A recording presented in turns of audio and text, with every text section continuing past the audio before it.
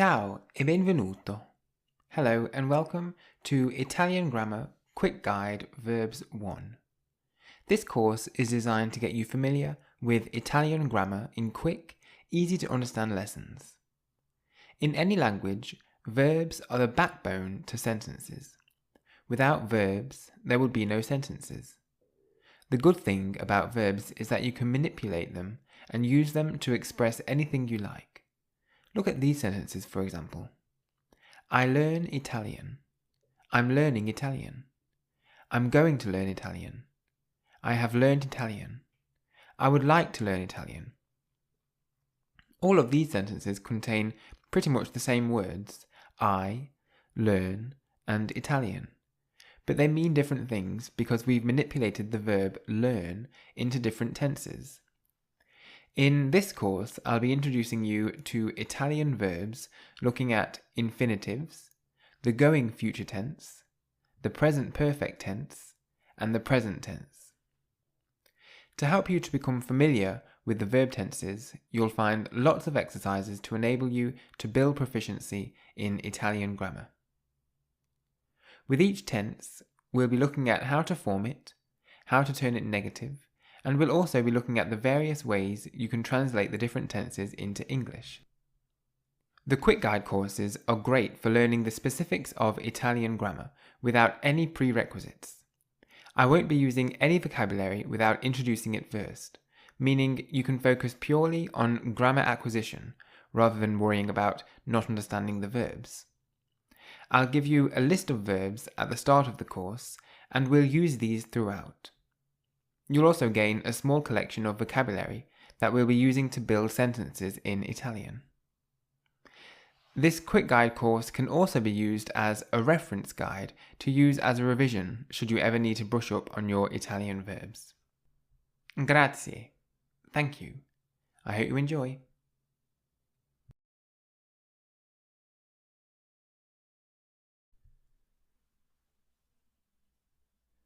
In Italian, all verbs always end in one of three sets of endings. They either end in the letters ARE, IRE, or ERE. Let's look at 20 useful verbs in Italian. So firstly we have mangiare, mangiare, which means to eat, mangiare. Arrivare, arrivare, means to arrive, arrivare. Giocare, giocare, means to play, giocare. Visitare, visitare, to visit, visitare. Viaggiare, viaggiare, to travel, viaggiare. Lavorare, lavorare, means to work, lavorare. Parlare, parlare, means to speak, parlare. Leggere, leggere. This verb means to read, leggere. Scrivere, scrivere, means to write, scrivere. Ascoltare, ascoltare, means to listen, ascoltare. Nuotare, nuotare, means to swim, nuotare. Fare, fare. This verb can mean either to do or to make, fare. Partire, partire. This means to leave, partire. Comprare, comprare, to buy, comprare. Provare, provare, to try, provare. Trovare, trovare, to find, trovare. Studiare, studiare, means to study, studiare. Stare, stare, means to stay, stare.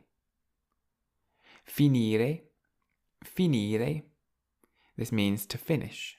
Finire. And then cominciare. Cominciare means to start. Cominciare. Now all the verbs in this list are called infinitives. In English, infinitives very often have the word to in front of them, but not always, and that's why I've put the to in brackets in the list on the screen. So in Italian, just to recap, infinitives always end in the letters are, ire, or ere. And if you look at all these verbs on the screen, you can see they end in one of those three sets of letters.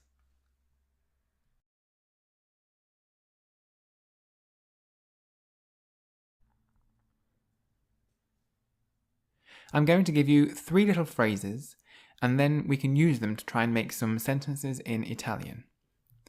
The first is vorrei.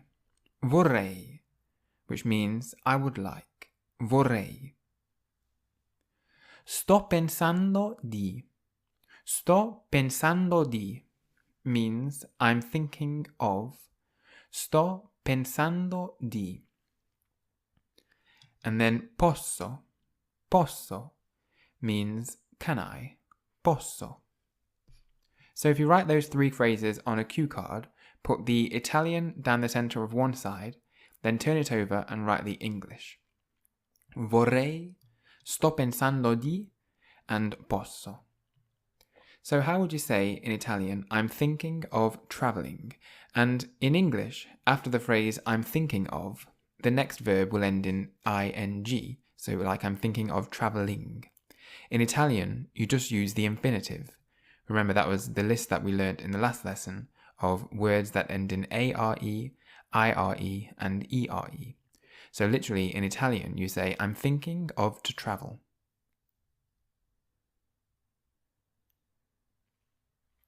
Sto pensando di viaggiare. Sto pensando di viaggiare. How would you say, I would like to leave?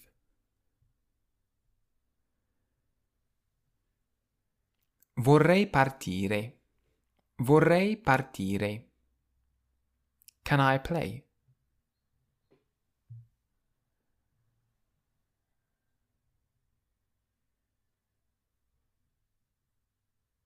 Posso giocare? Posso giocare? I'm thinking of finishing.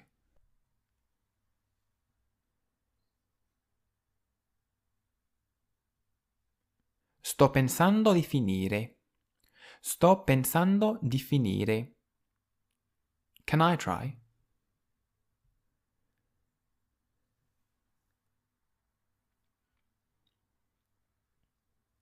Posso provare? Posso provare? I'm thinking of staying.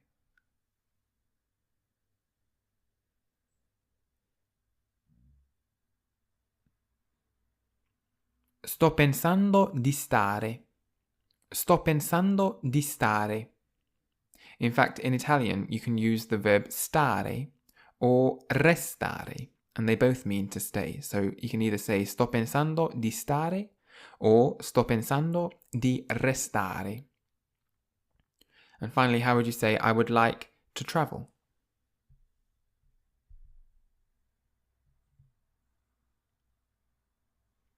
Vorrei viaggiare. Vorrei viaggiare. So just to recap those 3 phrases, we had vorrei, meaning I would like. Sto pensando di, I'm thinking of.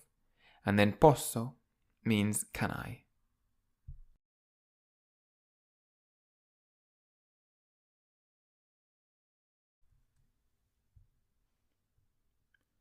Let me give you 5 more words that we can add to the end of our sentences. Qui. Qui means here. Qui. La. La means there. La. Quello. Quello means that. Quello. Tutto. Tutto means everything. Tutto. And domani. Domani means tomorrow. So how would you say in Italian, I'm thinking of buying that?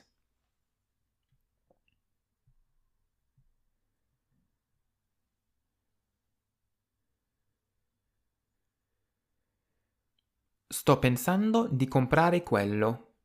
Sto pensando di comprare quello. I'm thinking of doing everything tomorrow.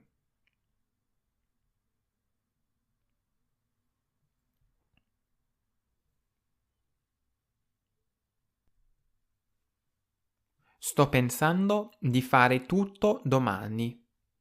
Sto pensando di fare tutto domani. I would like to work here.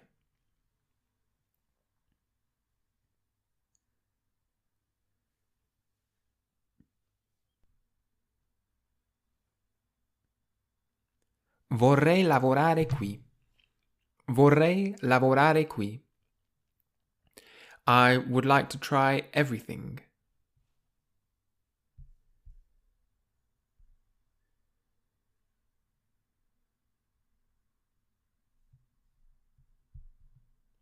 Vorrei provare tutto. Vorrei provare tutto. Can I stay here?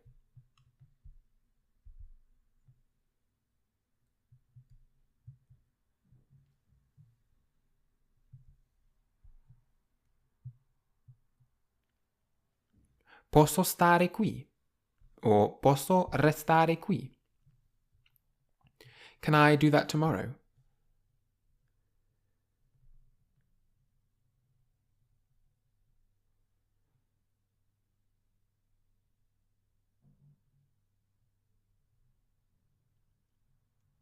Posso fare quello domani? Posso fare quello domani? I would like to buy that.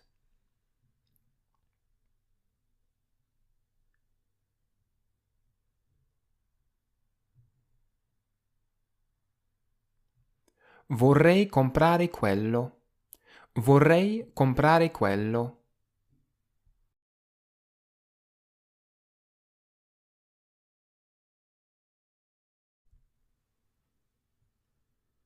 How would you say in Italian, I would like to start tomorrow?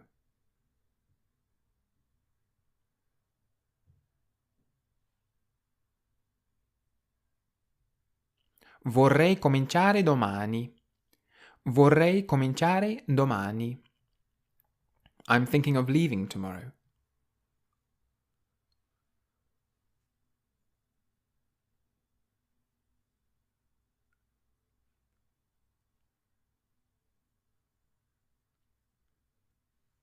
Sto pensando di partire domani.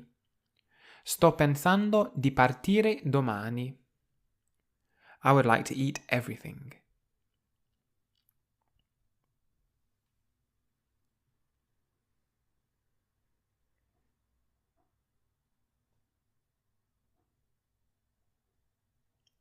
Vorrei mangiare tutto. Vorrei mangiare tutto. I would like to work there.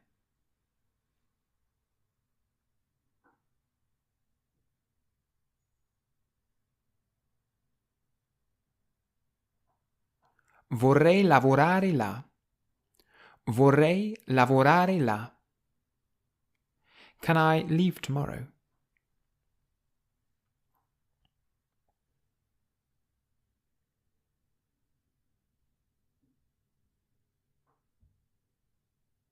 Posso partire domani?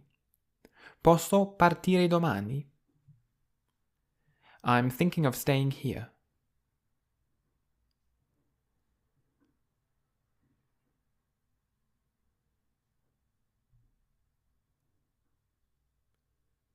Sto pensando di stare qui.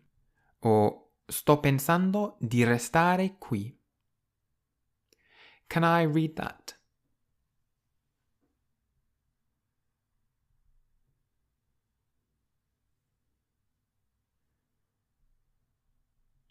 Posso leggere quello?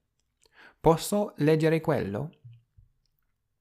So far we've had the three phrases vorrei, which means I would like, sto pensando di, meaning I'm thinking of, and posso, which means can I, and on the end of those three phrases we can put all those infinitives that we learnt in the first lesson. And then we've just learnt 5 useful little words that we can put on the end of our sentences. Qui, meaning here. Là, which means there. Quello means that. Tutto means everything. And domani means tomorrow.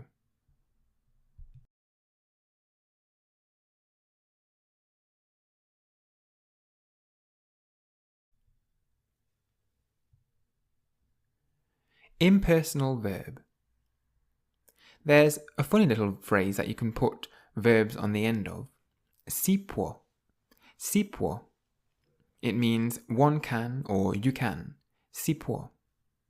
Its proper name is an impersonal verb because it's not referring to any person in particular. For example, if you say si può fumare qui, si può fumare qui, it means you can smoke here or one can smoke here. It isn't talking about you specifically, it means everybody can smoke here. So let's see if you can use the phrase si può in the following sentences. But before we do, there's just one extra thing. In the negative, si può becomes non si può, which means you can't. Non si può.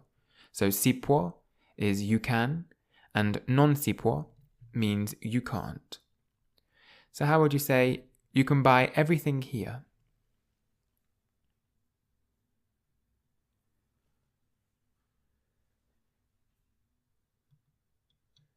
Si può comprare tutto qui. Si può comprare tutto qui. How would you say, you can swim here?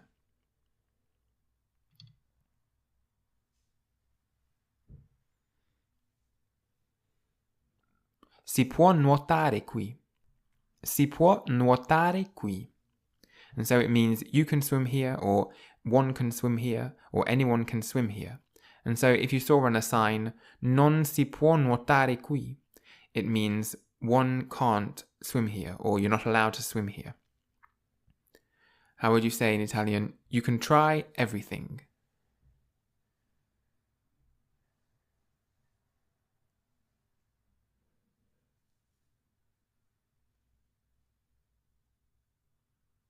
Si può provare tutto. Si può provare tutto. And so that means either you can try everything, or one can try everything, or anyone can try everything. Si può provare tutto.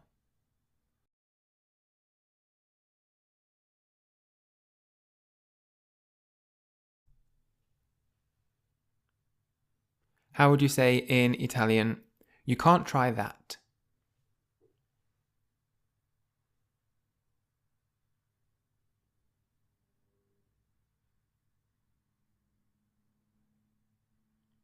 Non si può provare quello.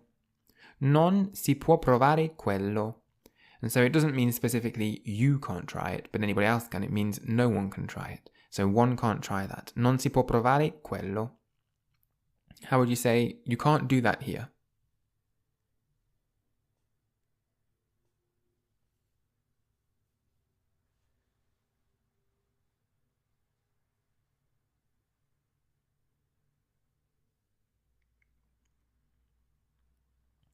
Non si può fare quello qui.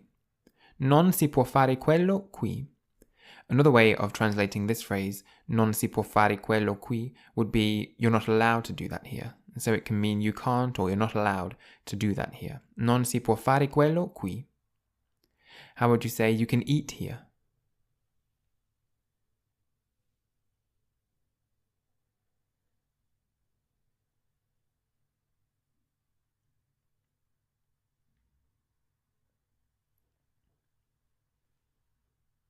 Si può mangiare qui. Si può mangiare qui. You can't eat here.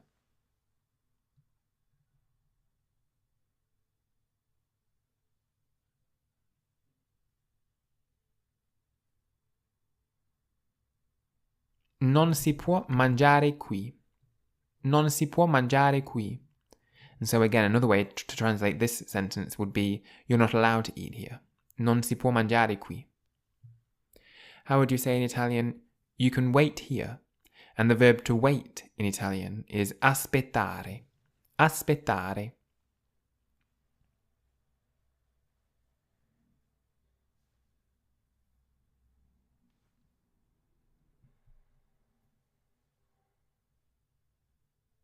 Si può aspettare qui.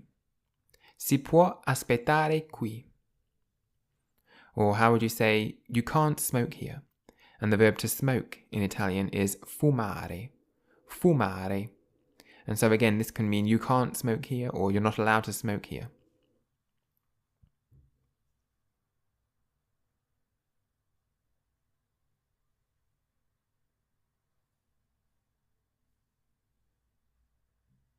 Non si può fumare qui. Non si può fumare qui. Or how would you say, you can smoke here? As in, you're allowed to smoke here.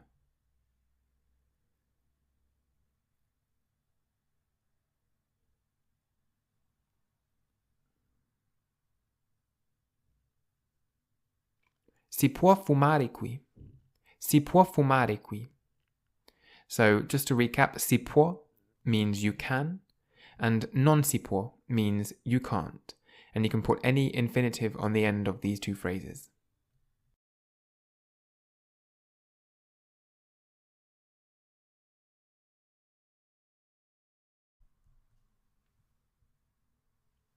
The future tense.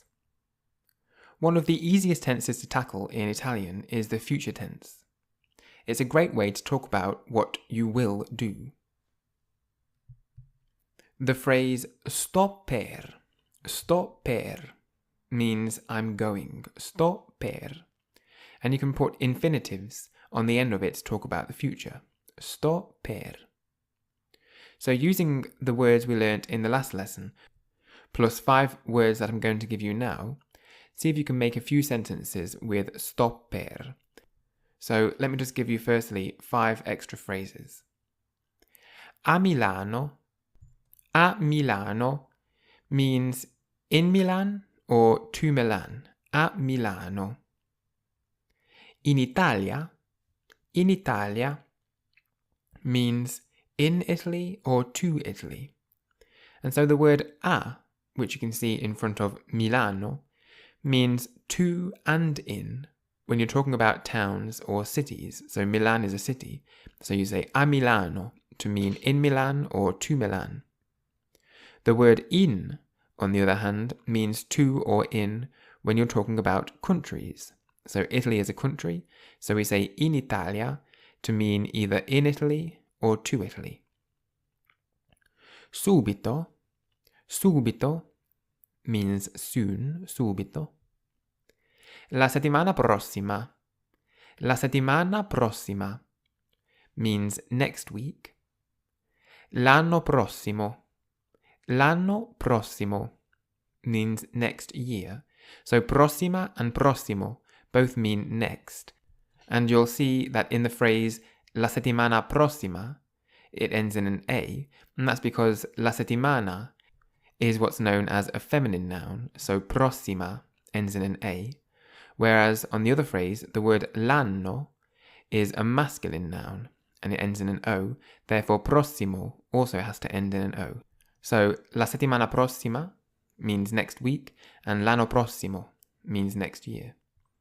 So how would you say in Italian, I'm going to stay in Italy?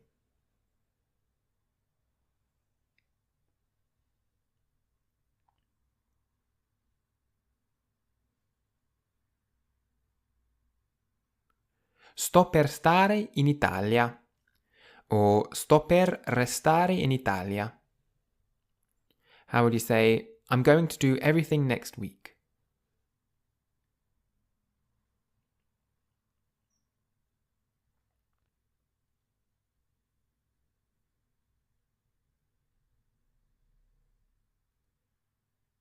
Sto per fare tutto la settimana prossima. Sto per fare tutto la settimana prossima. I'm going to visit Paolo soon.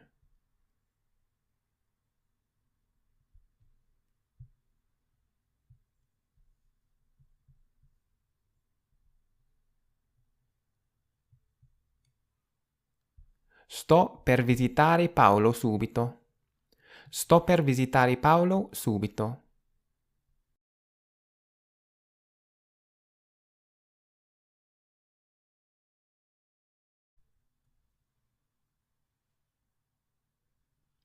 How would you say in Italian, I'm going to travel to Milan next year?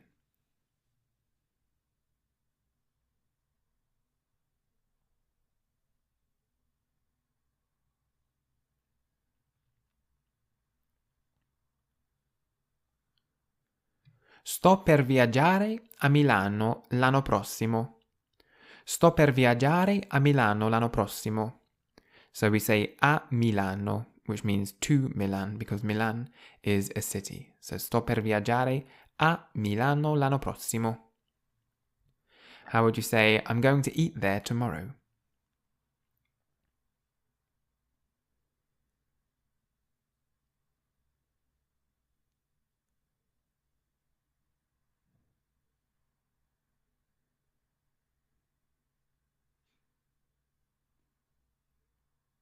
Sto per mangiare là domani. Sto per mangiare là domani.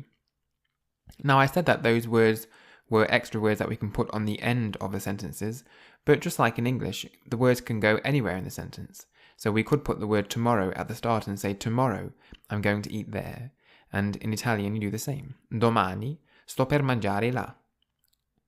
How would you say in Italian, next year I'm going to travel to Italy?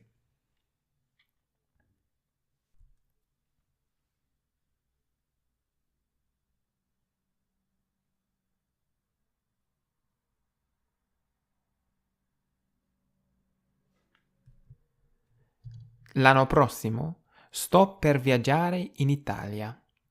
L'anno prossimo sto per viaggiare in Italia. And so in this sentence we say in Italia to mean to Italy because Italy is a country. And so you always use in with countries and a with cities. And we've put next year at the start, but you could put it at the end and say I'm going to travel to Italy next year. And in Italian it would be the same. Sto per viaggiare in Italia l'anno prossimo. So the word order in Italian is very similar to the word order in English. How would you say, next week I'm going to finish everything?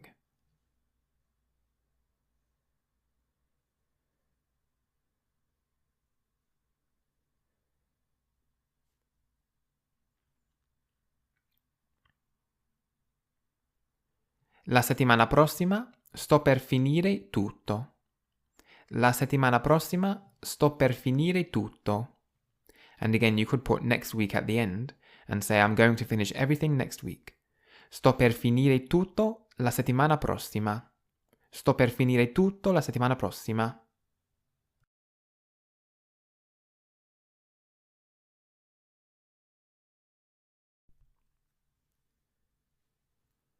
The going future or the people.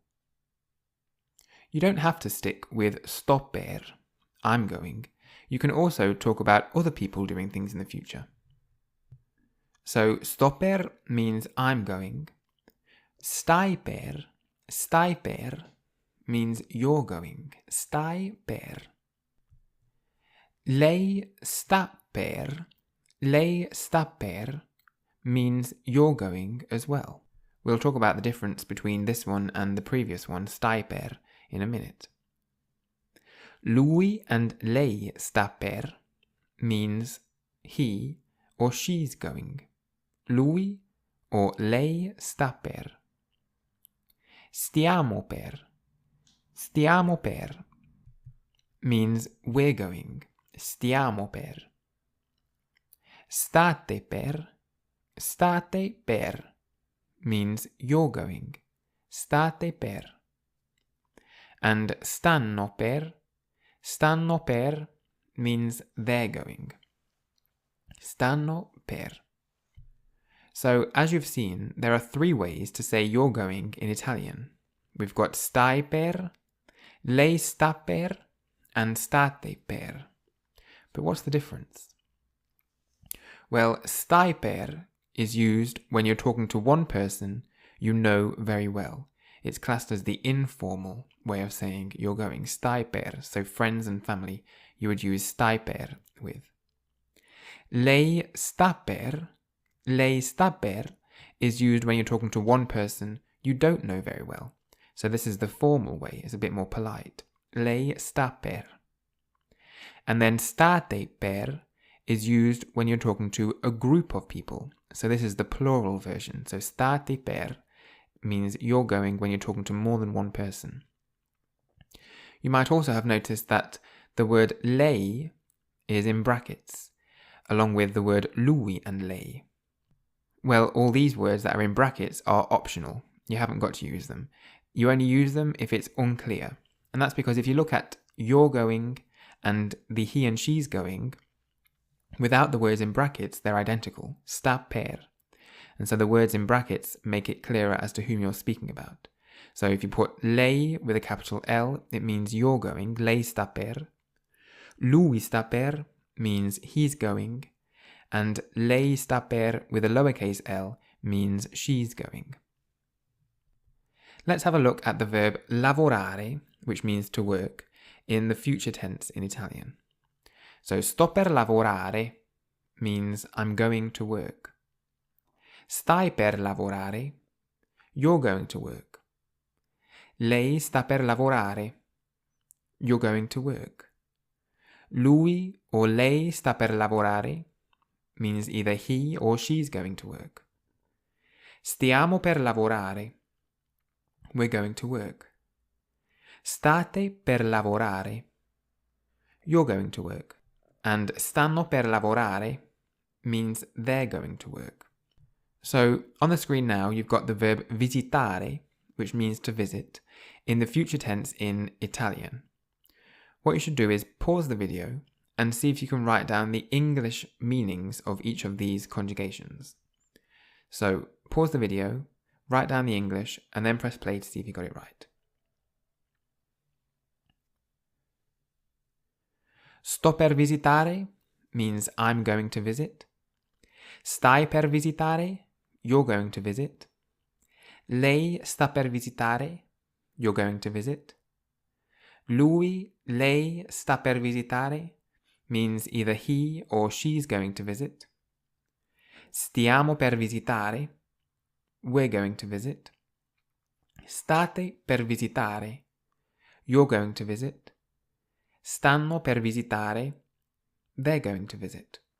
So the word visitare is the same on the ends of all of those, it's just the first bit that is different. Sto, stai, sta, etc.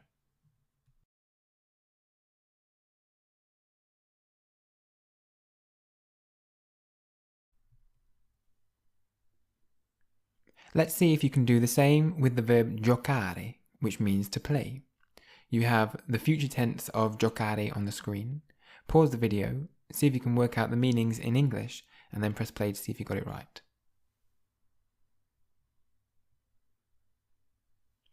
Sto per giocare, I'm going to play. Stai per giocare, you're going to play.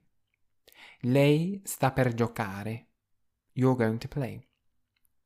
Lui, lei sta per giocare, he or she's going to play. Stiamo per giocare, we're going to play. State per giocare, you're going to play. Stanno per giocare, they're going to play. Now let's do the same with the verb finire, which means to finish. So pause the video, write down the English versions of the verb finire in the future tense, and then press play to see if you got it right. Sto per finire, I'm going to finish. Stai per finire, you're going to finish. Lei sta per finire, you're going to finish. Lui, lei sta per finire, he or she's going to finish. Stiamo per finire, we're going to finish. State per finire, you're going to finish. Stanno per finire, they're going to finish. Now let's have a go at doing it the other way round. Here's the verb to read in English in the going future tense.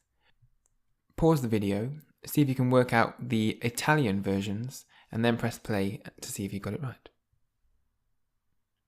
I'm going to read is sto per leggere. You're going to read stai per leggere. You're going to read lei sta per leggere. He or she's going to read lui, lei sta per leggere. We're going to read stiamo per leggere. You're going to read state per leggere. And they're going to read stanno per leggere. Let's do the same with the verb comprare, which means to buy. So pause the video, write down the Italian versions of comprare in the future tense, and then press play to see if you got it right.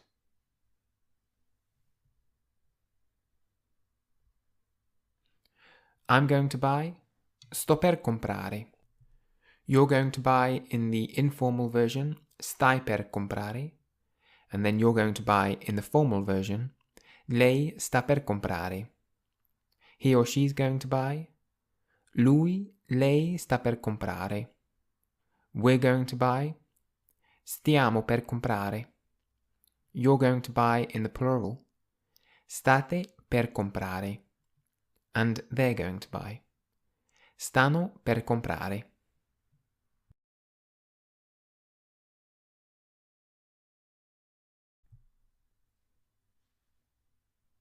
See if you can conjugate the verb cambiare, which means to change, into the future tense in Italian.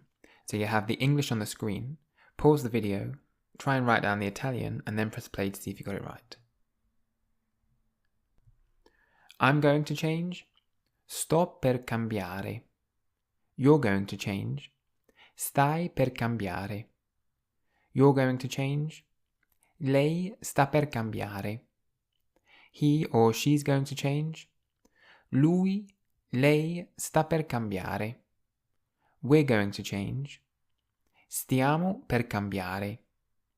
You're going to change, state per cambiare. And they're going to change, stanno per cambiare. Now let's do the same with the verb trovare. Trovare means to find. So pause the video and then press play to see if you got it right. I'm going to find is sto per trovare. You're going to find, stai per trovare. You're going to find in the formal, lei sta per trovare. He or she's going to find, lui, lei sta per trovare. We're going to find, stiamo per trovare. You're going to find in the plural, state per trovare. They're going to find, stanno per trovare. And now let's do the same with the verb mangiare. Mangiare means to eat. So pause the video and then press play to see if you got it right. I'm going to eat, sto per mangiare. You're going to eat, stai per mangiare. You're going to eat, lei sta per mangiare. He or she's going to eat, lui, lei sta per mangiare. We're going to eat, stiamo per mangiare. You're going to eat, state per mangiare. And they're going to eat, stanno per mangiare. And finally, let's do the same with the verb aspettare. Aspettare means to wait. So pause the video, write down the Italian versions of aspettare in the future tense, and then press play to see if you got it right. I'm going to wait, sto per aspettare. You're going to wait, stai per aspettare. You're going to wait in the formal, lei sta per aspettare. He or she's going to wait, lui, lei sta per aspettare. We're going to wait, stiamo per aspettare. You're going to wait in the plural, state per aspettare. And they're going to wait, stanno per aspettare.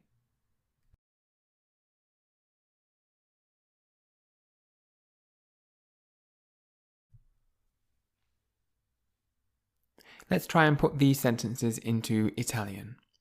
How do you say, he's going to stay here?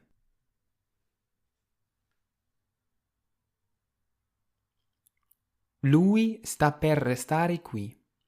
And don't forget that the lui is optional, so you can just say sta per restare qui. Because sta per can mean he's going, she's going, or you're going, then the lui can be used just to make it clearer. So if it's a bit unclear as to whether you're speaking about he or she, then you can say lui. Lui sta per restare qui. How would you say they're going to visit Milan tomorrow?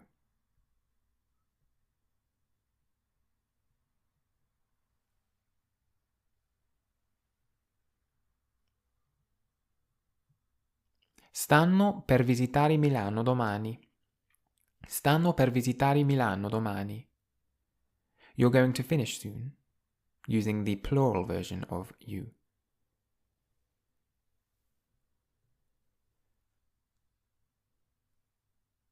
State per finire subito. State per finire subito. Next year we're going to travel to Italy.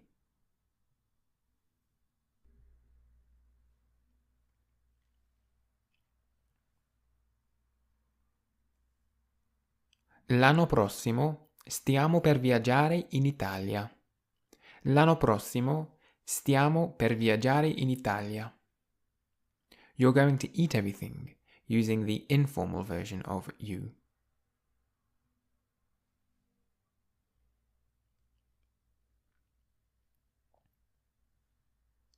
Stai per mangiare tutto. Stai per mangiare tutto. She's going to start here next week.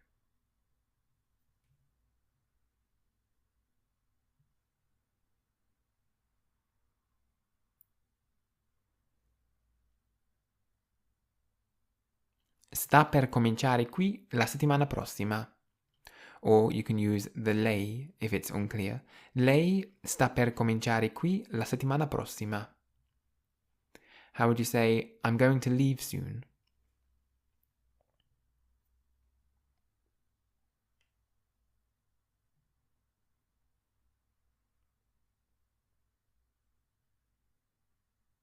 Sto per partire subito.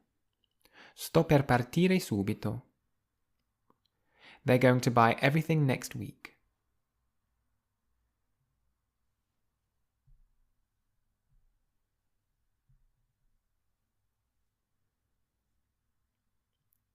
Stanno per comprare tutto la settimana prossima. Stanno per comprare tutto la settimana prossima.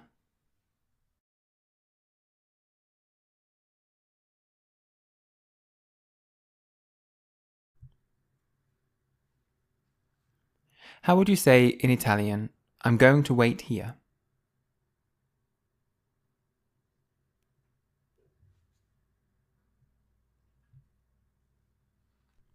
Sto per aspettare qui. Sto per aspettare qui. They're going to start tomorrow.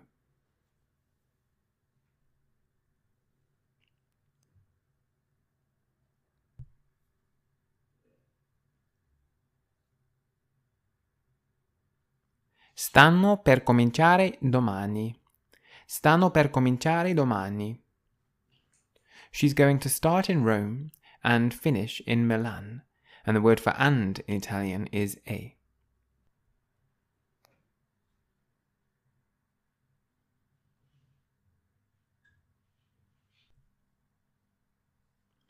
Sta per cominciare a Roma e finire a Milano. Or you can put lei at the start and get lei sta per cominciare a Roma e finire a Milano. We're going to do everything tomorrow.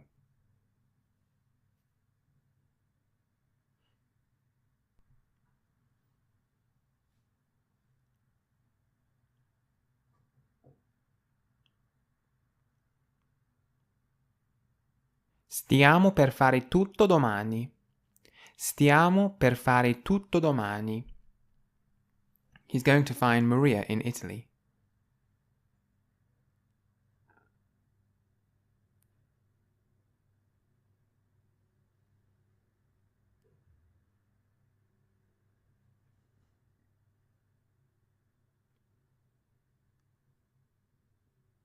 sta per trovare Maria in Italia. Or you can place lui at the start and get lui sta per trovare Maria in Italia. How would you say they're going to find everything in Italy?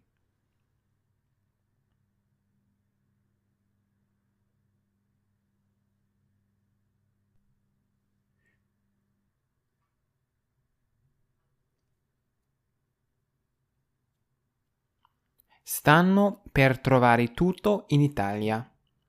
Stanno per trovare tutto in Italia. And how would you say she's going to work here next year?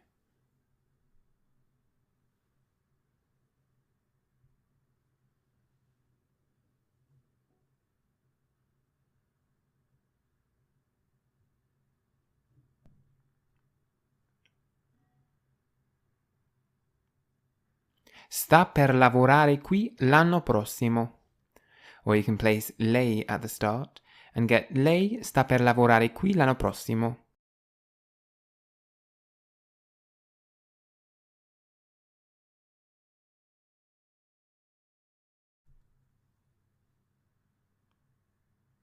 The going future, names and other nouns.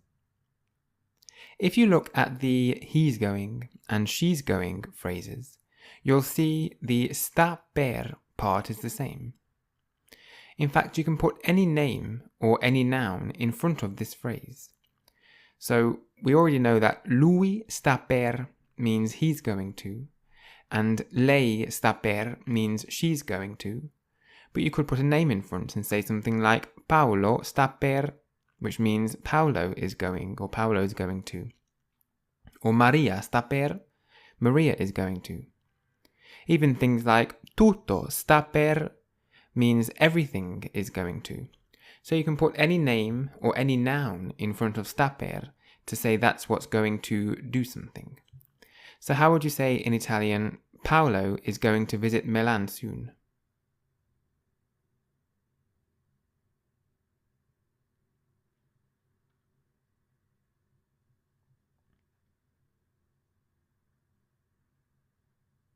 Paolo sta per visitare Milano subito. Paolo sta per visitare Milano subito. Maria is going to stay there next week.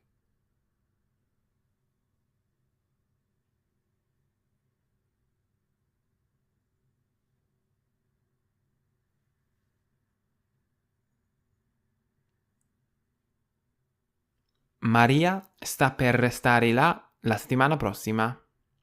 Maria sta per restare là la settimana prossima. And so here we've used restare, but don't forget that you can also use stare for to stay. So you could say Maria sta per stare là. She's going to stay there. And just notice that the word there in Italian is la. And then we've got the next word is la too. That means the. The only difference is that the word there has an accent on it, and the word for the, which is la, doesn't. In speaking, there's no difference in pronunciation. So Maria sta per restare là la settimana prossima. How would you say everything is going to start tomorrow?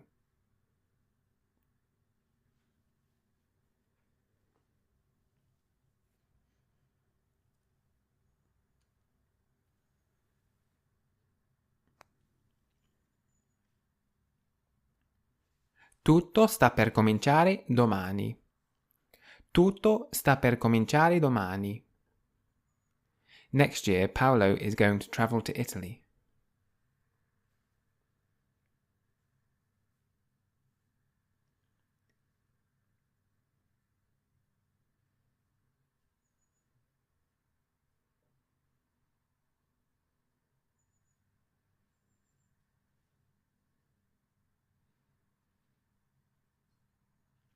L'anno prossimo, Paolo sta per viaggiare in Italia.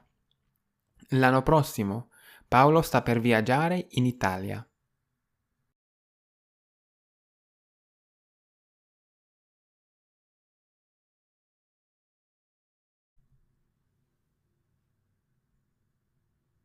How would you say in Italian, Maria is going to travel to Rome?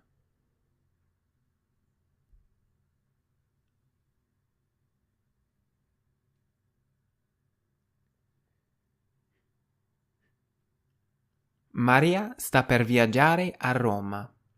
Maria sta per viaggiare a Roma.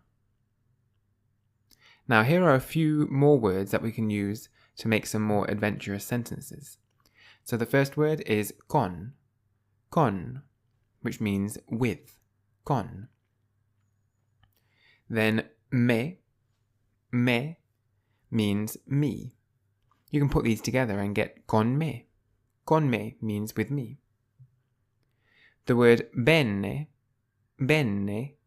means well in Italian. Bene. And then I'll give you one more verb, an infinitive. Essere.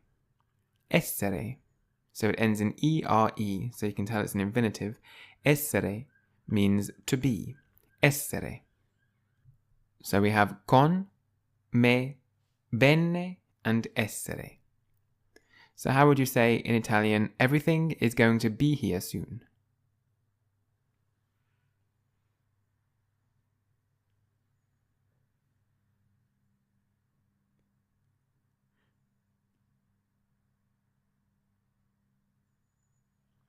Tutto sta per essere qui subito. Tutto sta per essere qui subito. Or how would you say, Paolo is going to be in Italy with me next year.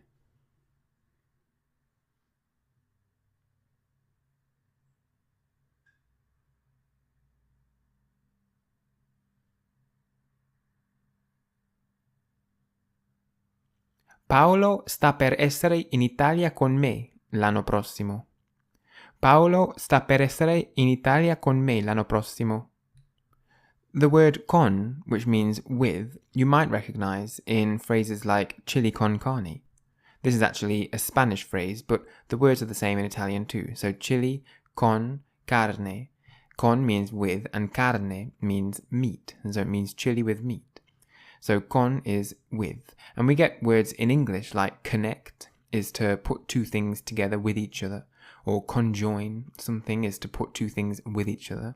And so con is with. How would you say in Italian, Maria is going to be in Milan soon?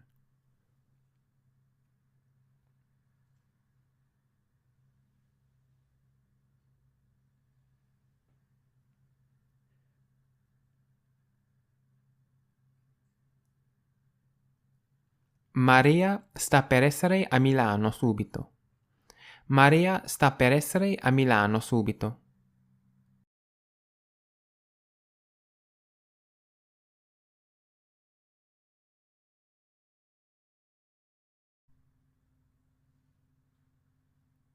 The going future negative.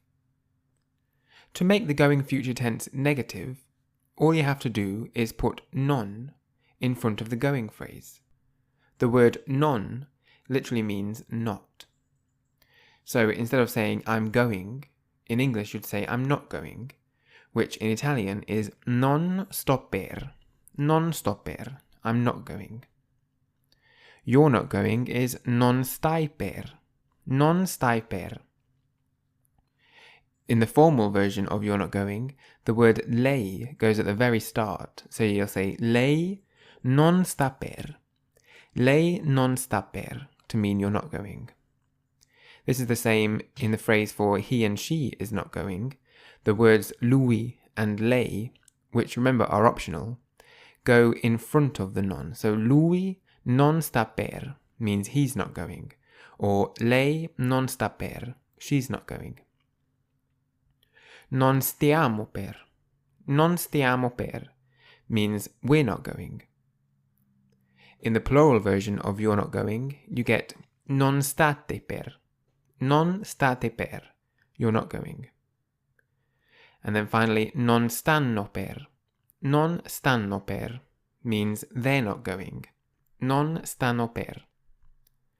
If you have a name in front, then the name goes in front of the non. And that's the same for nouns as well. For example, Paolo non sta per means Paolo isn't going. Or Maria non sta per means Maria isn't going, or Maria isn't going too. So here are all the phrases together. If you write them down onto a cue card, put the English phrases down the center of one side, then turn over and put the Italian phrases. And remember to practice these, only look at the English phrases and try and remember what the Italian phrases were. And try and build your own little sentences with these phrases. So when you see he's not going to, firstly try and think it's lui non sta per. And then try and make a sentence. Lui non sta per fare quello. He's not going to do that. So how would you say in Italian, I'm not going to be here tomorrow?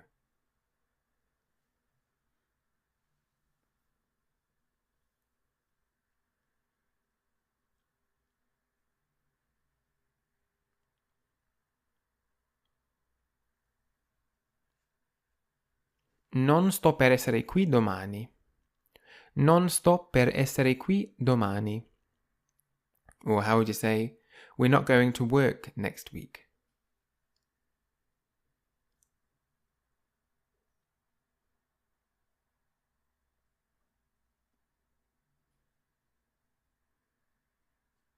Non stiamo per lavorare la settimana prossima. Non stiamo per lavorare la settimana prossima.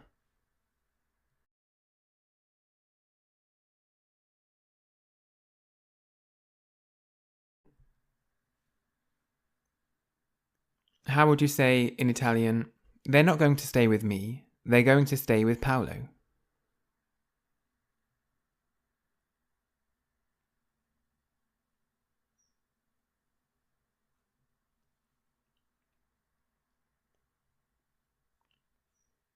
Non stanno per restare con me, stanno per restare con Paolo. Non stanno per restare con me, stanno per restare con Paolo. Or how would you say, using the informal way of talking about you, you're not going to finish everything.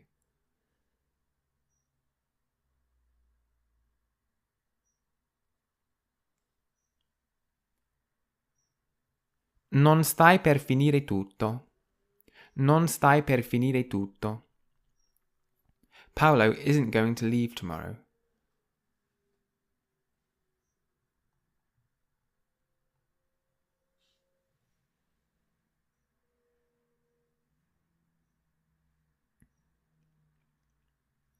Paolo non sta per partire domani. Paolo non sta per partire domani. She isn't going to be here.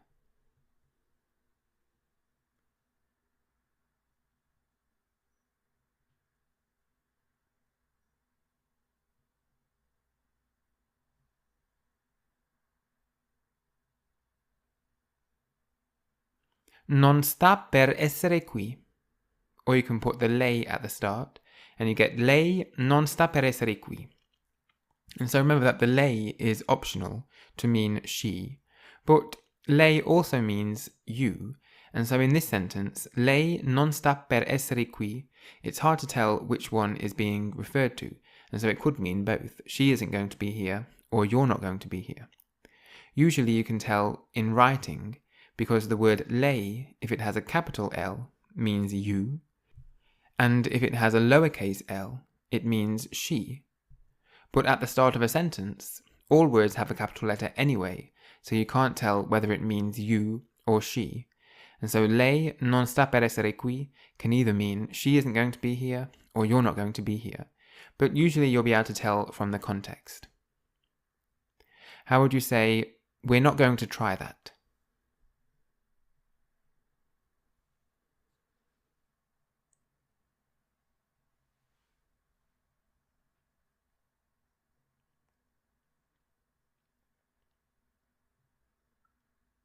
Non stiamo per provare quello. Non stiamo per provare quello. Or how would you say, using the plural version of you, you're not going to read that?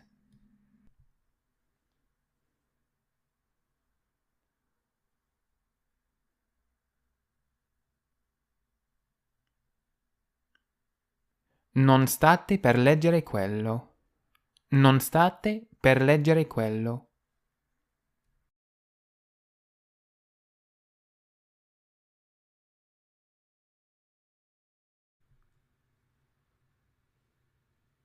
The present perfect tense.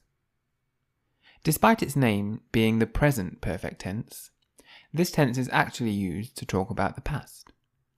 Here are a few examples of the present perfect tense in English. I have eaten too much food. I have seen this film already. I have spoken to Maria. In English, the present perfect tense is made up of two parts, an auxiliary verb and a past participle. The word auxiliary just means helper, so an auxiliary verb is a helper verb. In English, the auxiliary verb is have, and you'll see it in the three examples that I gave you. I have eaten too much food. I have seen this film already. I have spoken to Maria. In Italian, the word for I have is ho. Ho. You don't pronounce the letter H in Italian, so it's just basically an O sound. Ho. That means I have. The past participle in English is the verb that comes after the auxiliary verb, and it tends to end in the letters en or ed, but not always. You'll see the past participles in the three examples that I gave you all end in the letters en. I have eaten too much food. I have seen this film already. I have spoken to Maria.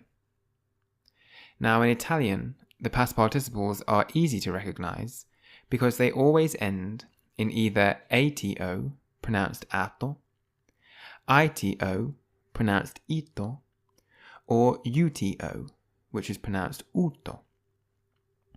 Remember when I said that Italian infinitives either end in are, ire, or ere? Well, you turn any infinitive into a past participle in Italian by changing the last three letters. So if the last three letters of the verb are are, you change them to ato to get the past participle. If the last three letters of the infinitive are ire, you change them to ito to get the past participle. And if the last three letters are ere, then you change them to uto to get the past participle. We'll have a look at what I mean by this in a bit more depth in a minute, but just to recap, the present perfect tense in Italian is made up of an auxiliary verb, which is ho, meaning I have, and a past participle, which is the verb that will end in ato, ito, or uto. So, for example, if you had the verb mangiare, which means to eat, you can change the are on the end to ato, and you get mangiato, which means eaten. So mangiare means to eat, that's the infinitive. Mangiato means eaten, and that's the past participle. And then all you have to do is put mangiato with the auxiliary verb ho, and you get ho mangiato, which means I have eaten. Ho mangiato.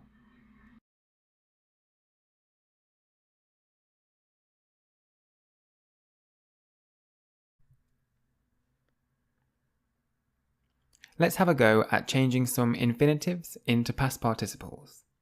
So see if you can change these verbs into the past participle and then write their meanings in English. For example, if I give you the verb mangiare, you change it to mangiato. Mangiare means to eat, and mangiato means eaten. So here's your first verb, finire.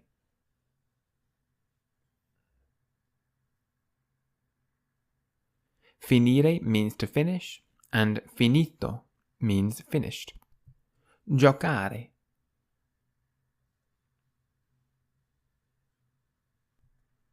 Giocare means to play, and then giocato means played. So what we do is change the are on the end of giocare to ato, and you get giocato. Aspettare.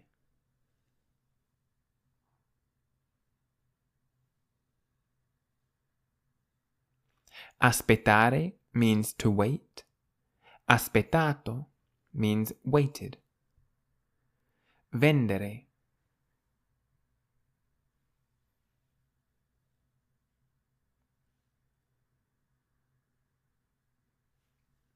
Vendere means to sell, and it ends in ere. So remember, when we have a verb that ends in ere, we change it to uto to get the past participle. So we end up with venduto, meaning sold. Cambiare.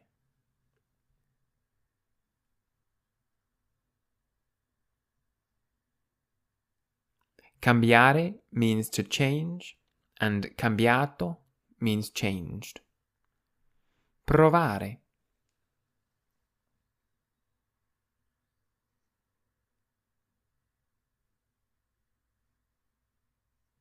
Provare means to try, and provato means tried. Comprare.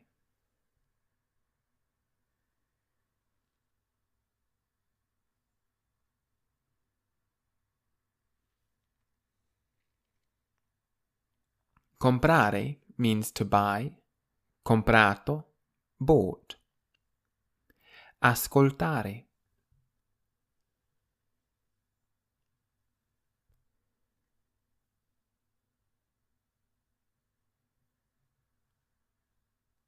Ascoltare means to listen, and then ascoltato means listened. Lavorare.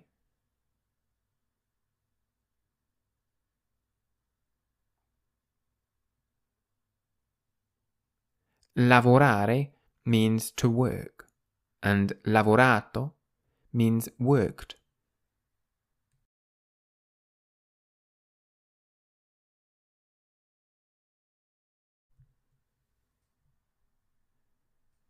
The present perfect tense, double meaning. In English, there are two ways to talk about the past. For example, you can either say, I have eaten, or I ate. In English, one way uses the auxiliary verb have, and the other way doesn't. In Italian, however, there is only one way, ho mangiato. So ho mangiato means I have eaten or I ate. So see if you can work out the two different meanings of each of the following past tense phrases. So the first one, ho nuotato. Ho nuotato. What could this mean in English?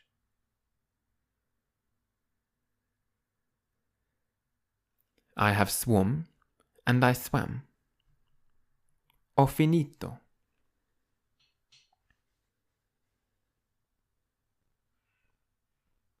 I have finished, I finished. So sometimes the two English versions look very similar, the only difference being that one has the word have and the other doesn't. Ho cominciato.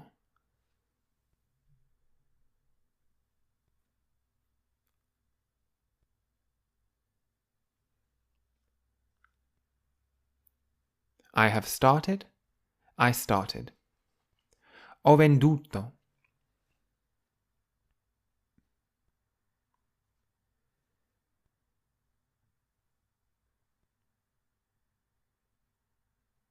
I have sold, I sold. Ho lavorato.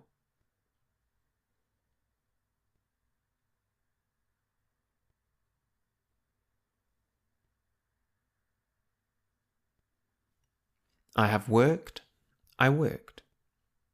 Ho provato.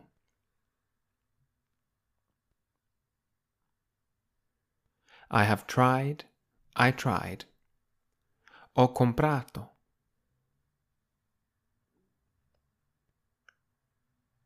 I have bought, I bought. Ho cambiato.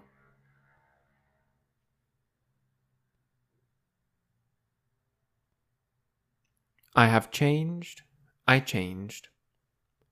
Ho parlato.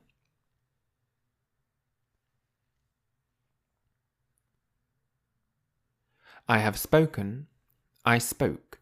So occasionally in English, the two different versions of the past tense are very different. So I have spoken, and then just I spoke. But most of the time, the only difference is that in English, one of them has the word have, and the other one doesn't. Whereas in Italian, you always have the word ho. Ho capito. For this one, you might need to know that the verb capire means to understand. So what are the two things that ho capito could mean?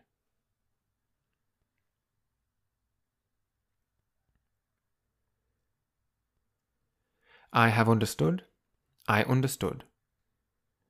Ho mangiato.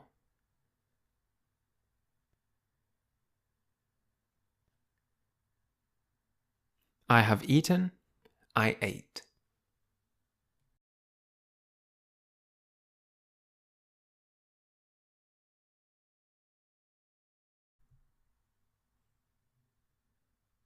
The present perfect tense, other people. You don't have to stick with o, which means I have. You can also talk about what other people have done in the past. All you do is change the auxiliary verb. And so o means I have, but instead you could say I, which means you have. And again, all you have to do is put the past participle on the end of this, and you get the past tense, or the present perfect tense. Lei ha is a more formal version of saying you have. Lei ha. Lui or lei ha can mean he or she has.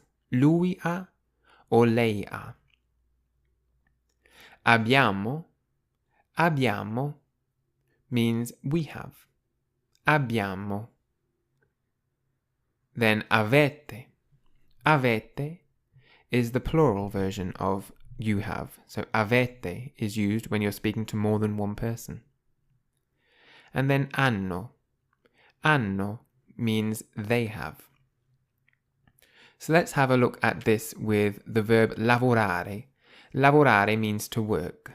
What I'll do is put the verb lavorare in the present perfect tense in Italian and English. So ho lavorato means I worked. Or don't forget that it can also mean I have worked. Hai lavorato, you worked. Lei ha lavorato. This is the formal way of saying you worked. Lui ha lavorato or lei ha lavorato means he or she worked. Abbiamo lavorato. We worked. Avete lavorato. This is the plural version of saying you worked. And hanno lavorato. They worked. So let's have a practice with the verb visitare. Visitare means to visit. See if you can put the verb visitare in the present perfect tense in Italian. Pause the video, write down the 7 versions of visitare, so I visited, you visited, etc. And then press play to see if you got it right. Ho visitato, I visited. Hai visitato, you visited. Lei ha visitato, you visited in the formal. Lui or lei ha visitato, he or she visited. Abbiamo visitato, we visited. Avete visitato, you visited in the plural. Hanno visitato means they visited.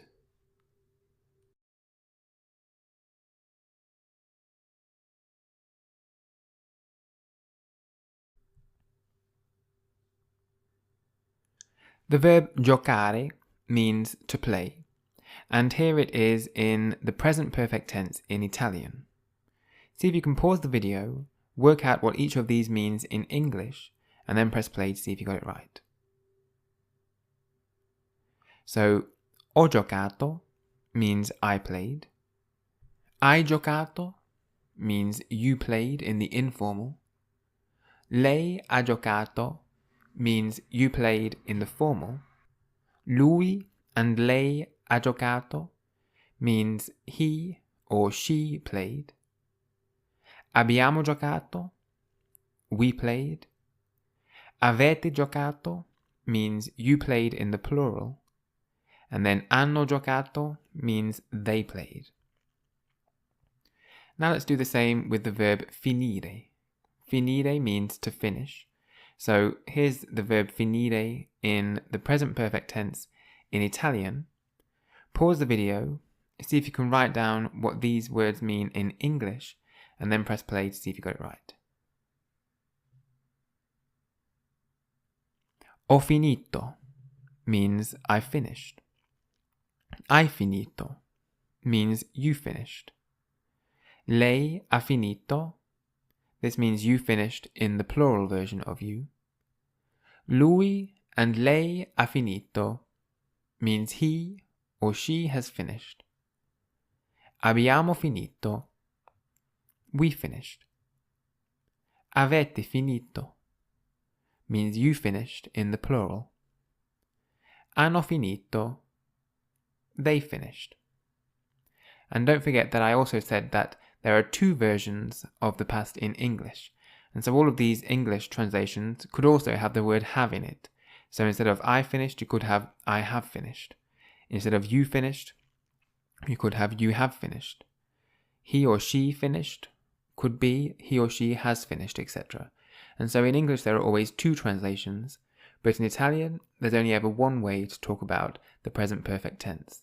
And it's using the auxiliary verb, which is to have, and you've got ho, hai, ha, abbiamo, avete, and hanno, which mean I have, you have, he or she has, we have, you have, and they have.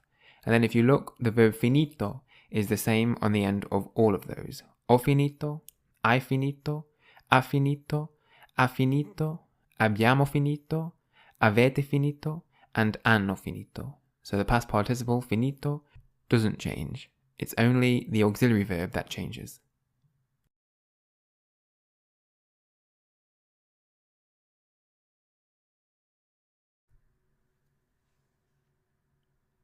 Let's see if you can conjugate the verb trovare into the present perfect tense in Italian. You have the English on the screen now. Pause the video, see if you can write down the Italian versions, and then press play to see if you got it right. I found is ho trovato. You found, hai trovato. You found in the formal, lei ha trovato. He or she found, lui, lei ha trovato. We found, abbiamo trovato. You found in the plural, avete trovato. And they found, hanno trovato. Now let's do the same with the verb comprare. Comprare means to buy. So you have the verb in English in the present perfect tense on the screen. Pause the video, see if you can work out how to say it in Italian, and then press play to see if you got it right. I bought, ho comprato. You bought, hai comprato. You bought in the formal, lei ha comprato. He or she bought, lui, lei ha comprato. We bought, abbiamo comprato. You bought in the plural, avete comprato. And they bought, hanno comprato. Let's look at the verb cambiare.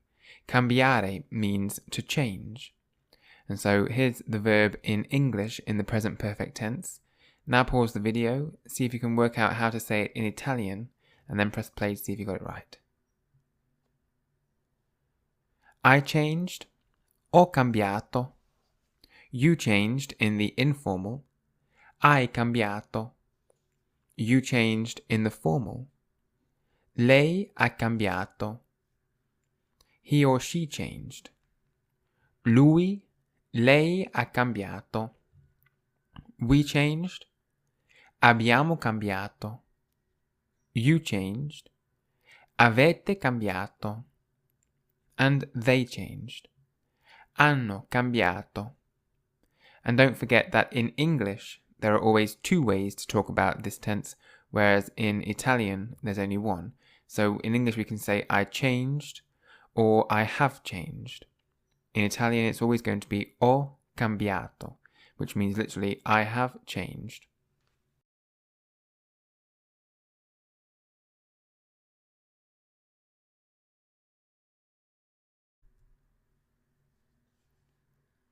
The verb vedere, vedere means to see. And so you have the verb in English in the present perfect tense on your screen. Press pause and then see if you can change this verb into Italian. I saw, ho veduto. You saw in the informal, hai veduto. You saw in the formal version, lei ha veduto. He or she saw, lui or lei ha veduto. We saw, abbiamo veduto. You saw, avete veduto. And they saw, hanno veduto. And don't forget that in English, you could say, I saw, but you could also say, I have seen. Similarly, you saw, you have seen. He or she saw, he or she has seen. And so there are two ways in English, but one way in Italian. The verb mangiare, mangiare, means to eat. And so here's the English present perfect tense of mangiare. Pause the video, see if you can put it into Italian, and then press play to see if you got it right. I have eaten, ho mangiato. You have eaten, hai mangiato. You have eaten in the formal version, lei ha mangiato. He or she has eaten, lui, lei ha mangiato. We have eaten, abbiamo mangiato. You have eaten in the plural, avete mangiato. And they have eaten, hanno mangiato. The verb aspettare, aspettare means to wait, aspettare.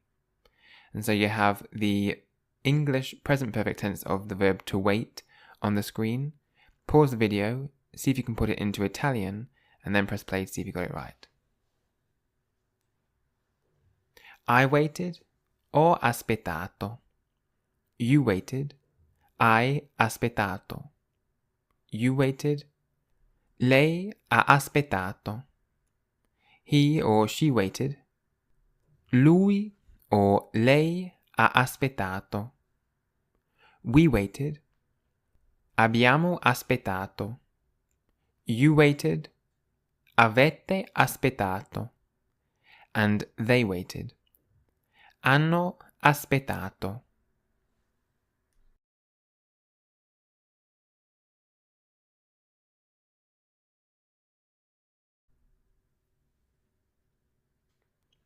As I've said, the present perfect tense can be translated into two ways in English. And so here's a side-by-side comparison of both translations into the English of the verb mangiare in the present perfect tense. So mangiare means to eat. Ho mangiato can mean I ate or I have eaten. Hai mangiato can mean you ate or you have eaten. Lei ha mangiato. This means you ate or you have eaten. Lui or lei ha mangiato can mean either he or she ate or he or she has eaten. Abbiamo mangiato can mean we ate or we have eaten. Avete mangiato means you ate or you have eaten. And hanno mangiato, they ate or they have eaten. So try and work out both meanings of the following phrases in Italian. Abbiamo mangiato, abbiamo mangiato.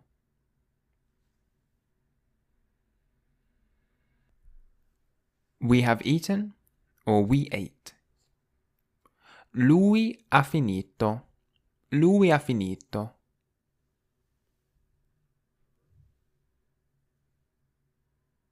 He has finished or he finished.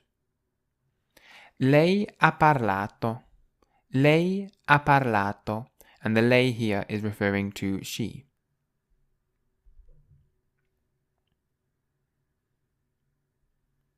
She has spoken or she spoke. Ho cominciato.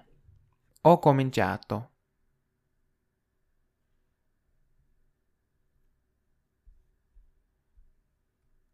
I have started or I started. Hanno lavorato. Hanno lavorato.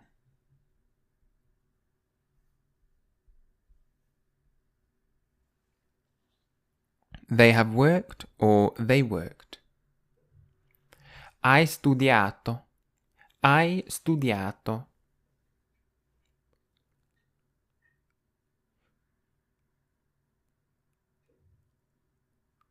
You have studied or you studied. Avete comprato. Avete comprato.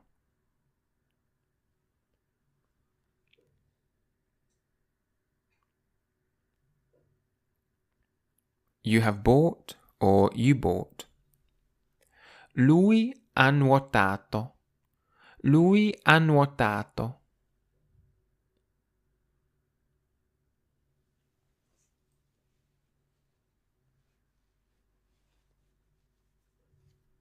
He has swum or he swam. Lei ha visitato.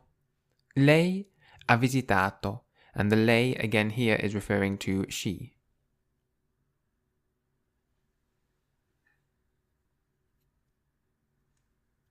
She has visited or she visited.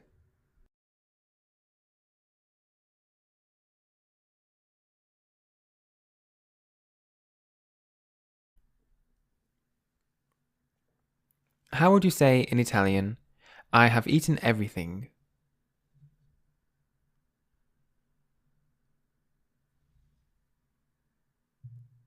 Ho mangiato tutto. Ho mangiato tutto. They visited Milan.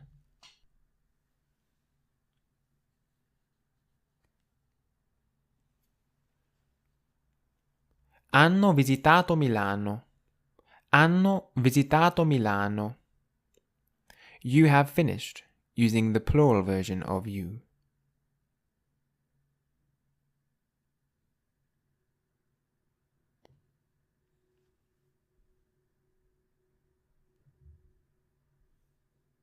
Avete finito. Avete finito. They bought that.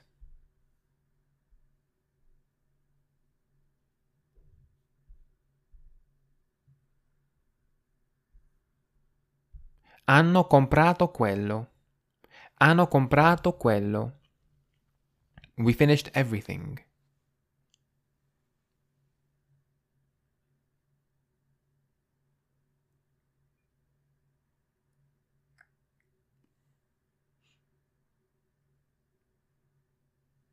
Abbiamo finito tutto. Abbiamo finito tutto. He has started.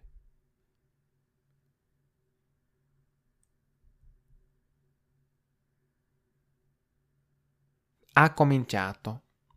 Or lui ha cominciato. She worked in Italy.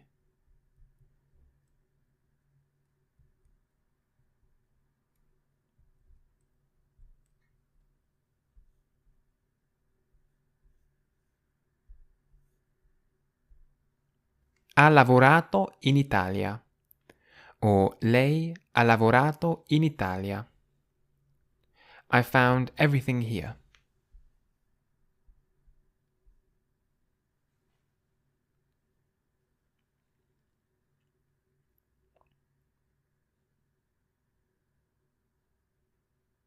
Ho trovato tutto qui.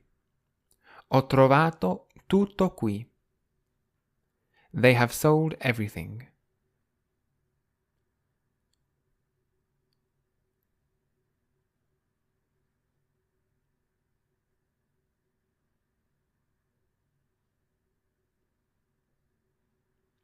Hanno venduto tutto.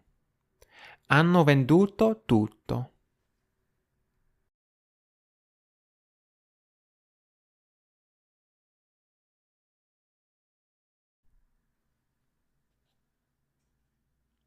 How would you say in Italian, you have eaten everything, and use the informal version of you?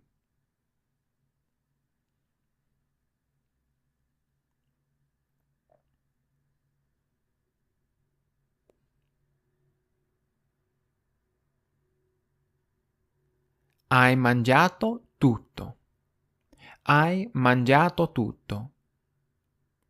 How would you say, they waited there?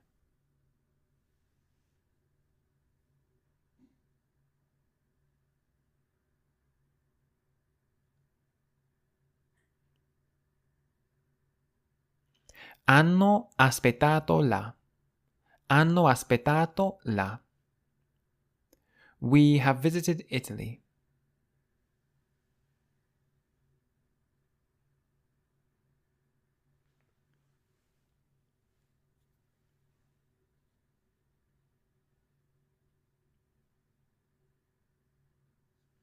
Abbiamo visitato Italia. Abbiamo visitato Italia. How would you say, he started?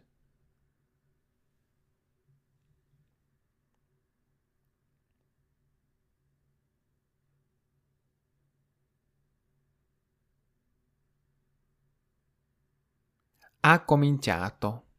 Or lui ha cominciato.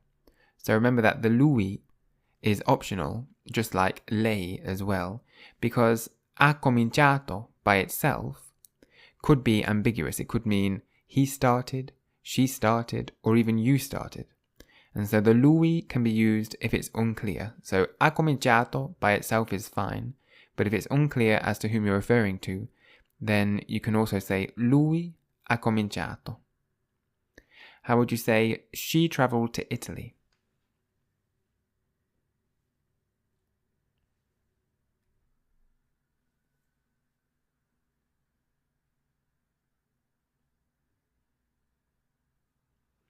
Ha viaggiato in Italia. Ha viaggiato in Italia. And again, if this is unclear, then you can use the word lei to mean she. Lei ha viaggiato in Italia. She traveled to Italy.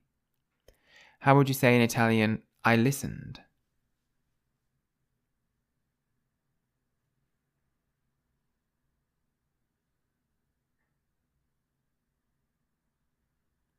Ho ascoltato. Ho ascoltato.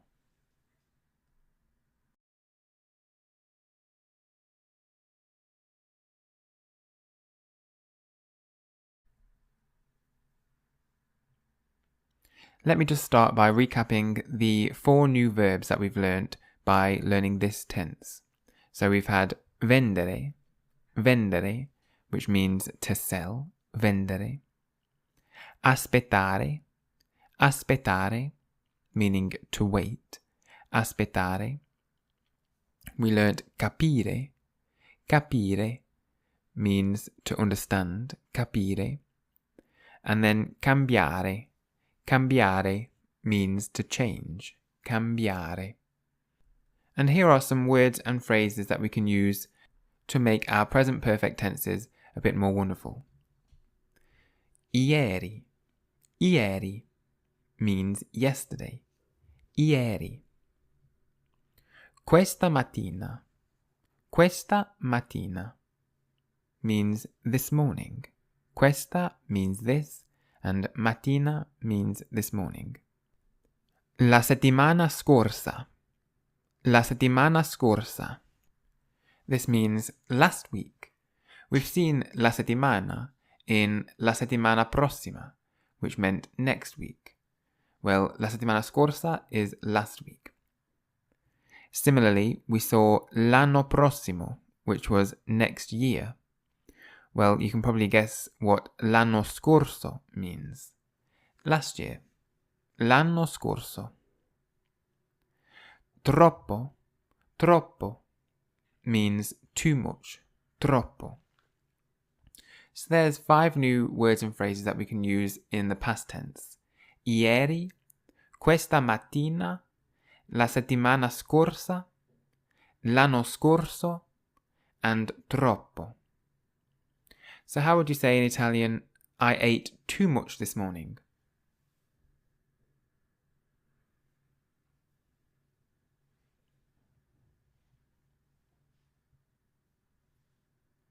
Ho mangiato troppo questa mattina.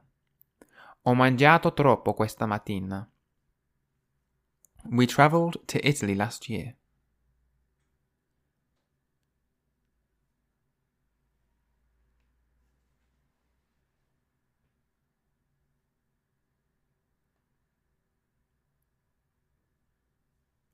Abbiamo viaggiato in Italia l'anno scorso.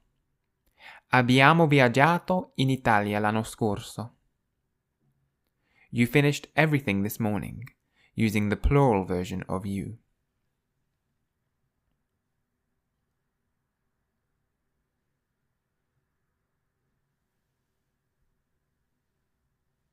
Avete finito tutto questa mattina. Avete finito tutto questa mattina.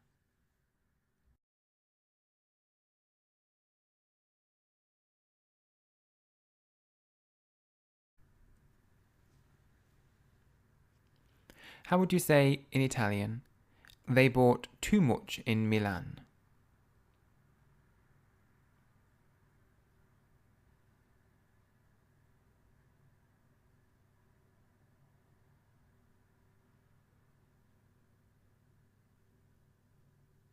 Hanno comprato troppo a Milano. Hanno comprato troppo a Milano. And so in this sentence we use the word a to mean in, because Milan is a city. So don't forget that a can mean in or to when it's placed in front of a city, but you use in to mean in or to when it's used in front of a country. So a Milano can mean in Milan or to Milan, whereas in Italia would be in Italy or to Italy, because Italy is a country and Milan is a city. How would you say he worked in Milan last year?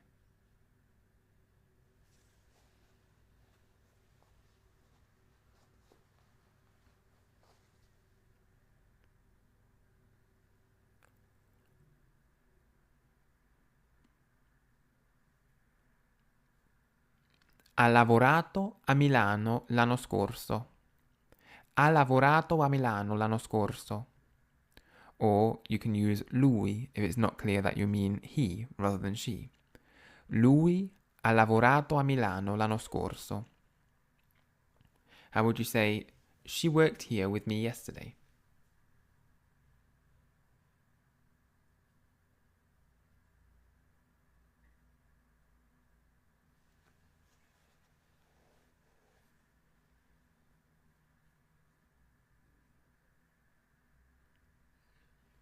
Ha lavorato qui con me ieri. Ha lavorato qui con me ieri. Or again, you can use lei if it's not clear that you mean she as opposed to he. So you would say, lei ha lavorato qui con me ieri. How would you say, I tried everything last week?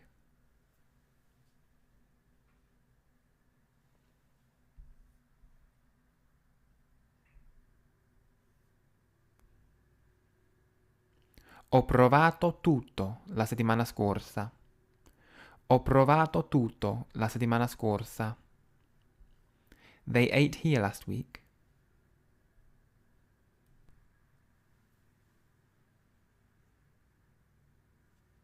Hanno mangiato qui la settimana scorsa. Hanno mangiato qui la settimana scorsa. I've finished.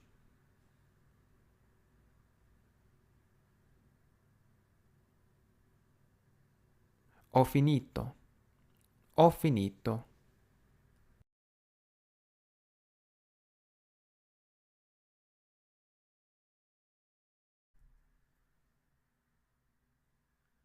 The present perfect tense, names and other nouns. Just like with the going future that we did last, you can put names and nouns with the present perfect tense too. If you look at the he has and she has phrases, which were lui ha, meaning he has, and lei ha, meaning she has, you'll see that the a part is the same. Well, instead of lui or lei, you can use any name or any noun. For example, Paolo ha. Paolo ha means Paolo has. Or Maria ha. Maria ha. Maria has. You can even use words like tutto, which means everything, and you get everything has. Tutto ha. Tutto ha. All you have to do then is put a past participle onto the end of that, and you get the present perfect tense. So how would you say in Italian, Paolo visited Milan last year?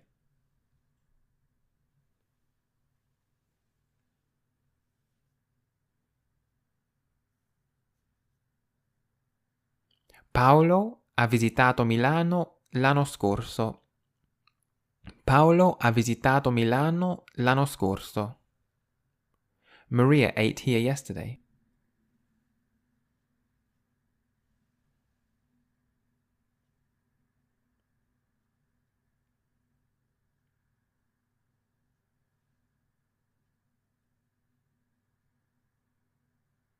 Maria ha mangiato qui ieri. Maria ha mangiato qui ieri. Everything has started.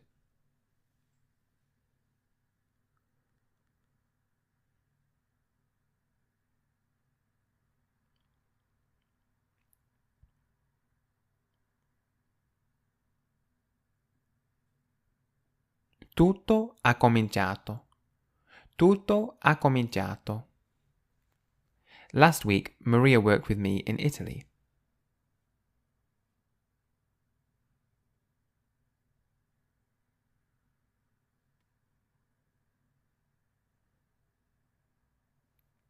La settimana scorsa Maria ha lavorato con me in Italia.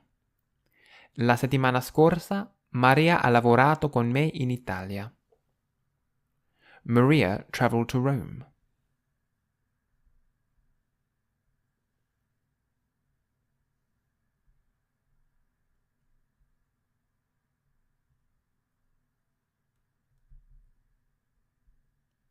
Maria ha viaggiato a Roma. Maria ha viaggiato a Roma.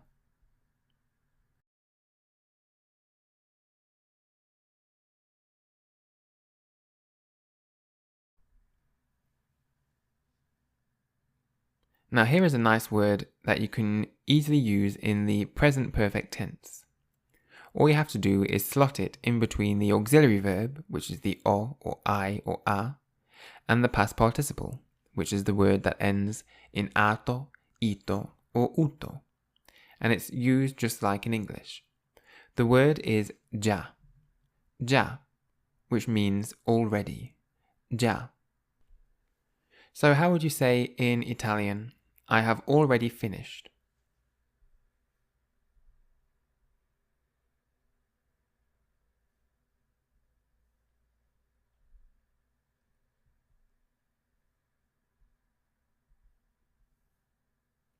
Ho già finito. Ho già finito. How would you say Paolo has already eaten?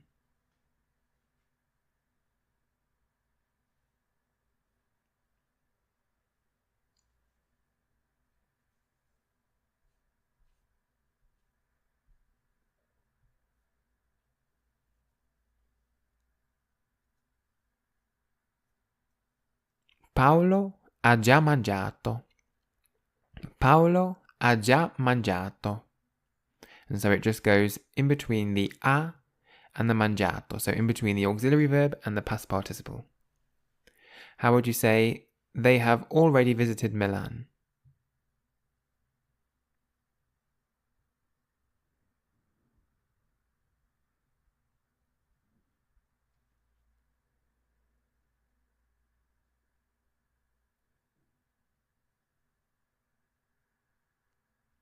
Hanno già visitato Milano. Hanno già visitato Milano. Now in English, the word already sometimes appears at the end of a sentence. So in this sentence, for example, instead of saying they have already visited Milan, you might hear they have visited Milan already. In Italian, however, the word già is almost always placed in between the auxiliary verb and the past participle. So that's why we have hanno già visitato Milano. They have already visited Milan.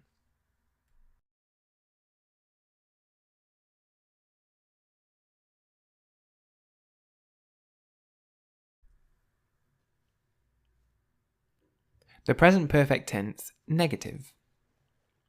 To make the present perfect tense negative, all you have to do is put the word non, which means not, in front of the auxiliary verb. So I have, for example, is o, but then I haven't is non o, non o.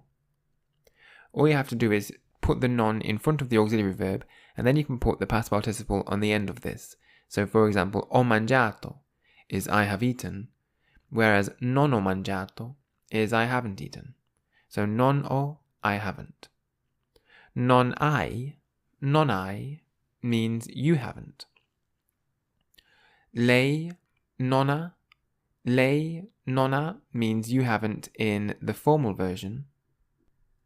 Lui or lei non ha means he or she hasn't. Non abbiamo means we haven't. Non avete means you haven't in the plural. Non hanno means they haven't.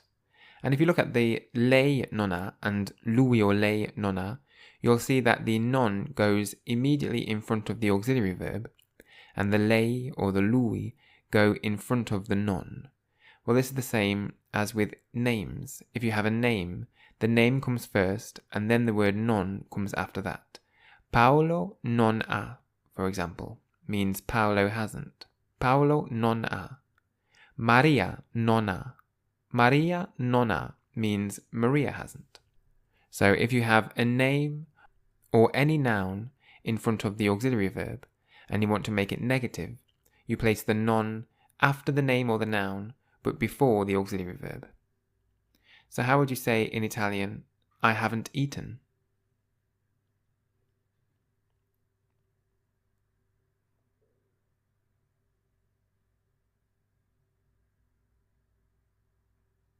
Non ho mangiato. I didn't work here last year. And just to note that the word didn't and haven't are the same in Italian. So I didn't work here last year would be the same as I haven't worked here last year.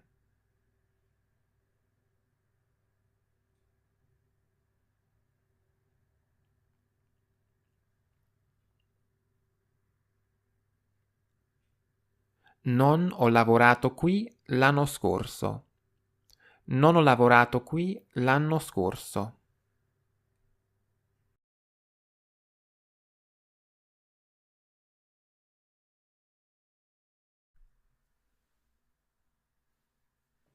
How would you say, in Italian, they haven't visited Italy?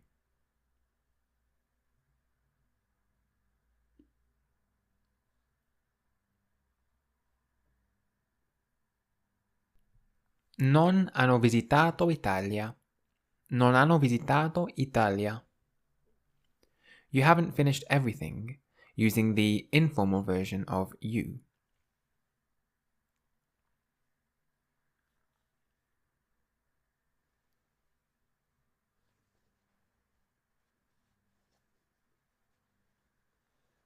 Non hai finito tutto. Non hai finito tutto. Or how would you say, Paolo hasn't started?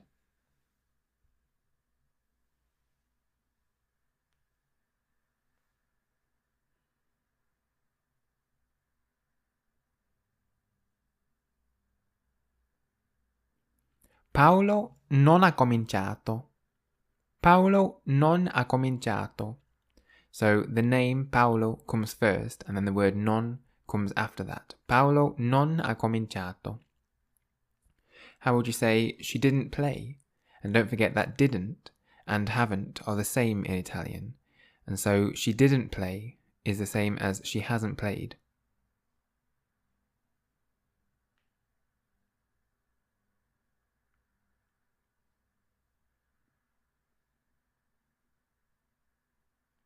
Non ha giocato. Non ha giocato. And if you want to use lei to make it clear that you're talking about she and not he, then that goes in front of the non. So lei non ha giocato. How would you say, we haven't tried that?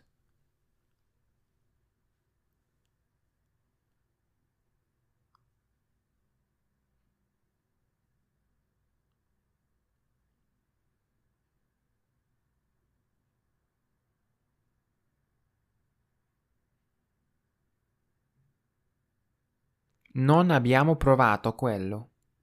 Non abbiamo provato quello. Or how would you say, you didn't travel with me to Milan, using the plural version of you.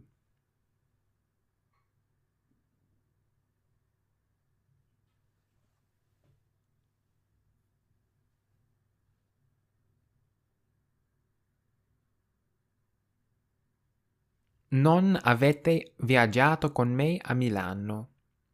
Non avete viaggiato con me a Milano.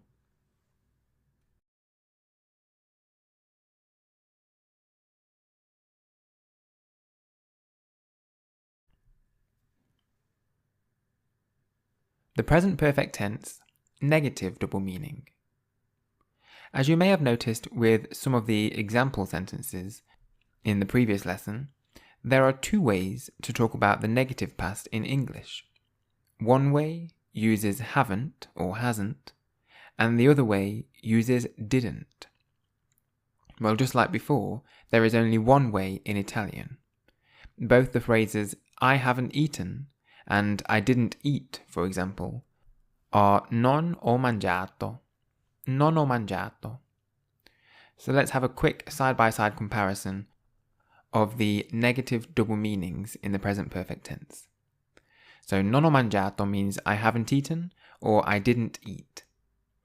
Non hai mangiato can mean either you haven't eaten or you didn't eat. Lei non ha mangiato can mean you haven't eaten or you didn't eat using the formal version of you. Lui or lei non ha mangiato can mean either he or she hasn't eaten or he or she didn't eat. Non abbiamo mangiato means either we haven't eaten or we didn't eat.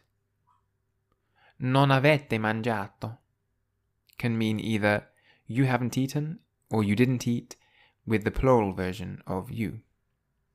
And non hanno mangiato can mean either they haven't eaten or they didn't eat. So try and work out both English meanings of the following Italian phrases. Non abbiamo mangiato. Non abbiamo mangiato.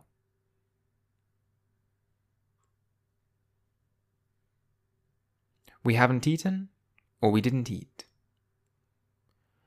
Non ha finito or lui non ha finito.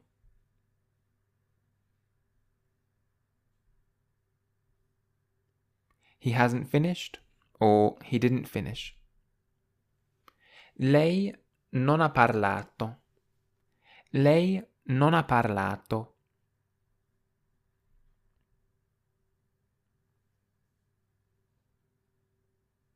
She hasn't spoken or she didn't speak. Non ho cominciato. Non ho cominciato.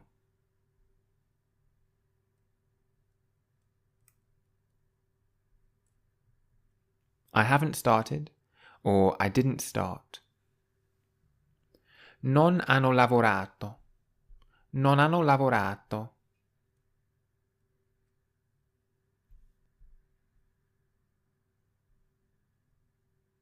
They haven't worked or they didn't work.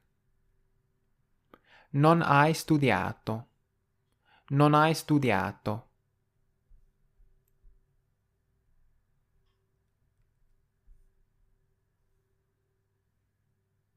You haven't studied or you didn't study.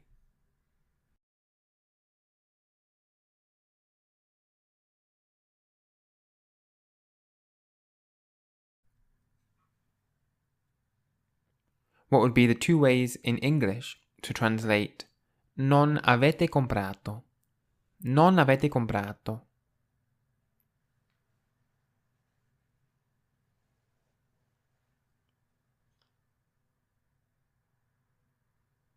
You haven't bought or you didn't buy.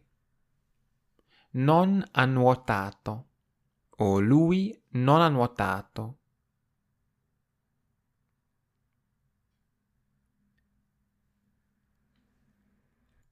He hasn't swum or he didn't swim. Lei non ha venduto. Lei non ha venduto.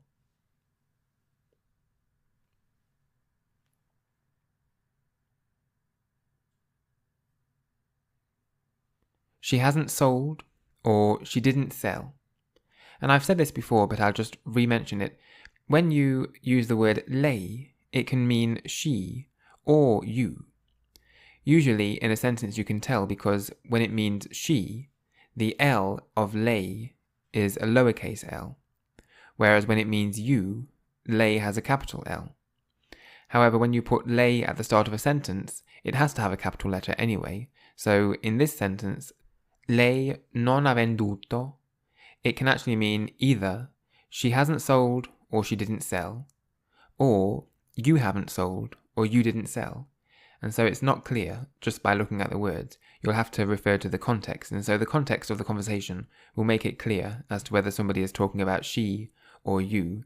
But just in writing, you can't tell when the lei is at the start of a sentence if it means she or you. So in English, there are always two meanings for every one meaning in Italian. And in the present perfect tense, we can have it negative or positive. And so, for example, non ho mangiato can either mean I haven't eaten or I didn't eat. So in English, I haven't and I didn't are both translated as non ho, and then you put the past participle on the end. Similarly, in the positive, ho mangiato can mean either I have eaten or I ate. And so even though there's more than one way in English to talk about the present perfect tense, in Italian you always say ho mangiato.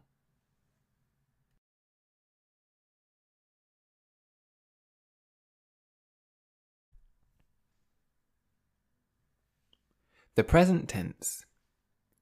The present tense is one of the trickier tenses in Italian, only because there's a lot to remember. As you already know, there are three types of verbs in Italian: ARE verbs, IRE verbs, and ERE verbs. Well, we can split the present tense up based on these three types of verbs. So let's start with the ARE verbs.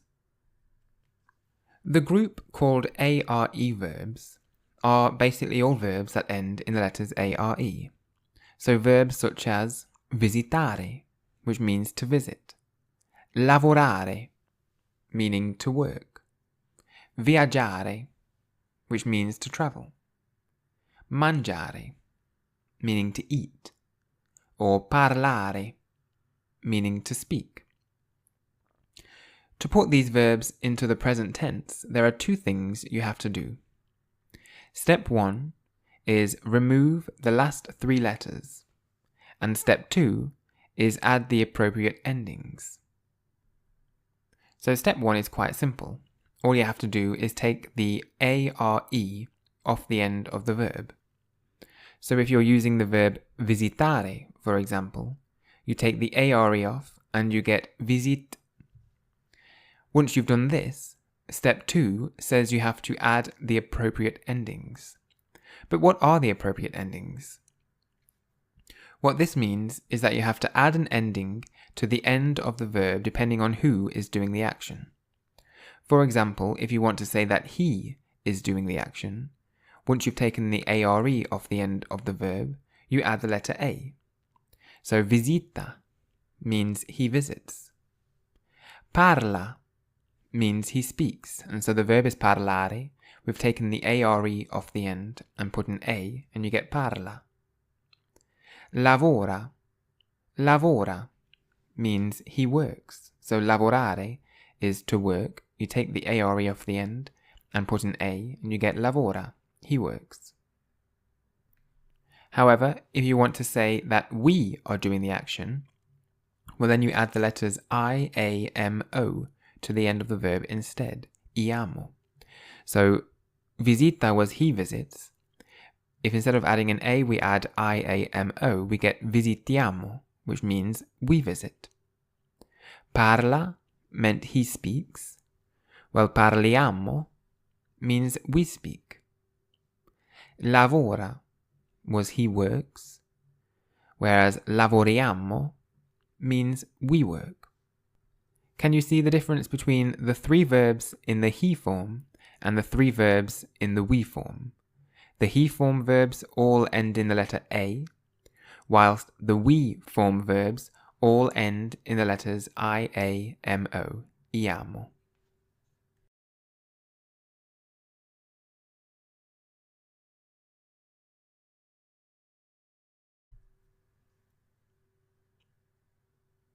So with ARE verbs, once you've removed the ARE, you always add the letter A to say that he is doing the action, and you add the letters I-A-M-O, pronounced iamo, to the end of the verb if you want to say that we are doing the action.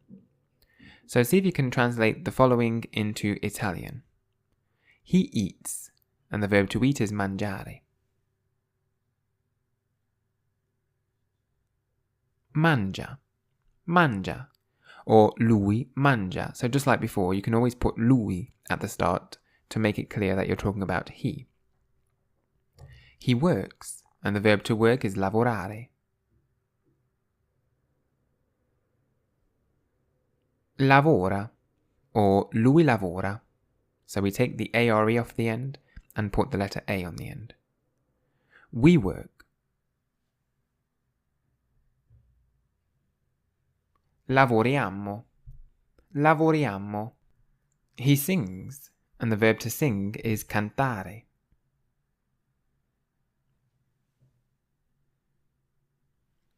Canta, or lui canta. We sing.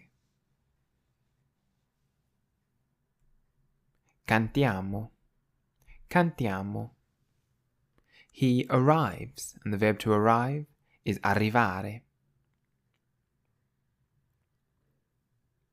Arriva, or lui arriva. We arrive. Arriviamo. Arriviamo. He listens, and the verb to listen is ascoltare.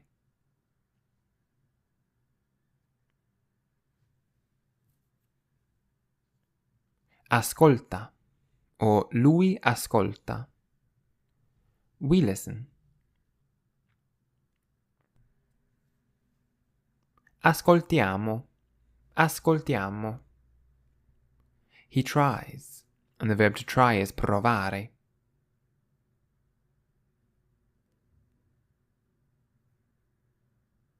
Prova, or lui prova. We try. Proviamo. Proviamo. He stays, using the verb restare.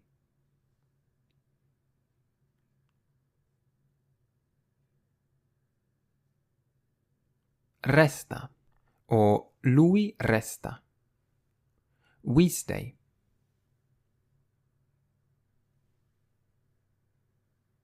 Restiamo. He studies, and the verb to study is studiare.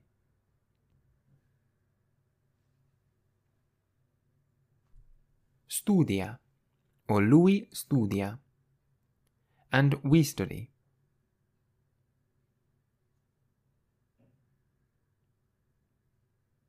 Studiamo. Studiamo.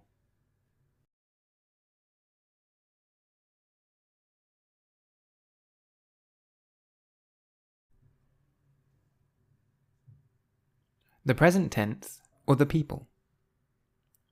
We've had the he and we forms of the verb in the present tense, but what about the rest of the people? The you, I, she, and they.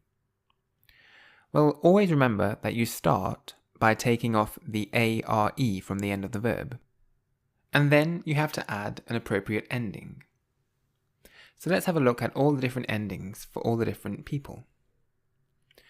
If you want to say that I am doing the action, well then you have to add an O to the end. If you want to say that you are doing the action, In the informal version of you add the letter I to the end of the verb once you've taken the ARE off. But for the formal version of you add the letter A. We already know what you add for he. Well, you add the same letter for she. You add the letter A. And we've already seen what you add for we. You add I-A-M-O. Iamo. For you in the plural, you add A-T-E, pronounced ate. And for they, you add A-N-O, pronounced anno. So O, I, A, iamo, ate, onno. So let me show you how to do this with the verb parlare, which means to speak. So parlare, to speak, you take off the last three letters, A-R-E, and you're left with the stem, parl, and then you add the endings. Adding an O gives us parlo, which means I speak.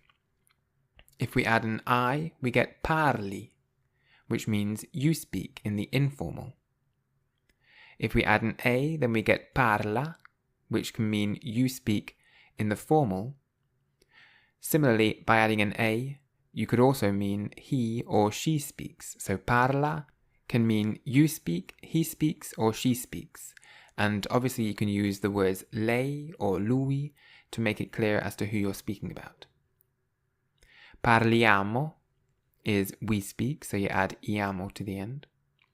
Parlate means you speak in the plural, parlate. And parlano. Parlano means they speak, parlano. So notice how the parl part is the same throughout, and you just change the endings. Parlo, parli, parla, parla, parliamo, parlate, parlano. And so the endings are O, I, A, iamo, ate, anno. So let's have a look at the verb lavorare. Lavorare. See if you can do this verb. So take off the ARE and then add the appropriate endings. If you pause the video, write down the Italian present tense of lavorare along with the English meanings, then press play to see if you got it right. Lavoro is I work. Lavori, you work. Lei lavora, you work in the formal. Lui, lei lavora means he or she works. Lavoriamo, we work. Lavorate, you work in the plural. And lavorano, they work. So the endings are still there. O, I, A, iamo, ate, anno. Lavoro, lavori, lavora, lavora, lavoriamo, lavorate, lavorano.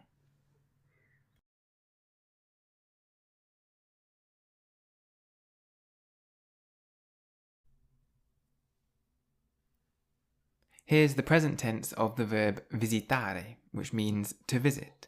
So pause the video, see if you can work out what it means in English, and then press play to see if you got it right.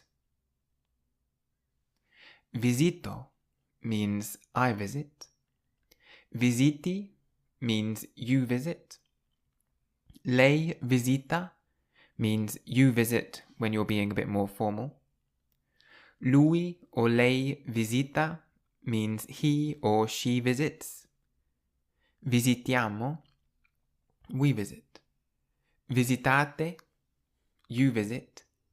Visitano, they visit. And now let's do the same with the verb giocare. Giocare means to play, and just notice that in the we form of this verb and the first you form, there's a H added to the C.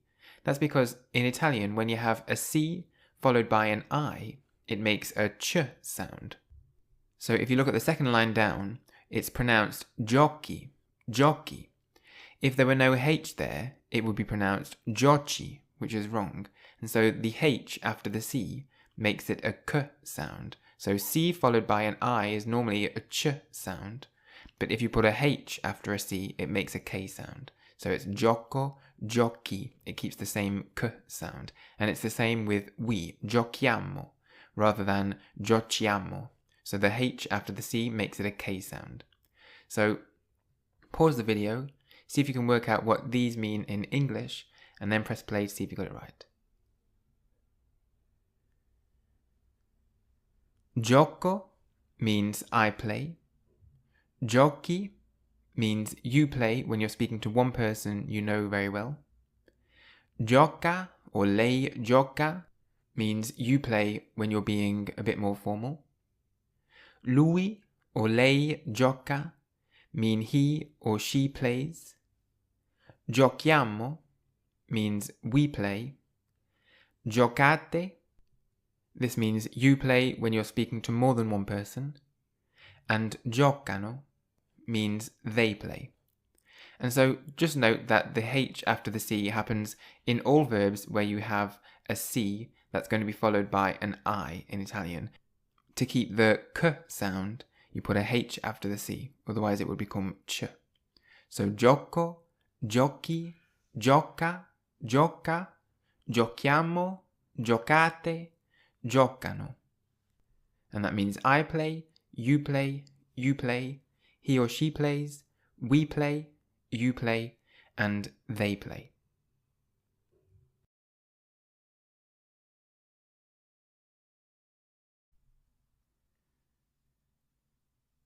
Now let's have a go at doing the other way round. So you've got on the screen the present tense of to speak in English, and the verb in Italian is parlare. So pause the video, see if you can work out how to say this in Italian, and then press play to see if you got it right. So I speak is parlo. You speak when you're speaking to one person you know very well is parli. You speak when you're being a bit more formal is parla or lei parla. He or she speaks. Lui, lei parla. We speak, parliamo. You speak in the plural is parlate. And they speak, parlano. Parlo, parli, parla. Parla, parliamo, parlate, parlano. The next verb is studiare. Studiare means to study. And so you have the English present tense on the screen. Pause the video and see if you can work out how to say it in Italian.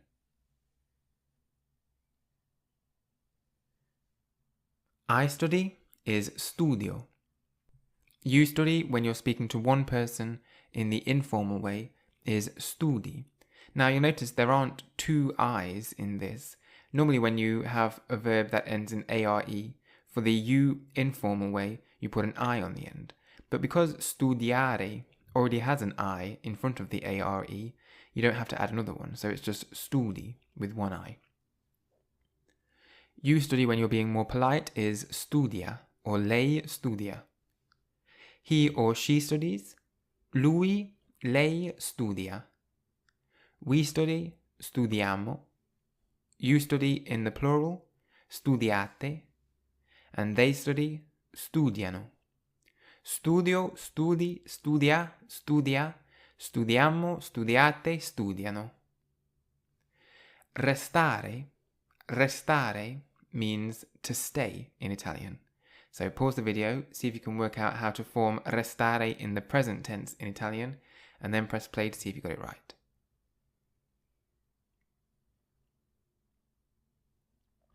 I stay is resto. You stay in the informal when you're speaking to one person is resti. You stay in the formal is resta or lei resta. He or she stays. Lui, lei resta. We stay, restiamo. You stay in the plural, restate. And they stay, restano. Resto, resti, resta, resta. Restiamo, restate, restano.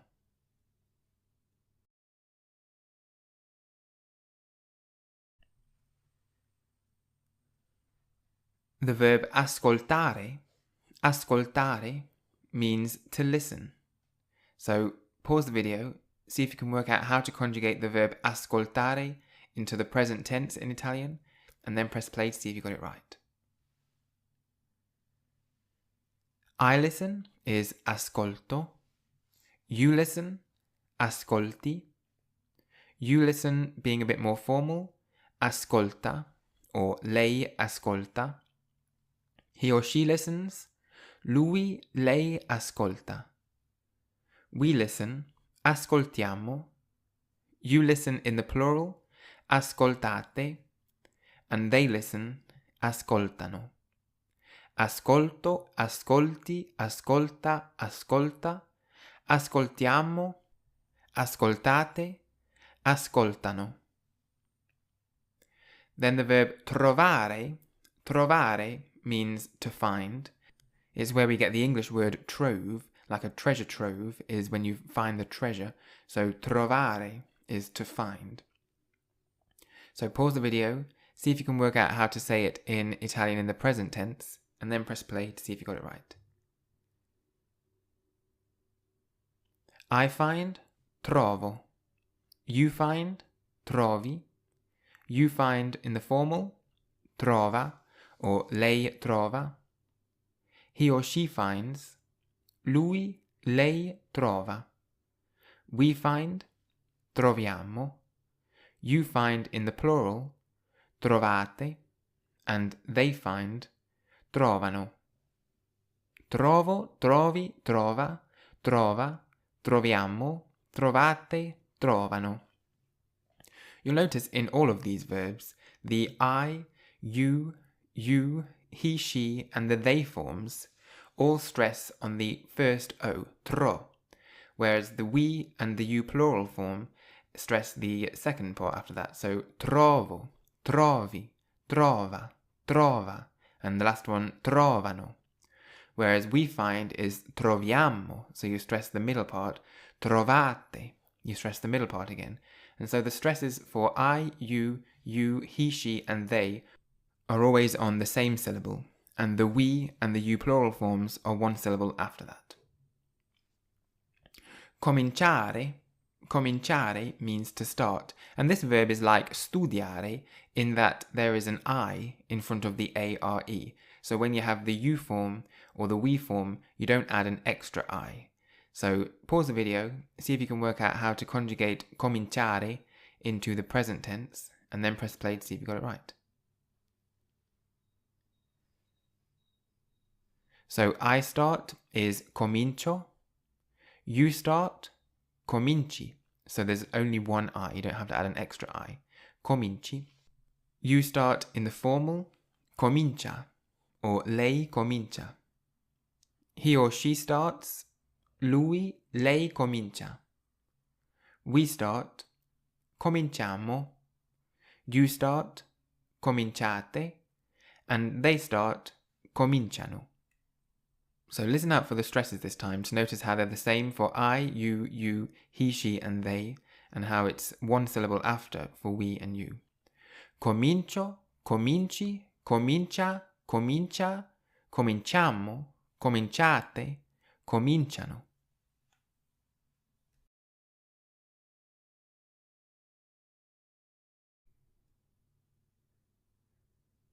The verb nuotare, nuotare means to swim, nuotare. So pause the video, see if you can work out how to conjugate nuotare into the present tense in Italian, and then press play to see if you got it right. I swim is nuoto. You swim, nuoti. You swim being more formal is nuota or lei nuota. He or she swims, lui, lei nuota. We swim is nuotiamo. You swim, nuotate. And they swim, nuotano. So again, listen for the stress, how it's on the same syllable for I, you, he, she, and they, and then it's on the next syllable for we and you in the plural.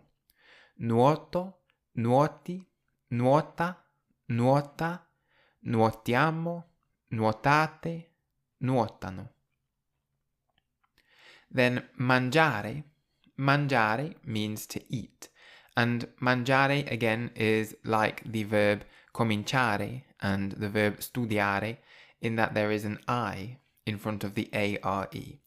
So you don't have to add an extra I for you eat in the informal or for we eat. So pause the video, conjugate mangiare into the present tense in Italian, and then press play to see if you got it right. I eat, mangio.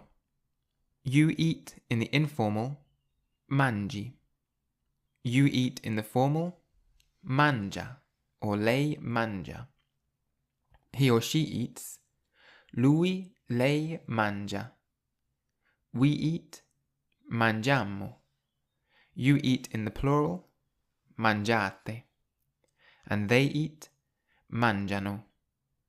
Mangio, mangi, mangia, mangia, mangiamo, mangiate, mangiano.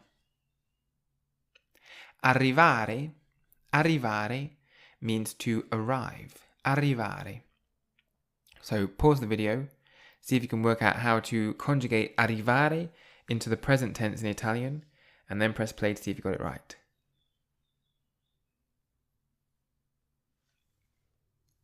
I arrive is arrivo. You arrive, arrivi. You arrive in the formal, arriva, or lei arriva. He or she arrives, arriva, or lui, lei arriva. We arrive, arriviamo. You arrive in the plural, arrivate, and they arrive, arrivano. So it goes arrivo, arrivi, arriva, arriva, arriviamo, arrivate, arrivano.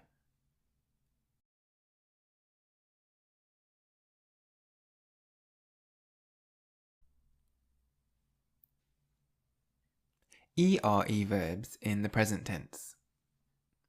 The group called ERE verbs includes verbs like prendere, which means to take, vendere, meaning to sell, scrivere, which means to write, perdere, meaning to lose, or rendere, which means to give back or to return. In fact, any verb that ends in the letters ERE is part of this group. To put these verbs into the present tense, there are two things you have to do. Step 1 is to remove the last three letters, so the ERE from the end. And step 2 is to then add the appropriate endings. So step 1 is quite simple. All you have to do is take the ERE from the end of the verb. For example, if you're using the verb vendere, which means to sell, you take off the ERE and you just get vend. And then once you've done this, step 2 is to add the appropriate endings.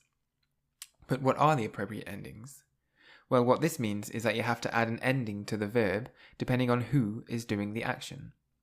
For example, if you want to say that we are doing the action, you add the letters I-A-M-O, iamo, which is just like what we did with the ARE verbs. So we sell would be vendiamo. We write would be scriviamo. We take would be prendiamo.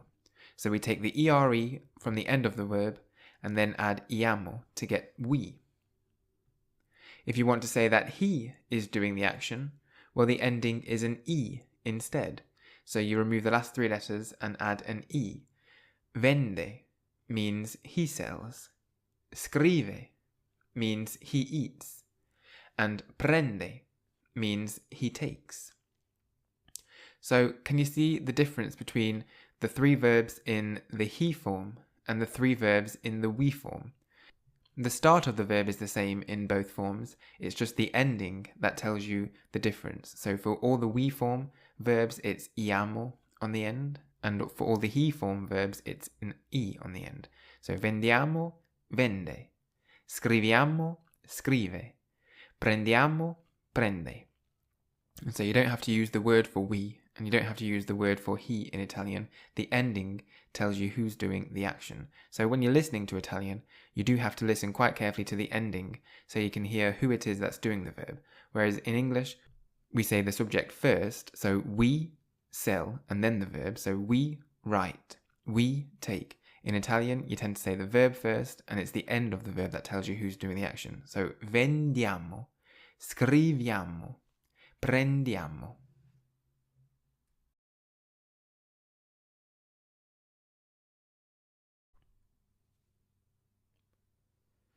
With ERE verbs, once you've removed the last three letters, you always add the letter E to say that he is doing the action, and you add iamo or IAMO to say that we are doing the action. So see if you can put the following into Italian. How do you say in Italian, he believes? And the verb to believe is credere.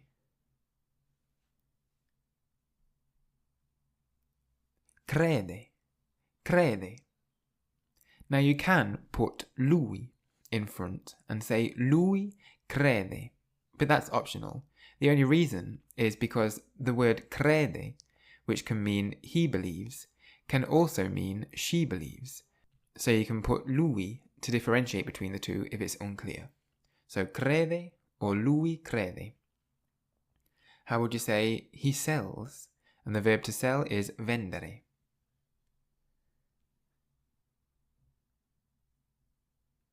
Vende or lui vende. We sell.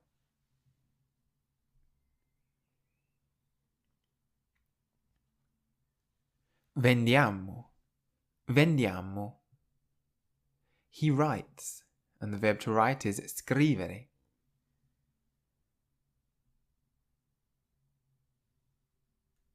Scrive or lui scrive.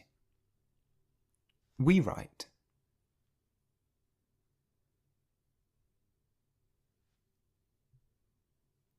Scriviamo. Scriviamo. How would you say he answers? And the verb to answer is rispondere, which is sort of like to respond.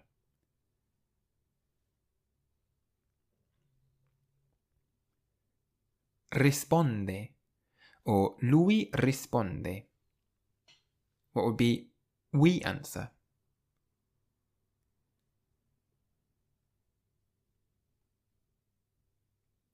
Rispondiamo. Rispondiamo. He gives back, and the verb to give back is rendere.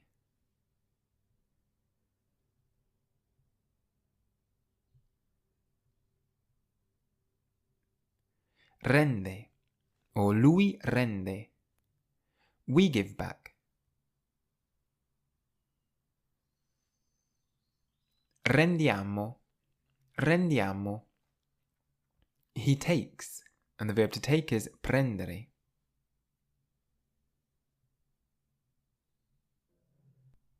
Prende or lui prende. We take. Prendiamo. Prendiamo. He descends, and the verb to descend is scendere. When you have an S and a C together in Italian, it makes a sh sound. So scendere.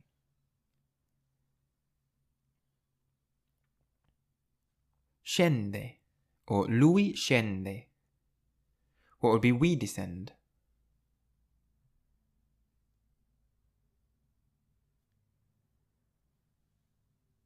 Scendiamo. Scendiamo.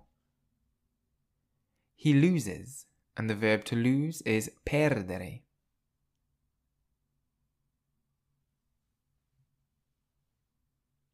Perde or lui perde. What would be we lose?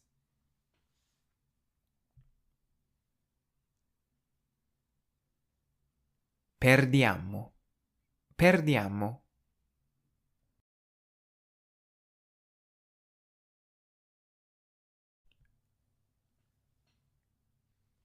The present tense, other people, with ERE verbs. We've had the he and the we forms of the verb. Remember that I said if it's he, you add an E to the end of the verb, but for we, you add iamo to the end of the verb. But what about you, I, she, and they? Well, remember that you always start by taking off the ERE from the end of the verb, and then you can add these endings. They're very similar to the ARE verb endings. So for I, you add the letter O. For you, when you're being informal and speaking to one person, you add the letter I. So far they're the same as the ARE endings. You in the formal, well, you have to add an E. We already know the ending for he is E. Well, the ending for she is the same. So for he and she, you have to add an E to the end of the verb once you've removed the ERE. We also know the we form is iamo. For you in the plural, you add ete to the ending. So when you're speaking to more than one person, you add ete, pronounced ete. And for they, you add ono or ono. So let's look at this with an example. The verb perdere. Perdere means to lose. So we start by taking the ERE from the end of perdere, and then you add the appropriate endings. And we get perdo, which means I lose. Perdi means you lose. Perde means you lose when you're speaking formally. Perde means he or she loses. Perdiamo means we lose. Perdete means you lose when you're speaking to more than one person, so the plural. And perdono means they lose. So notice that the start of the verb is the same throughout. It's perd, and then you just add the endings. O, I, E, IAMO, ETE, and ONO. Perdo, perdi, perde, perde, perdiamo, perdete, perdono.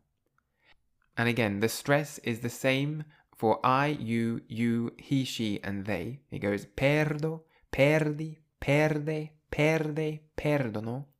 But then you move one across for we and you. Perdiamo, perdete. The first you, perdi, means you lose when you're speaking to one person who you know very well. So it's an informal way of speaking. Perde, the second way of saying you lose, is used when you're speaking to one person whom you don't know too well. So it's the formal way of speaking. And then perdete means you lose when you're speaking to more than one person. So it's the plural way of saying you.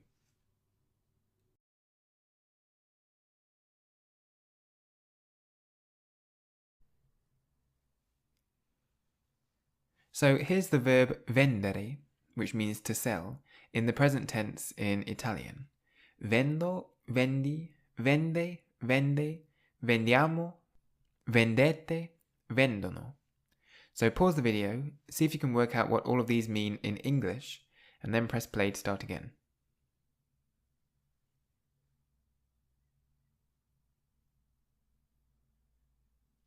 So vendo means I sell. Vendi is you sell when you're being informal with one person. Vende or lei vende is you sell when you're being more formal. Lui or lei vende means he or she sells, and don't forget that the lui and the lei are optional, just to differentiate between the two. You haven't got to use them if it's clear that you're speaking about he sells or she sells. Vendiamo means we sell. Vendete means you sell, and vendono means they sell. Then the verb credere means to believe. Credere. We get the word credible from this. If something's credible, then it's believable. So credere, we have credo, credi, crede, crede, crediamo, credete, credono. So pause the video, see if you can work out what these mean in English, and then press play to see if you got it right.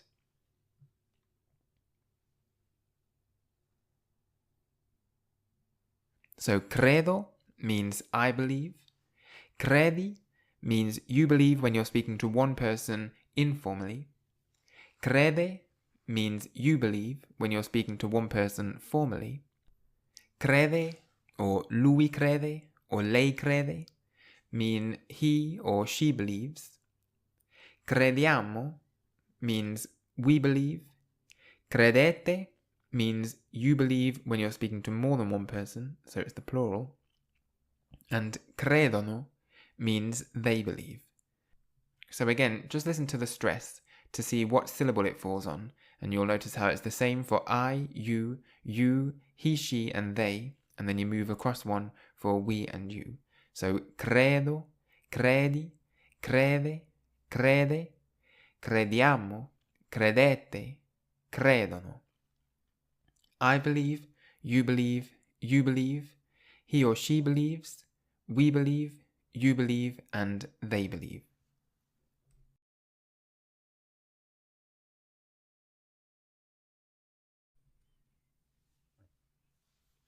Now let's have a go at doing it the other way round. So rendere in Italian means to give back. And so you've got the present tense in English of the verb to give back on the screen. Pause the video and see if you can work out how to conjugate it into Italian. So I give back is rendo. You give back, rendi. You give back if you're being more formal, rende or lei rende. He or she gives back, lui or lei rende. We give back, rendiamo. You give back in the plural, rendete. And they give back, rendono. So it goes rendo, rendi, rende, rende, rendiamo, rendete, rendono. The verb scendere means to descend. So pause the video, conjugate the verb scendere into the present tense in Italian, and then press play to see if you got it right. Scendo means I descend. Scendi, you descend. Scende means you descend in the formal. Lui, lei scende, he or she descends. Scendiamo means we descend. Scendete, you descend in the plural. And scendono, they descend. Scendo, scendi, scende, scende. Scendiamo, scendete, scendono. Then the verb rispondere means to answer, and it looks a little bit like to respond. Rispondere. So pause the video, conjugate this verb into the present tense in Italian, and then press play to see if you got it right. So rispondo is I answer. Rispondi means you answer when you're speaking to one person informally. Risponde or lei risponde is you answer speaking formally. Lui, lei risponde means he or she answers. Rispondiamo, we answer. Rispondete, you answer in the plural. And rispondono means they answer. Rispondo, rispondi, risponde, risponde, rispondiamo, rispondete, rispondono.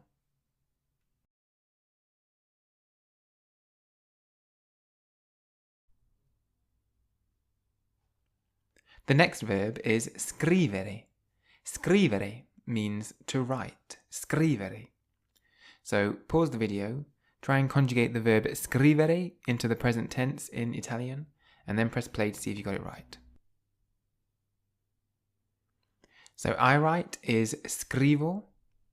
You write, scrivi. You write when you're speaking formally is scrive or lei scrive.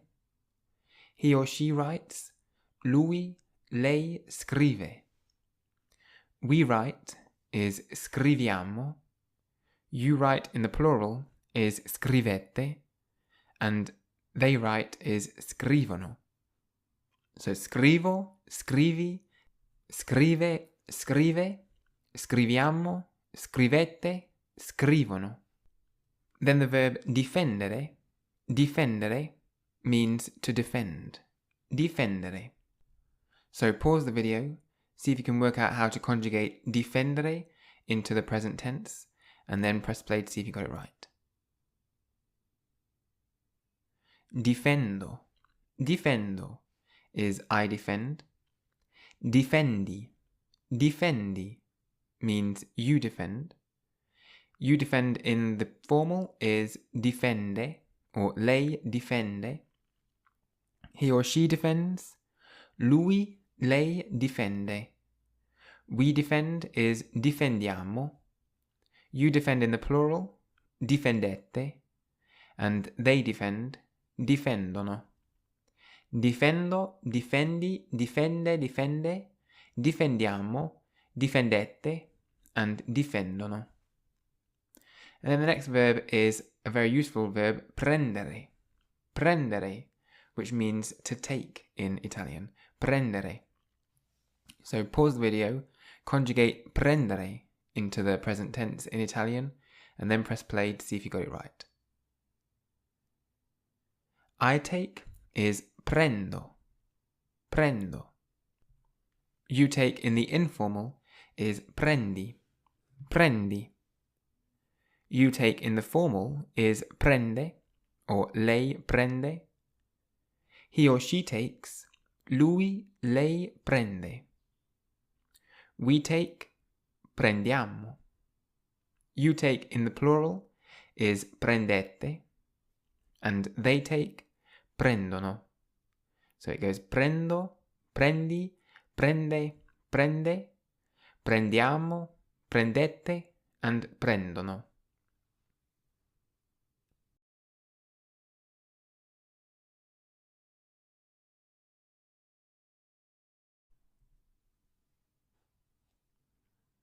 This verb, leggere, leggere, means to read in Italian.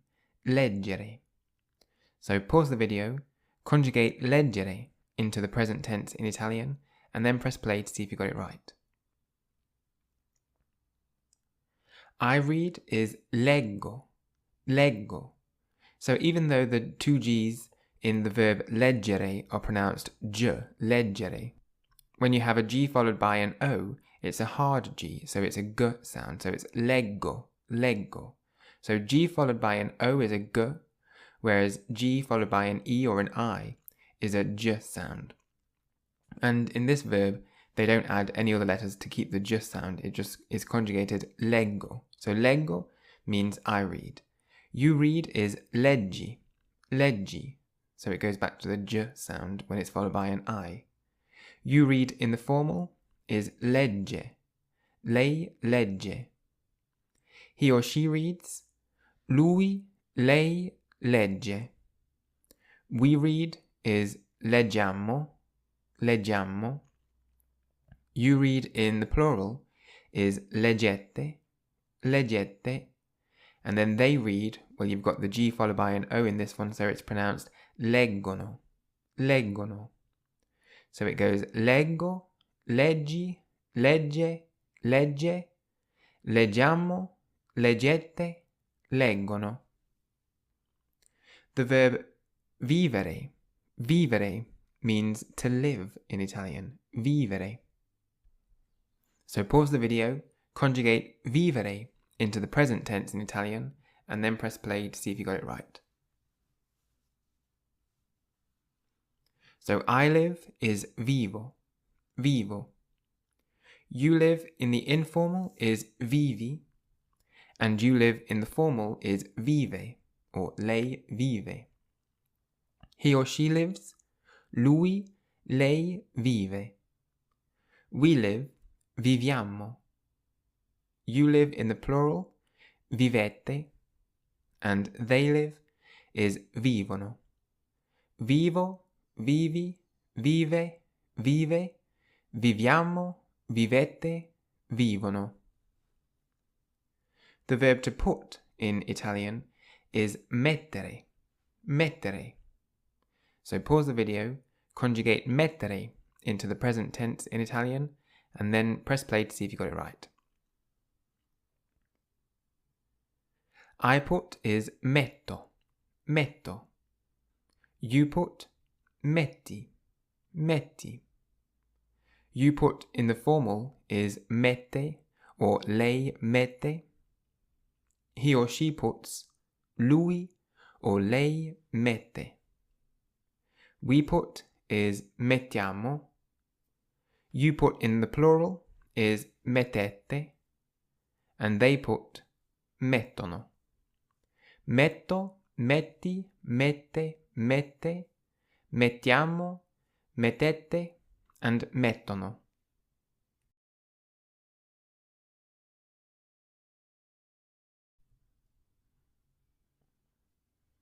IRE verbs in the present tense. The group called IRE verbs includes verbs like partire, which means to leave, dormire, meaning to sleep, mentire, which means to lie, aprire, meaning to open, or offrire, which means to offer. In fact, any verb that ends in the letters IRE is part of this group. To put these verbs into the present tense, there are two things you have to do. Step 1 is to remove the last 3 letters. So basically take off the IRE. And then step 2 is to add the appropriate endings. So step 1 is quite simple. All you have to do is take the IRE off from the end of the verb. So for example, if you were using the verb partire, which means to leave, you take off the IRE part and you're left with part. This is actually called the stem of the verb. Once you take the last 3 letters off in Italian, you're left with the stem of a verb. Then we have to add the appropriate endings to the stem of the verb. But what are the appropriate endings? Well, what this means is you have to add the ending to the end of the verb depending on who is doing the action. For example, if you want to say, I am doing the action, well, you add the letter O in Italian. So with the verb partire, which means to leave, you take off the last 3 letters, that's step 1, so you're left with part, and then you add an O, parto, parto means I leave. The verb dormire means to sleep, and dormo, dormo means I sleep. Mentire was to lie, and so mento means I lie. So for I, in Italian, you have to add an O to the end of the verb. However, if you want to say that she is doing the action, well, the ending you add is I instead. So parto was I leave, parte means she leaves. Dormo means I sleep, and dorme means she sleeps. Mento was I lie, and so mente means she lies. So parto, dormo, mento, well, they all end in letter O, so they're all talking about I, whereas parte, dorme, mente all end in letter E, so they're all talking about she doing something. Notice how the stem of the verb, that's the first part, is the same for each person. So parto and parte both have the same stem, it's just the ending that's different. And so in Italian you have to really listen out for the ending of the verb to hear who's doing the action.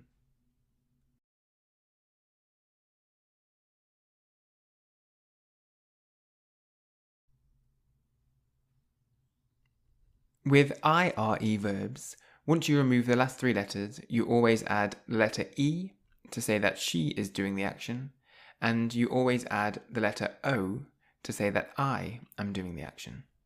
So let's see if we can translate the following into Italian. So how would you say in Italian, she leaves? And the verb to leave is partire. So we take the last 3 letters from the end of the verb and add an E, and we get parte, parte.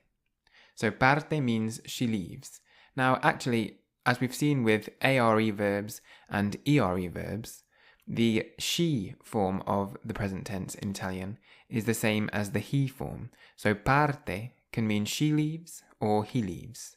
So to make it clear, if it is confusing, we can put lei in front of the verb to say she is doing the action. So lei parte just makes it clear that it's she who's leaving and not he. So you can either say just parte or lei parte. How would you say she sleeps? And the verb to sleep is dormire. Dorme or lei dorme. I sleep. Dormo. So we take the IRE from the end of the verb dormire and we put an O and we get dormo. She lies, and the verb to lie is mentire.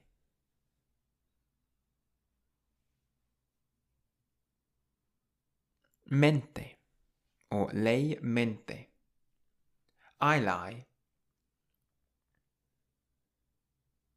Mento. Mento. She opens, and the verb to open is aprire.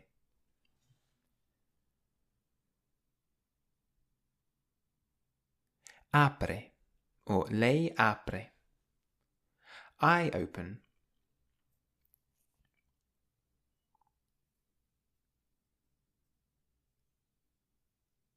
Apro. Apro. She offers, and the verb to offer is offrire.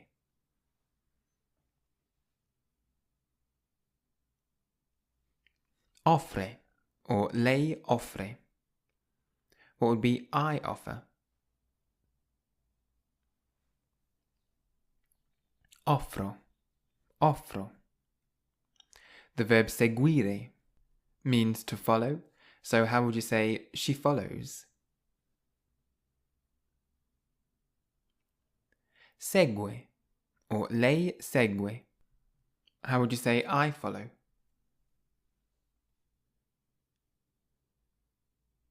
Seguo.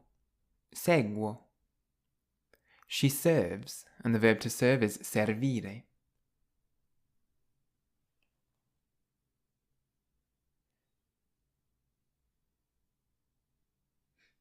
Serve or lei serve.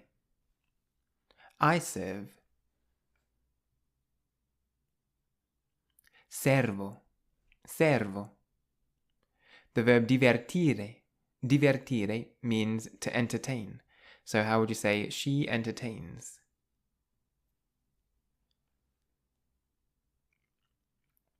Diverte or lei diverte.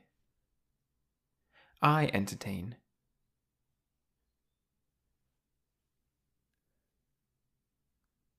Diverto. Diverto.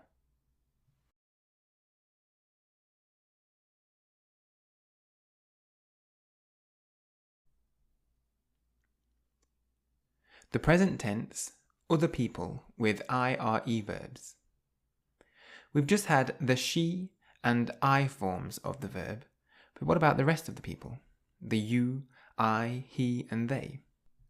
Well, just remember that when you start, you take off the IRE from the end of the verb, and we get the stem, and then we add the appropriate endings. So for I, we already know that you have to add the letter O to the end. But for you, when you're speaking informally, you add the letter I to the end of the verb, which is the same as the ARE verbs and the ERE verbs. You, when you're speaking formally, well, you add the letter E to the end. For he and she, you also add the letter E to the end of the verb.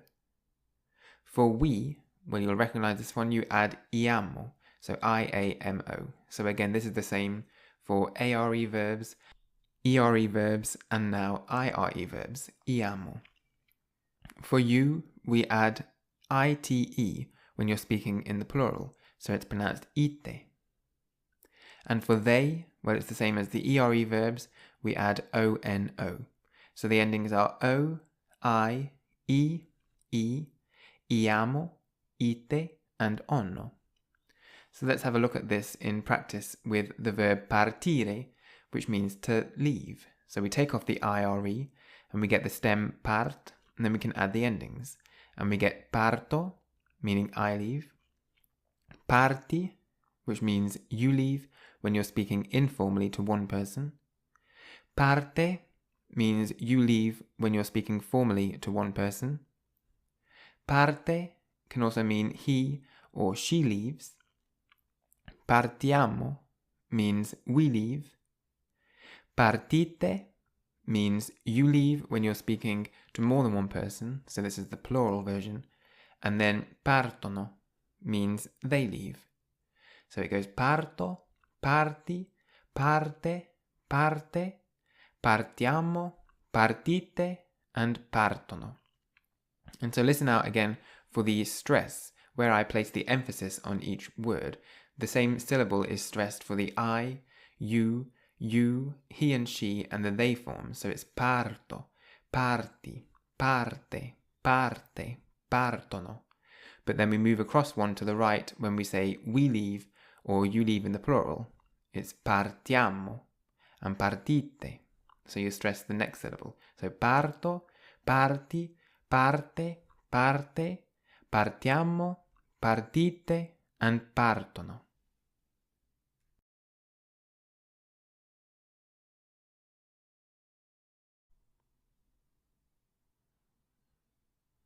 So let's have a quick practice with the present tense for IRE verbs.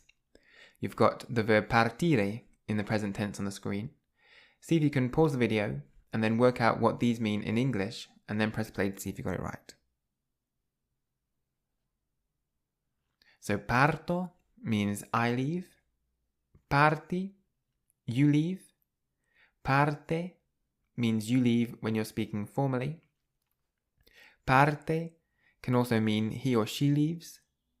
Partiamo, we leave. Partite, you leave in the plural. And partono means they leave. Next we have the verb divertire, which means to entertain, or it can also mean to amuse. So you've got the present tense of the verb divertire on the screen. It goes diverto, diverti, diverte, diverte, divertiamo, divertite, divertono. Pause the video, see if you can work out what these mean in English, and then press play to see if you got it right.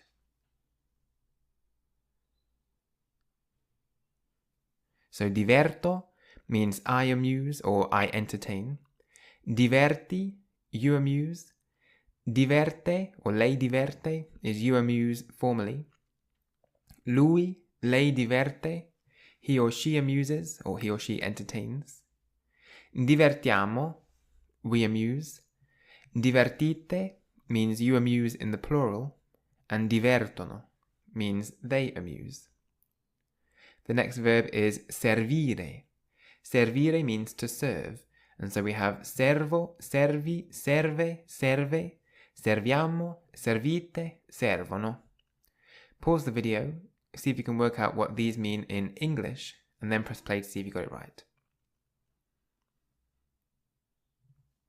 So servo means I serve. Servi means you serve when you're speaking to one person informally, so a friend or a family member. Serve or lei serve is you serve when you're speaking formally. Lui, lei serve means he or she serves. Serviamo means we serve. Servite means you serve when you're speaking to more than one person, so this is the plural version. And servono means they serve. So you can see the endings are o, I, e, and then it goes iamo, ite, and onno for all IRE verbs in Italian in the present tense.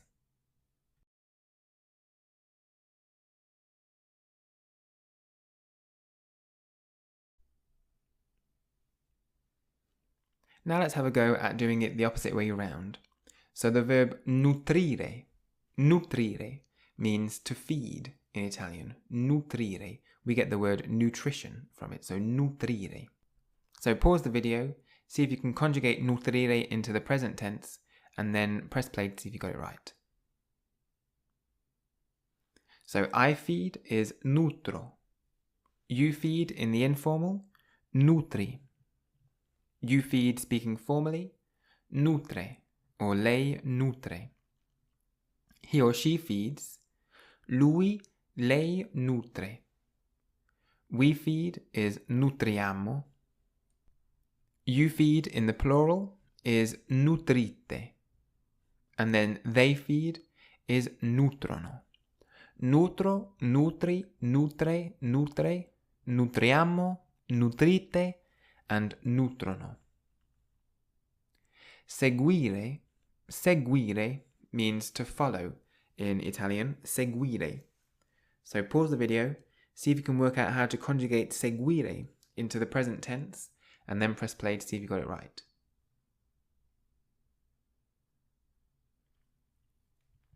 I follow is seguo. You follow, segui. You follow, speaking formally, segue or lei segue. He or she follows, lui, lei segue. We follow is seguiamo. You follow in the plural is seguite. And then they follow, seguono. So it goes seguo, segui, segue, segue, seguiamo, seguite, seguono. The next verb is offrire. Offrire. This means to offer in Italian. Offrire. So pause the video, see if you can conjugate the verb offrire into the present tense in Italian, and then press play and you'll see if you got it right. I offer is offro. Offro. You offer, speaking informally, offri. You offer, speaking formally, is offre or lei offre. He or she offers, lui, lei offre. We offer is offriamo. You offer in the plural is offrite. And then they offer is offrono. So you have the same endings for all IRE verbs. O, I, and then iamo, ite, onno. Offro, offri, offre, offre, offriamo, offrite, offrono.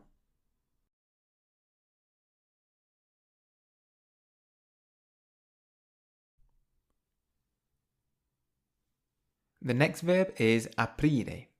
Aprire, which means to open in Italian. So pause the video, see if you can conjugate aprire into the present tense, and then press play to see if you got it right. I open is apro, apro. You open informally is apri. You open in the formal is apre, or lei apre. He or she opens, lui, lei apre. We open is apriamo. You open, speaking in the plural, is aprite. And they open is aprono. So it goes apro, apri, apre, apre, apriamo, aprite, aprono. The next verb is mentire. Mentire means to lie in Italian. Mentire, as in to tell a lie. So pause the video, see if you can work out how to conjugate mentire into the present tense in Italian, and then press play and see if you got it right. I lie is mento. You lie is menti. And this means lie as in to tell a lie, not as in to lie down. You lie, when you're speaking formally, is mente or lei mente. He or she lies, lui, lei mente. We lie is mentiamo. You lie in the plural is mentite. And they lie is mentono. So it's mento, menti, mente, mente, mentiamo, mentite, and mentono. And then the next verb is dormire. Dormire, which means to sleep. We get words like dormant or dormitory from dormire. So pause the video, see if you can conjugate dormire into the present tense in Italian, and then press play to see if you got it right. So I sleep is dormo, you sleep, dormi, you sleep, speaking formally, is dorme or lei dorme, he or she sleeps, lui, lei dorme, we sleep is dormiamo, you sleep in the plural is dormite, and then they sleep, dormono. So it goes dormo, dormi, dorme, dorme, dormiamo, dormite, and dormono.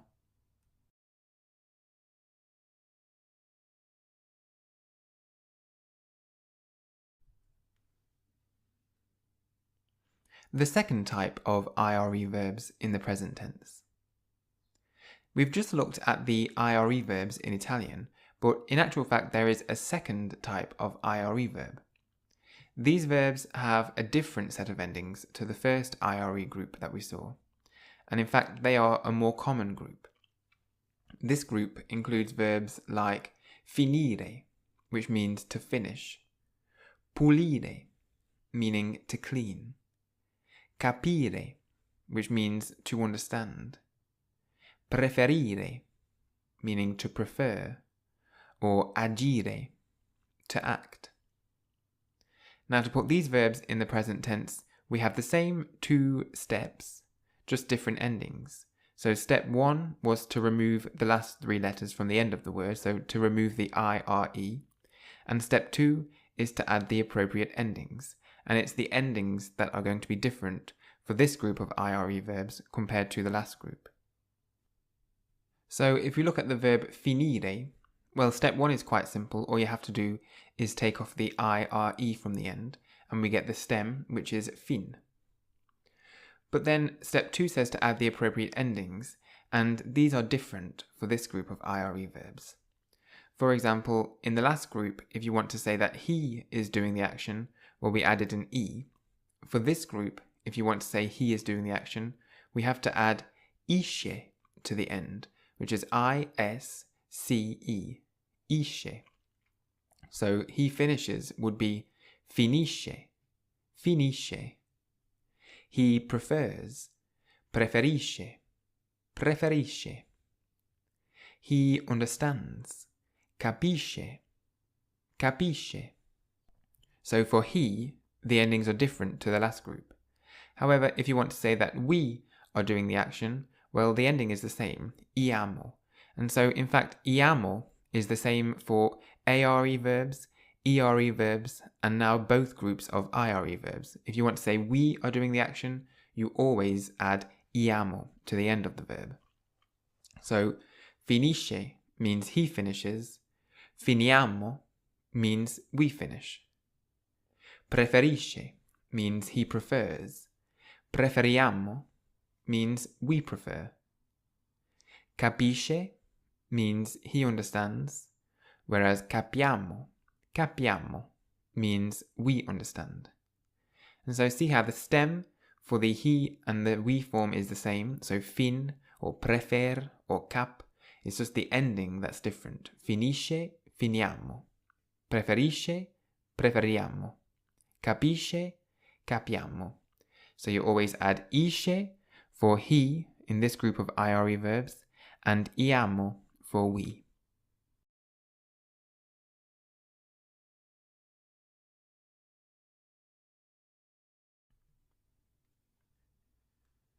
So for this second group of IRE verbs, once you've removed the last 3 letters and you're left with the stem of the verb, you add isce, ISCE for he, and you always add iamo for we. So if the verb finire means to finish, how would you say he finishes in Italian? Finisce or lui finisce. So just like with the other verbs, the he form of the verb is the same as the she form of the verb. So finisce can actually mean he finishes or she finishes. So you can add lui in front of the verb to make it clear that you're speaking about he rather than she. So finisce or lui finisce. Pulire means to clean, and this verb belongs in the second group of IRE verbs. So how would you say he cleans?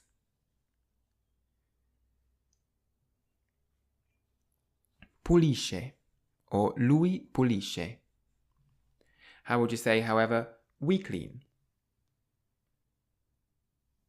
Puliamo, puliamo.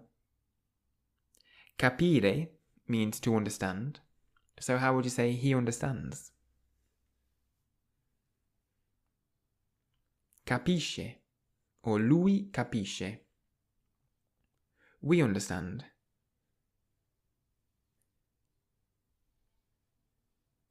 Capiamo, capiamo. Preferire means to prefer in Italian. So how would you say he prefers? Preferisce, or lui preferisce. What would be we prefer? Preferiamo, preferiamo. The verb agire means to act. So how would you say he acts?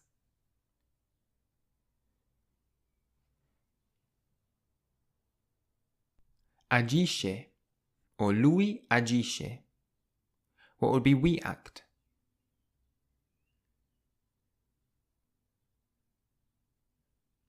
Agiamo, agiamo. How would you say in Italian he fails? And the verb to fail is fallire, fallire.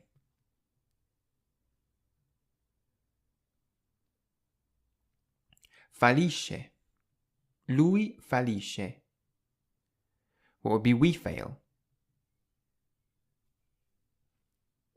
Falliamo, falliamo. Spedire, spedire means to send in Italian. So how would you say he sends? Spedisce, spedisce, or lui spedisce. What would be we send? Spediamo, spediamo. The verb suggerire, suggerire means to suggest. So how would you say he suggests?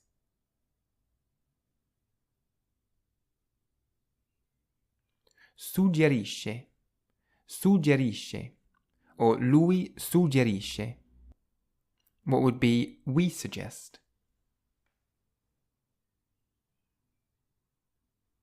Suggeriamo, suggeriamo.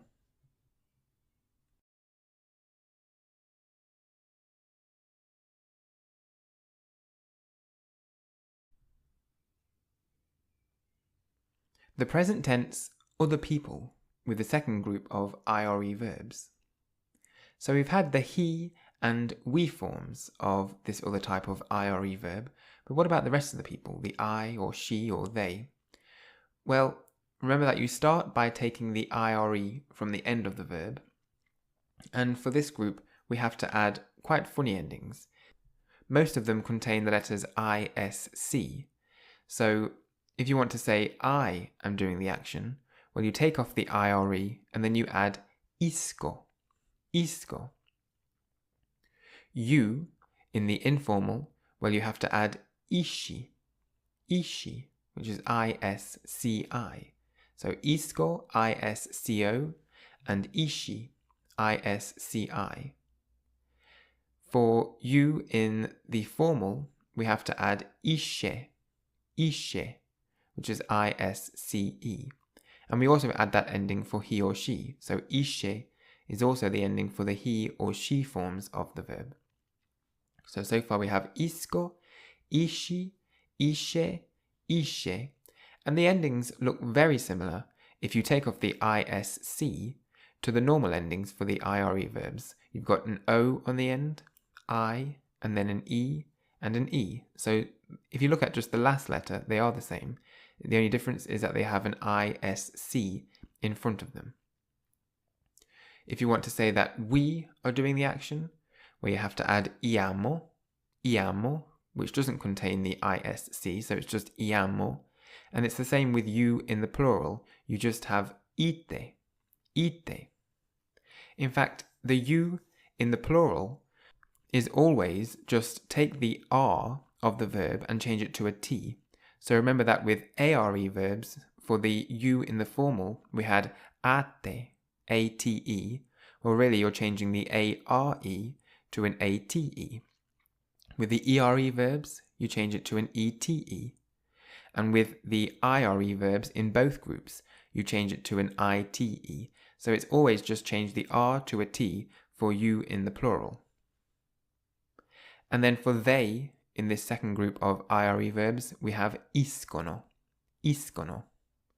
So the we and the you in the plural are the only two that don't contain the ISC.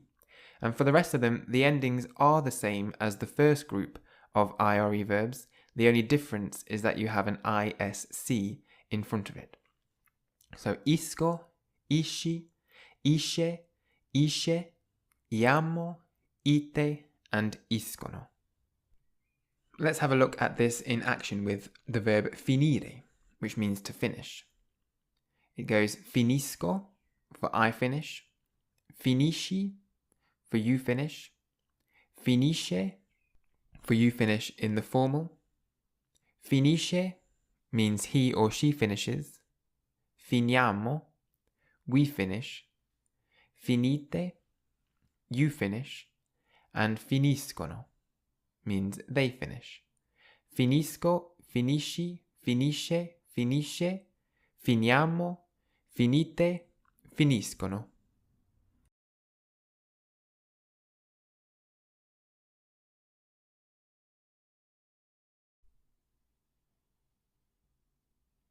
Now let's practice with this group of verbs. So the verb finire means to finish, and I've conjugated it into the present tense for you on the screen.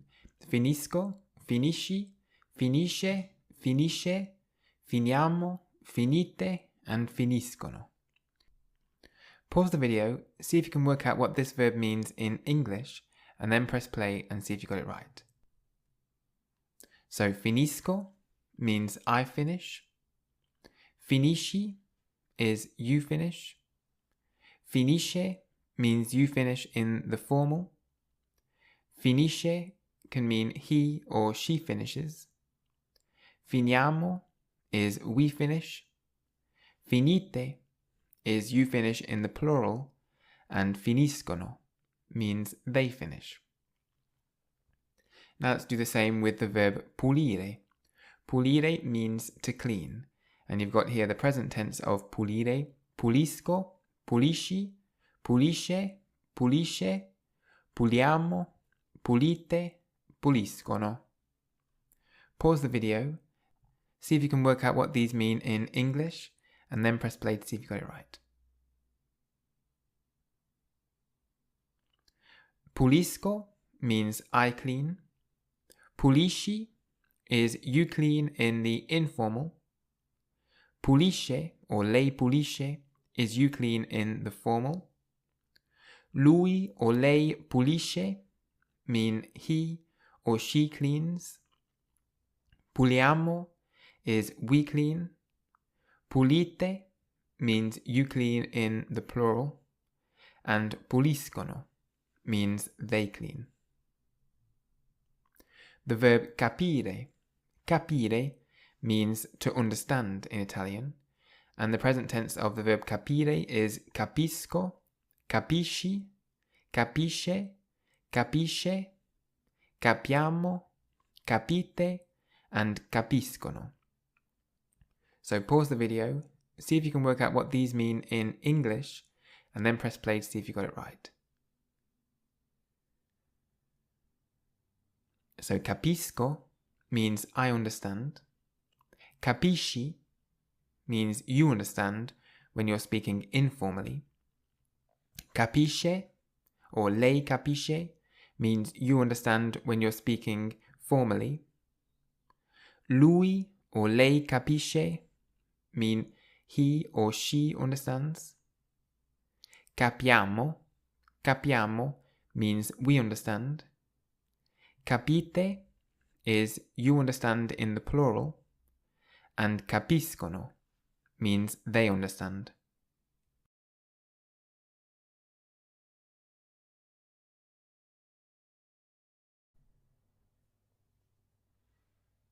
Now let's have a go at doing it the other way round. The verb agire means to act in Italian. See if you can pause the video, work out how to put agire into the present tense, and then press play to see if you got it right.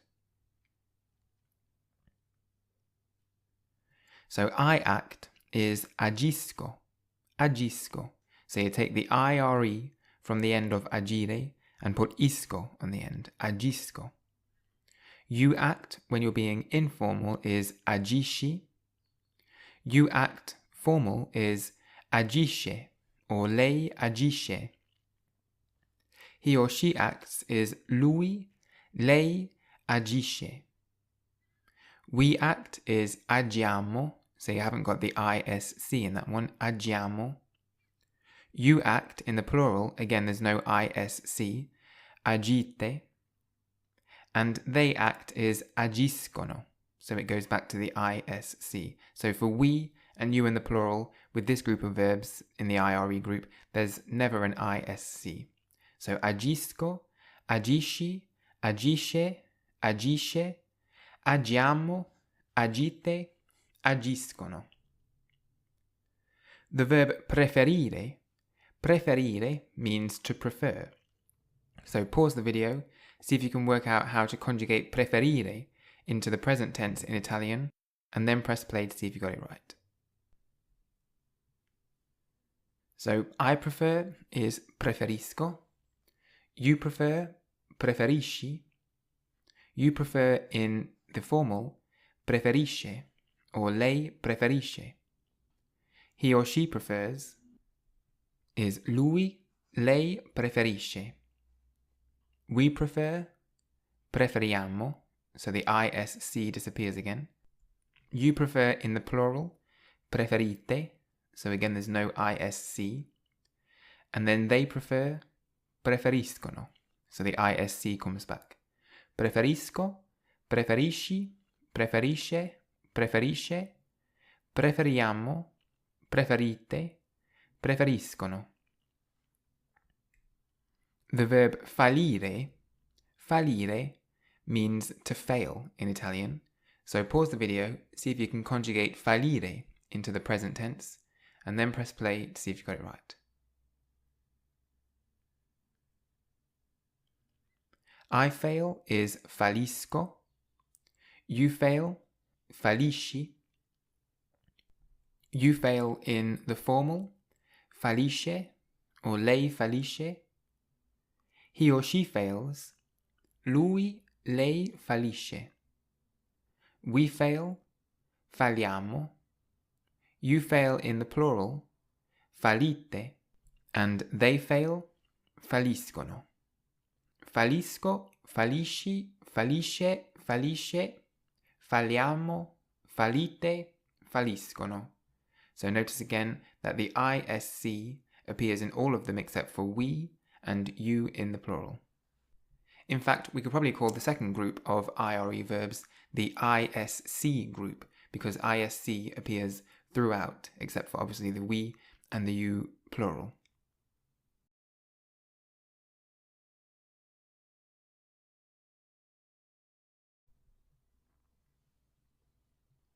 The verb spedire means to send in Italian. So pause the video, try and conjugate spedire into the present tense, and then press play to see if you got it right. So I send is spedisco. You send in the informal, spedisci. You send being formal, spedisce or lei spedisce.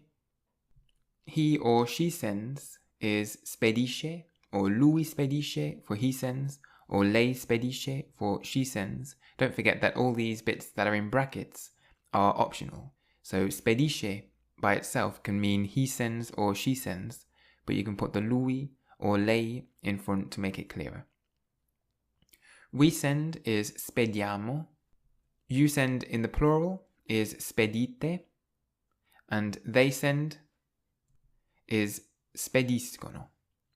Spedisco, spedisci, spedisce, spedisce, spediamo, spedite, spediscono. Suggerire means to suggest in Italian. Pause the video, see if you can conjugate suggerire into the present tense, and then press play to see if you got it right. So I suggest is suggerisco. You suggest, being informal, is suggerisci.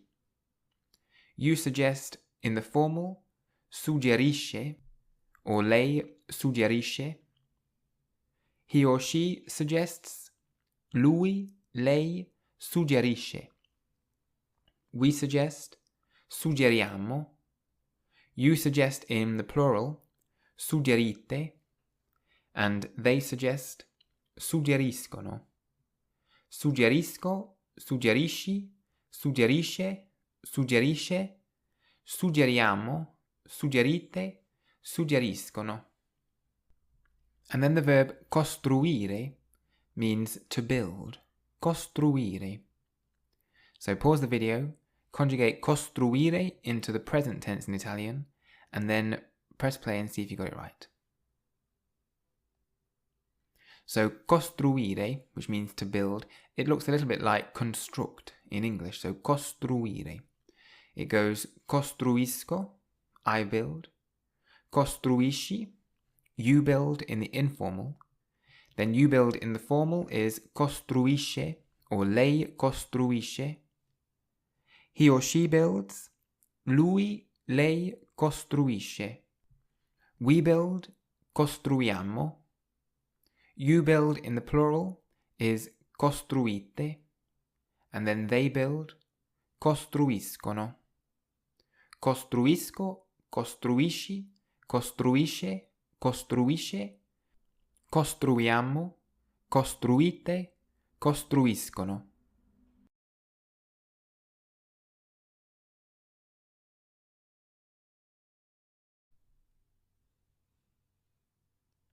The next verb in this ISC group is colpire.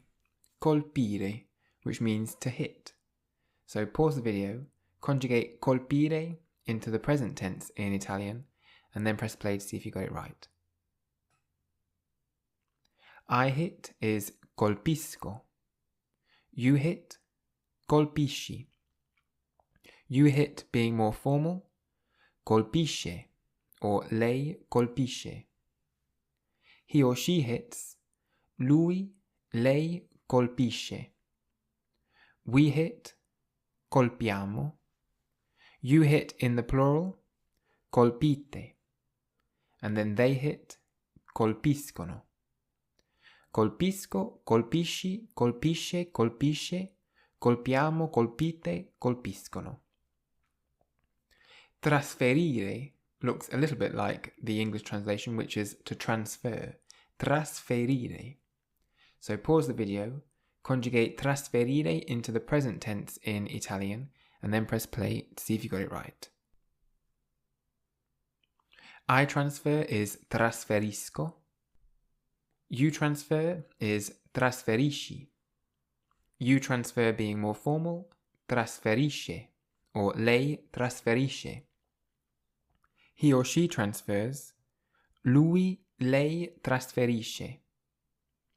We transfer is trasferiamo. You transfer in the plural, trasferite. And then they transfer is trasferiscono. Trasferisco, trasferisci, trasferisce, trasferisce, trasferiamo, trasferite, and trasferiscono. And then the last verb we're going to look at in this ISC group is infastidire. Infastidire, which means to annoy. Infastidire. So like before, pause the video, conjugate infastidire into the present tense in Italian, and then press play to see if you got it right. Infastidisco is I annoy.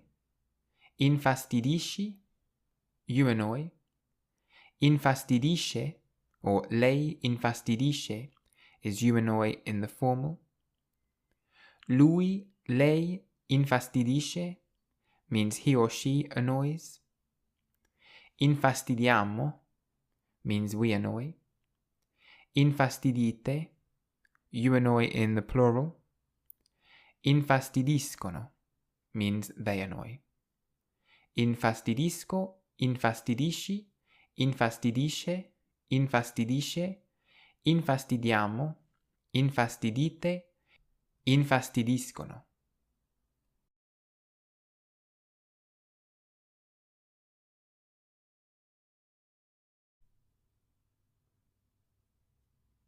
So now you've seen how to form the present tense for ARE verbs, ERE verbs, and then both types of IRE verbs.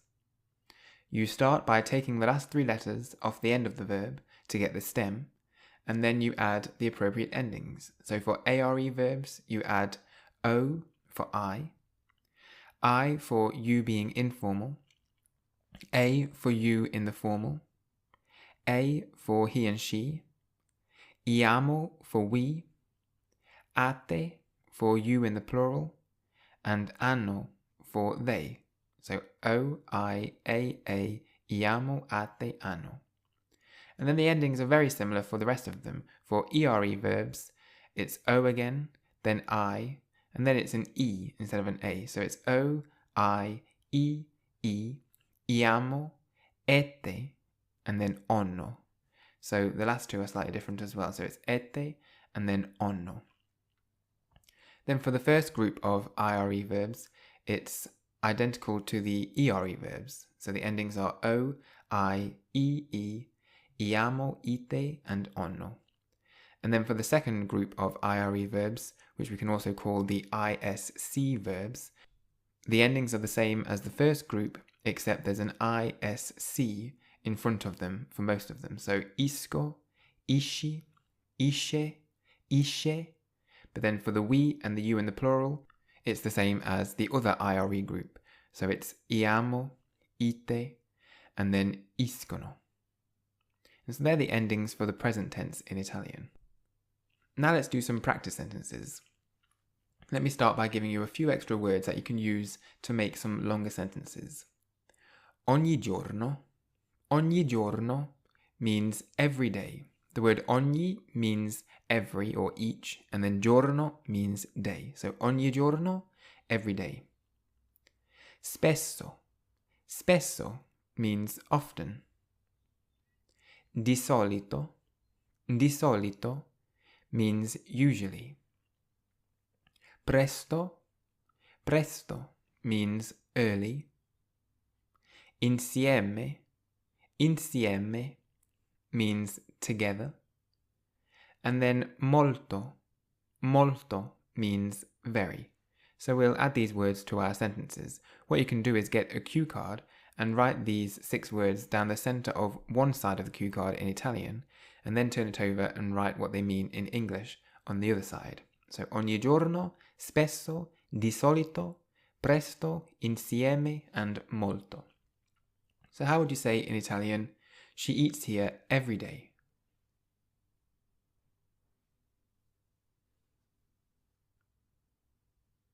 Mangia qui ogni giorno. Or lei mangia qui ogni giorno. So the verb to eat is mangiare. You take off the ARE and then you add an A because it's she. So lei mangia qui ogni giorno.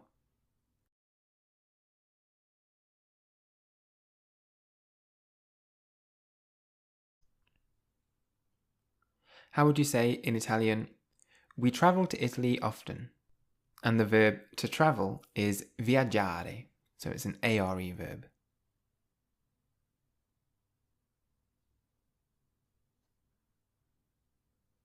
Viaggiamo in Italia spesso. Viaggiamo in Italia spesso. So because the verb viaggiare has an I already in front of the ARE, you don't have to add an extra I when you add iamo to the end. And so it's just one I, viaggiamo in Italia spesso. How would you say usually they arrive early? And the verb to arrive is arrivare.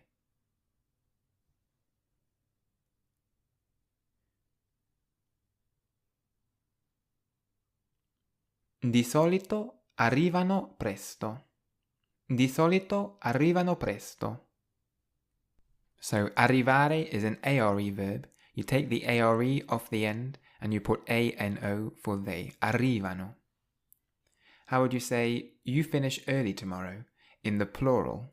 And the verb to finish is finire, which belongs to that funny ISC IRE group.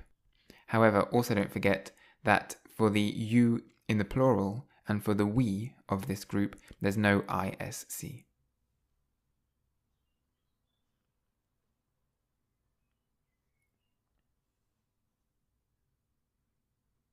Finite presto domani.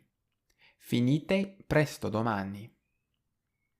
How would you say he buys everything? And the verb to buy is comprare.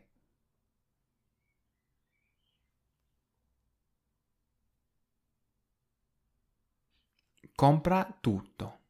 Or lui compra tutto. Usually I wait here. And the verb to wait in Italian is aspettare.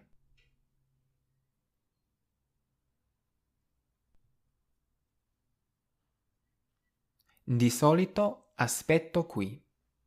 Di solito aspetto qui.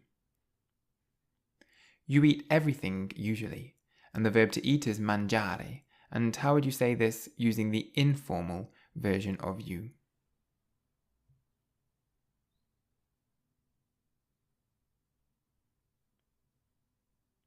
Mangi tutto di solito.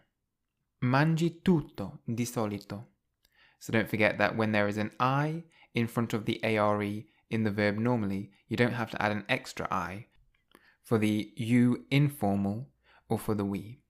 So mangi tutto di solito, just one I on the end. How would you say we work together? And the verb to work in Italian is lavorare.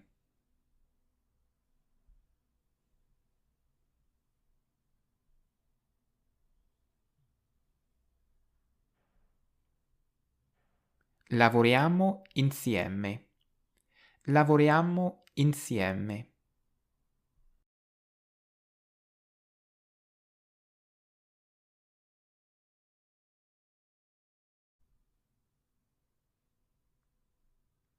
How would you say in Italian, I write to Maria every day? And the verb to write is scrivere. And the word for to is a.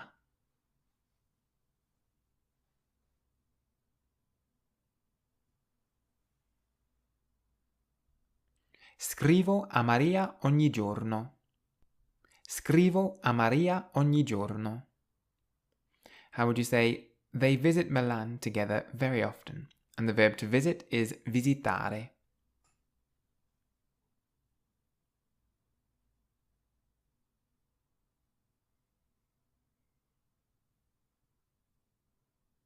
Visitano Milano insieme molto spesso. Visitano Milano insieme molto spesso. I read every day, and the verb to read is leggere.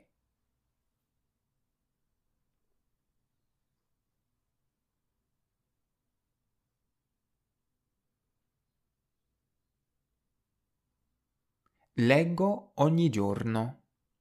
Leggo ogni giorno.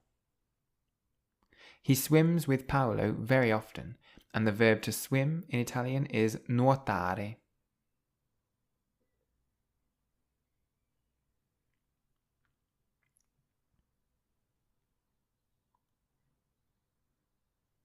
Lui nuota con Paolo molto spesso.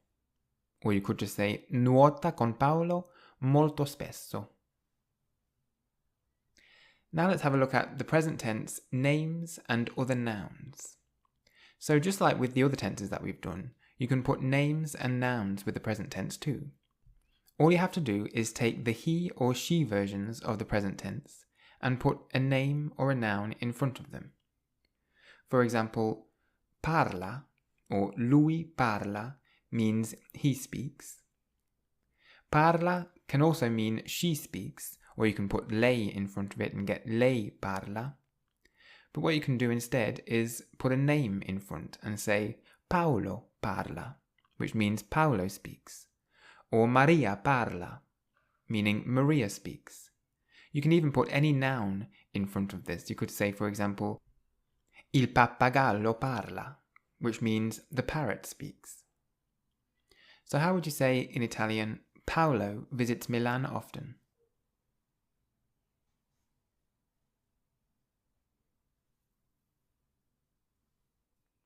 Paolo visita Milano spesso. Paolo visita Milano spesso. Or how would you say, Maria eats here every day?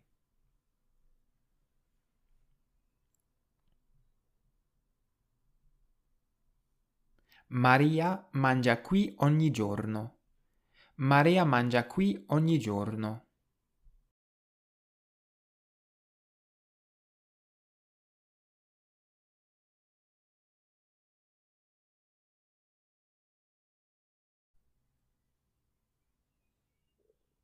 Or how would you say in Italian, the parrot speaks Italian, and the word for the parrot is il pappagallo, and the word for Italian is italiano.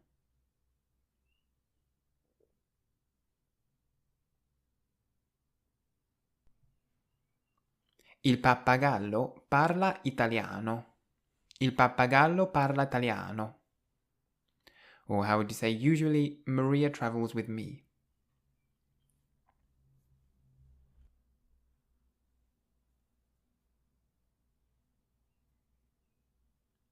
Di solito Maria viaggia con me. Di solito Maria viaggia con me. Paolo finishes early tomorrow.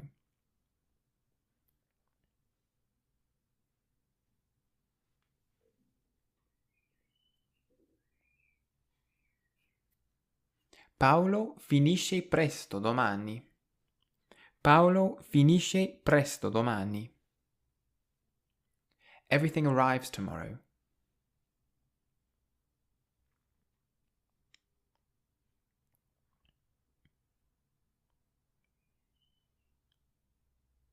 Tutto arriva domani. Tutto arriva domani. Paolo swims every day.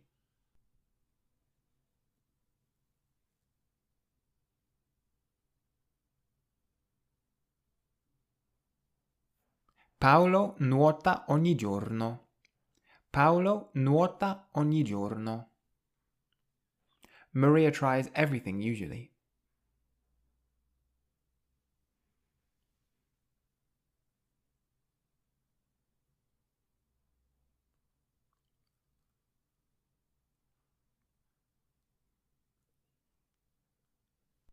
Maria prova tutto di solito. Maria prova tutto di solito. The film starts soon, and the word for the film is il film.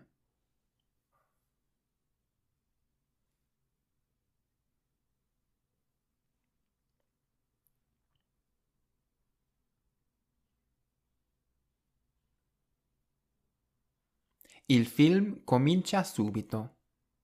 Il film comincia subito.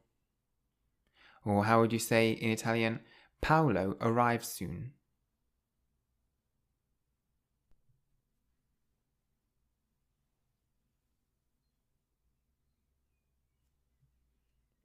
Paolo arriva subito. Paolo arriva subito.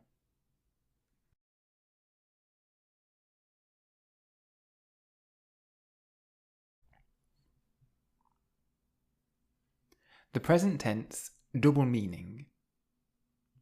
In English, there are two ways to talk about the present tense. For example, you can either say, I eat, or I'm eating. In English, one way uses I'm ing, and the other way doesn't. In Italian, however, there is only one way. Mangio, for example, can mean I eat, or I'm eating. This means when you want to say things such as I am speaking, you don't have to say I am and then think of how to say ing. You simply use the present tense, parlo. So let's see if you can work out the two English meanings of these present tense phrases in Italian. Nuoto. Nuoto. What are the two things that nuoto can mean? It could mean I am swimming or I swim. Finisco, finisco.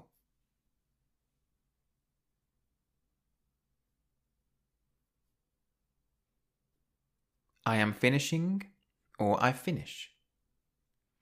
Comincio, comincio.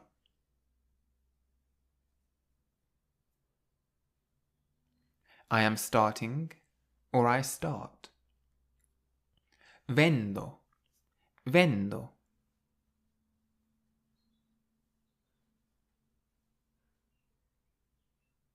I am selling or I sell.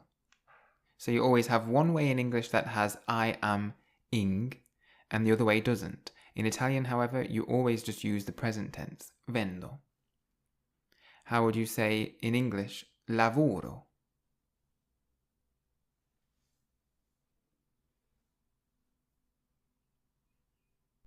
I am working or I work. What would be the two meanings of provo? Provo.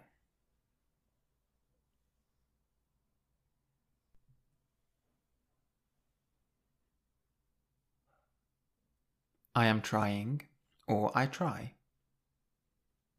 Compro, compro.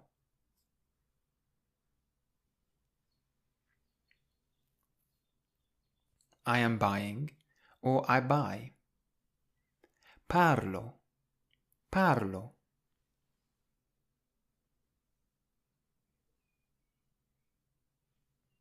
I am speaking or I speak. So this means if you say something like parlo italiano, well, that could be translated in two different ways. Parlo italiano could mean I speak Italian, but it could also mean I am speaking Italian. Parlo italiano.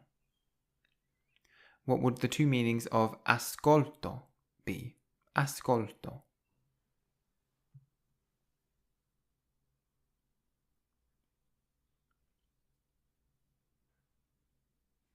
I am listening or I listen. Pulisco, pulisco.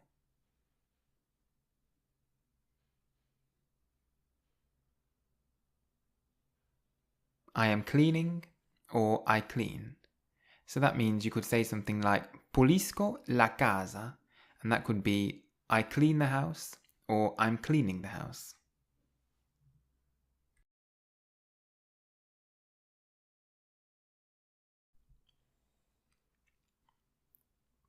This is the same for any person in the present tense. You can always translate it into English in two different ways. One with ing on the end, and one way without. For example, let's look at the two different English translations of the present tense conjugation of the verb parlare in Italian. So parlo can mean I speak or I'm speaking. Parli or lei parla in the formal can mean you speak or you're speaking.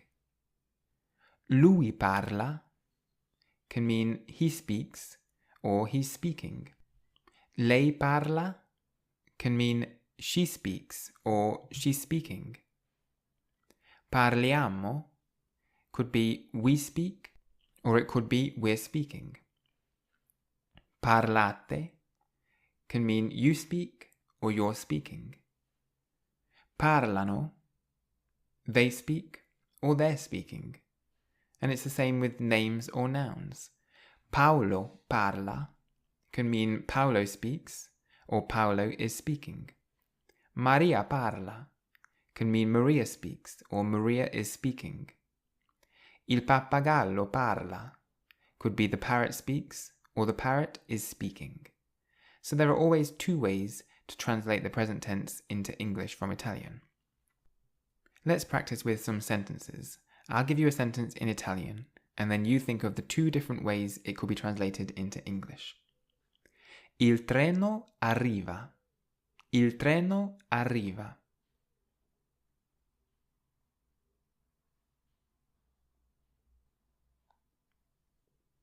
The train arrives, or the train is arriving.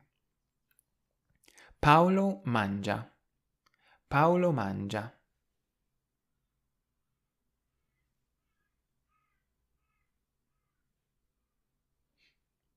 Paolo eats or Paolo is eating.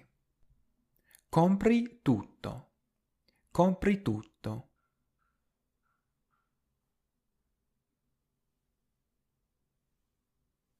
You buy everything or you're buying everything. Maria lavora qui. Maria lavora qui.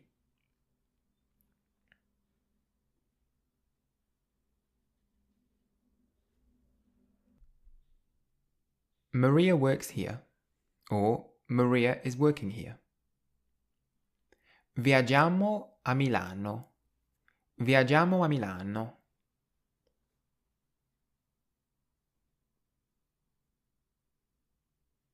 We travel to Milan or we're traveling to Milan.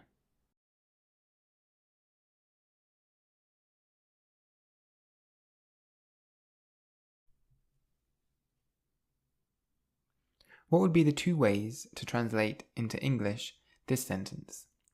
Visitano Maria in Italia. Visitano Maria in Italia.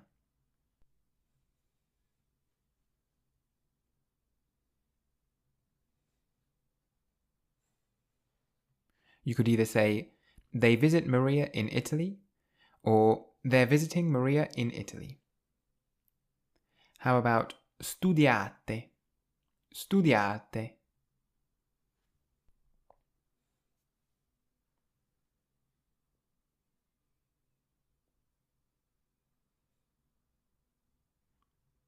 Well, this is the you plural version of the verb studiare, so you can translate it either as you study or you're studying, and it will be used when you're speaking to more than one person.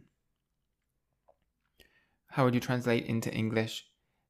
Lei resta qui. Lei resta qui.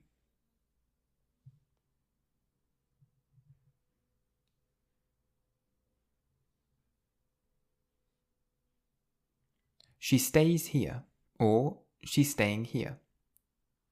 In fact, lei means she, but it can also mean you. Normally when it has a capital L, it means you, but at the beginning of a sentence, every word has a capital letter, so lei meaning she would also have a capital letter. So here it's impossible to distinguish whether it means she stays here or you're staying here. So it can mean either she stays here, she's staying here, you stay here, or you're staying here when you're speaking formally. What would be the two different ways to say trovo tutto difficile? Trovo tutto difficile. And difficile means difficult in Italian.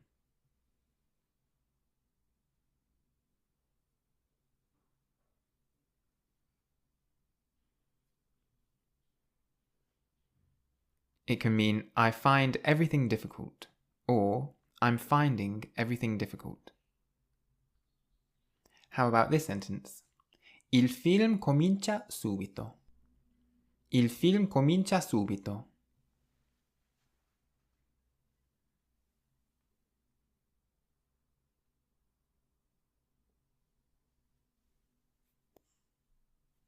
It could either mean the film starts soon, or the film is starting soon. Proviamo tutto. Proviamo tutto.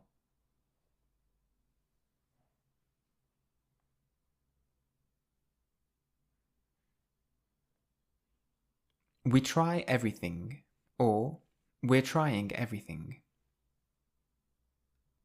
So in English, there are always two ways to talk about the present tense. One has ing and one doesn't. Whereas in Italian, you always just use the normal present tense.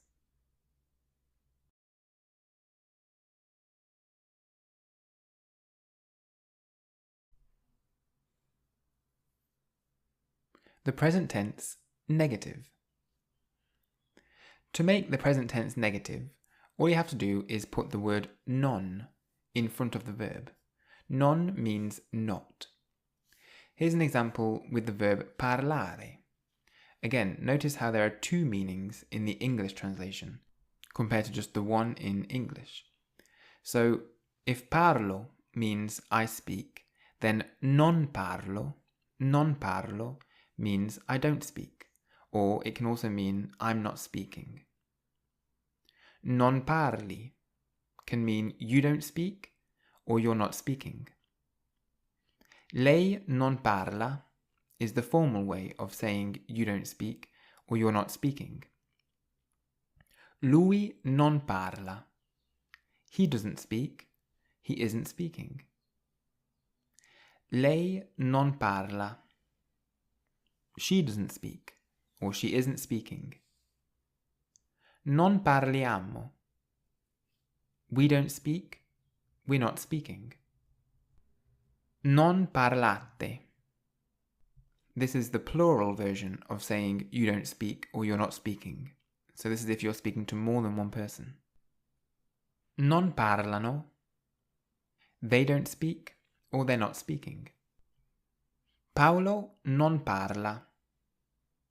Paolo doesn't speak or Paolo isn't speaking. Maria non parla. Maria doesn't speak or Maria isn't speaking. So when you want to make the present tense negative in Italian, all you have to do is put non in front of the verb. So how would you say in Italian, I don't eat meat? And the word for meat in Italian is carne, which we get the word carnivorous from.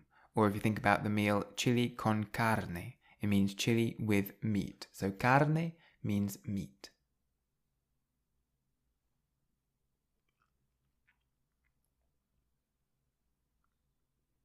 Non mangio carne. Non mangio carne. And so this means I don't eat meat, or it could also mean I'm not eating meat, because in English there are always two translations of the present tense. How would you say he doesn't work here?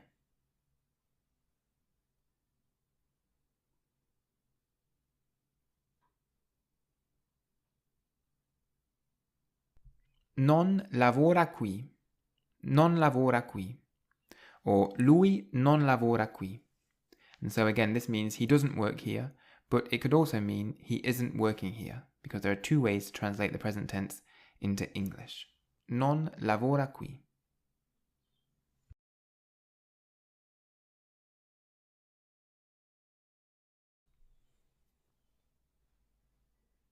How would you say in Italian, they aren't visiting Italy this year? And the word for this year is quest'anno. Quest'anno. The apostrophe in the middle is really there because you're joining two words together. The word for this is questo, which ends in an O.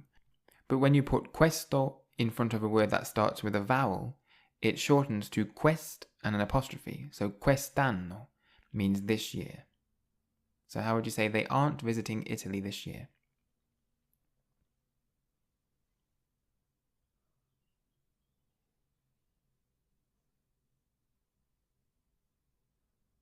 Non visitano Italia quest'anno. Non visitano Italia quest'anno. How would you say you aren't buying that, using the informal way of saying you?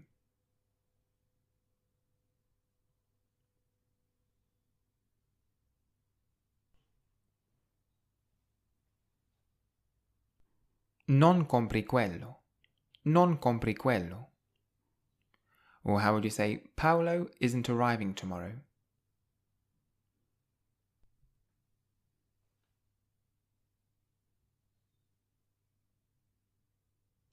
Paolo non arriva domani.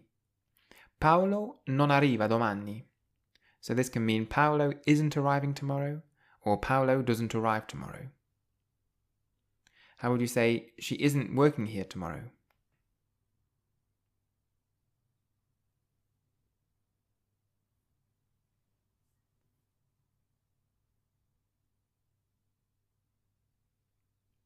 Non lavora qui domani. Non lavora qui domani. Or you could put lei in front if it's not clear. Lei non lavora qui domani. And don't forget that the lei here, because it's got a capital L, could also mean you.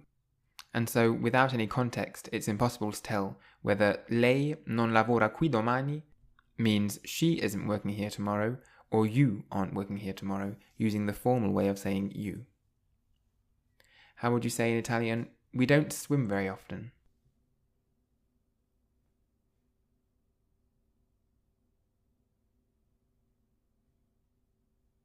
Non nuotiamo molto spesso.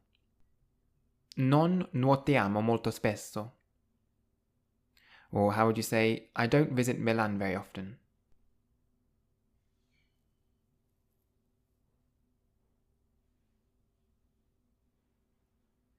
Non visito Milano molto spesso. Non visito Milano molto spesso. So to make the present tense negative in Italian, you just put the word non in front of the verb.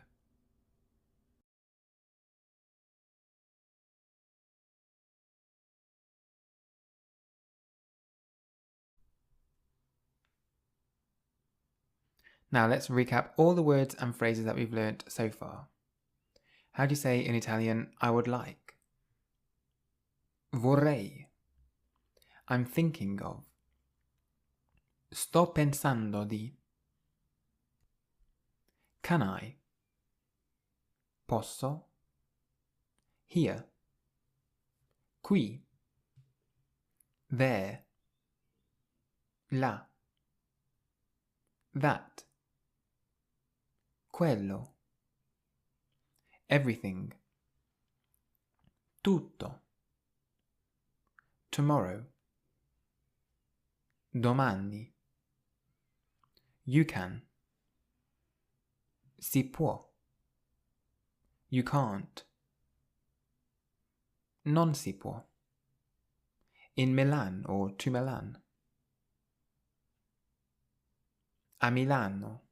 So remember that you put a in front of any town or city to mean in or to. In Italy or to Italy.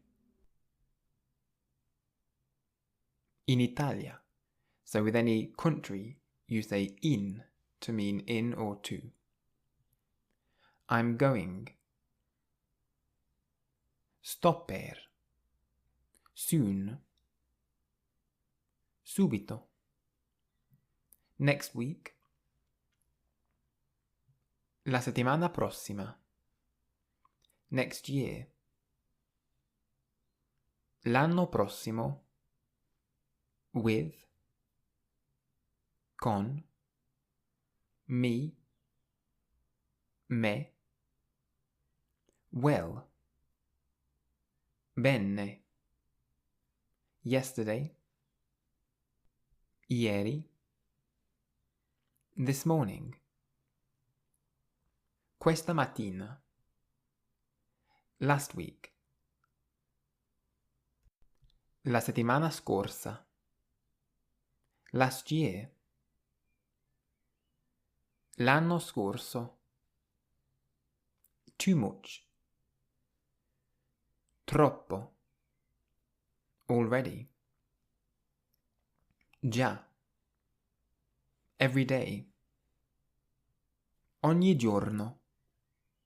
Often. Spesso. Usually. Di solito. Early. Presto. Together. Insieme. Very. Molto.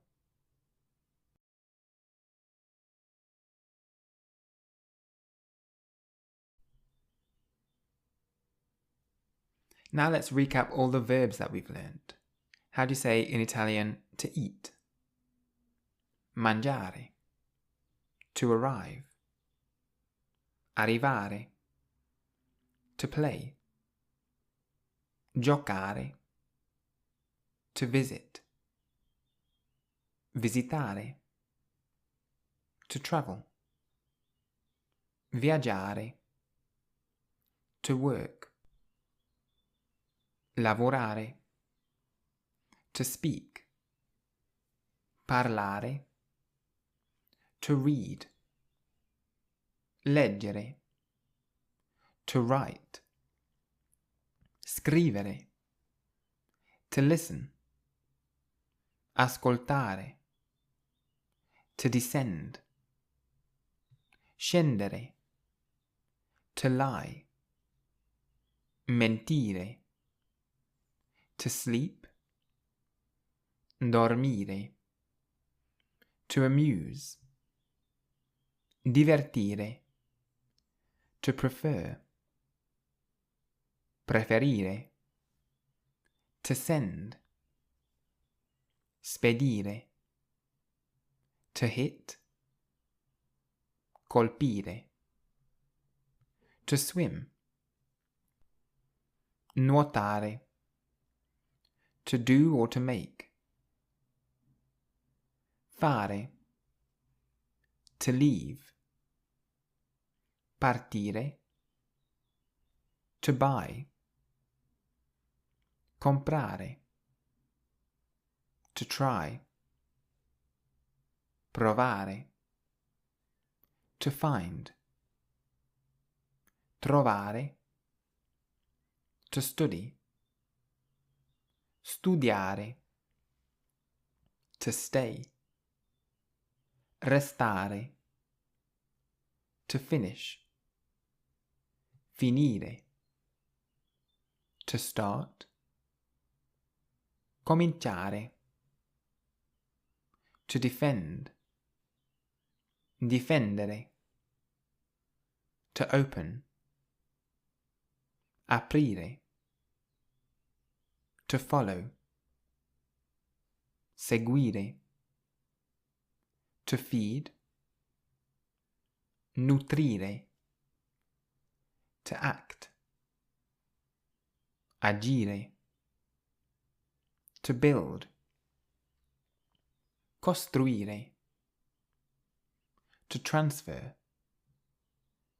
trasferire, to be, essere, to wait, aspettare. Now, verbs that end in are or ire, you always stress the a or the I, so aspettare, or finire, parlare, aprire. That's where you place the emphasis. However, if we look at some ere verbs, like vendere, well, we've stressed the syllable before the e, so we don't say vendere, we say vendere. And this is true of all ere verbs. So are and ire verbs, you stress the a or the I, whereas ere verbs, you stress the syllable before that. So vendere is to sell. So how do you say to sell? Vendere. To change, cambiare. To lose, perdere. So it's perdere and not perdere. To give back, rendere. To understand, capire. To take, prendere. To believe, credere. To answer, rispondere. To put, mettere. To offer, offrire. To serve, servire. To clean, pulire. To fail, fallire. To suggest, suggerire. To annoy, infastidire.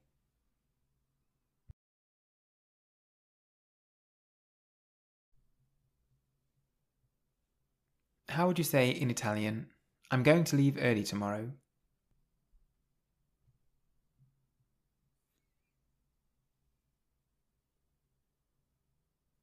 Sto per partire presto domani. Sto per partire presto domani. Can I start later?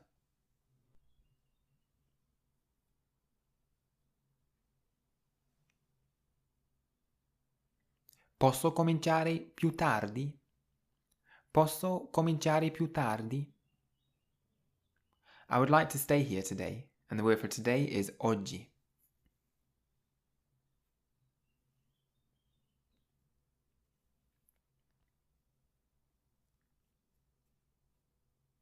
Vorrei restare qui oggi. Vorrei restare qui oggi. We're going to be in Italy soon.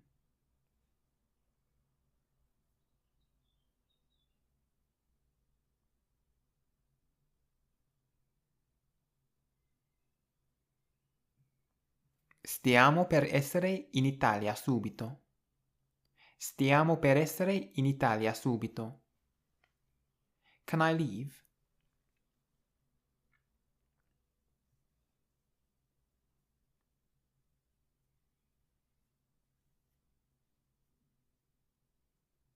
Posso partire? Posso partire? He isn't going to be there.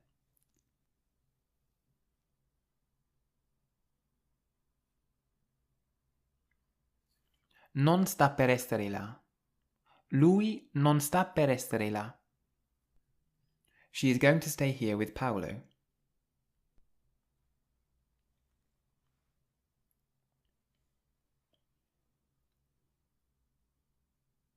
Sta per restare qui con Paolo. Lei sta per restare qui con Paolo. I've already eaten.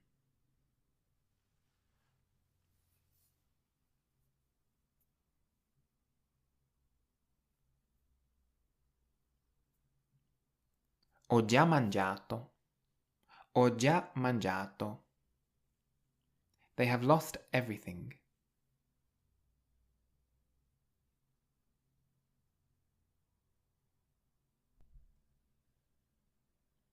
Hanno perduto tutto. Hanno perduto tutto. We haven't visited Rome.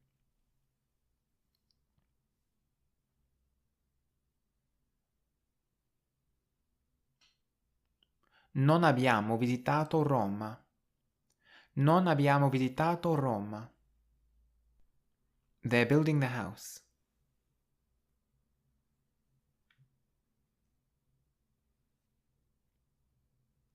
Costruiscono la casa. Costruiscono la casa.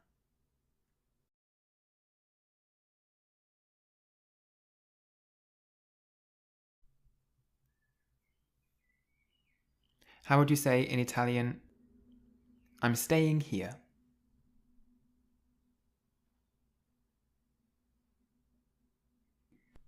Resto qui. Resto qui. I'm not staying here.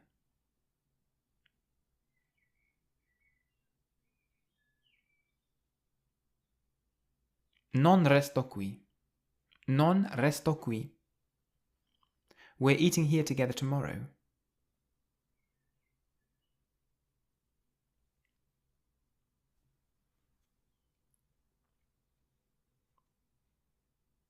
Mangiamo qui insieme domani. Mangiamo qui insieme domani. I'm studying Italian with Maria.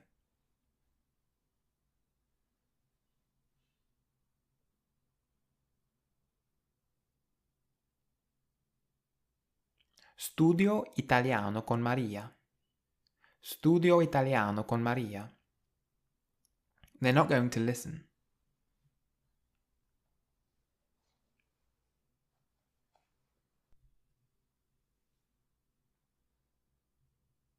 Non stanno per ascoltare. Non stanno per ascoltare. You're going to lose everything using the formal version of you.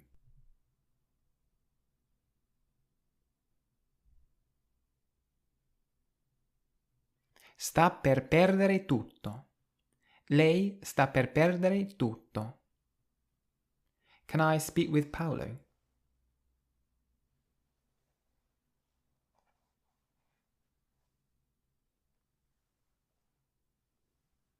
Posso parlare con Paolo?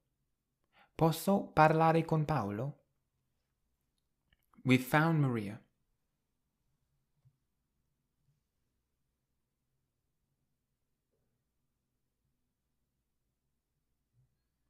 Abbiamo trovato Maria. Abbiamo trovato Maria. He's failed.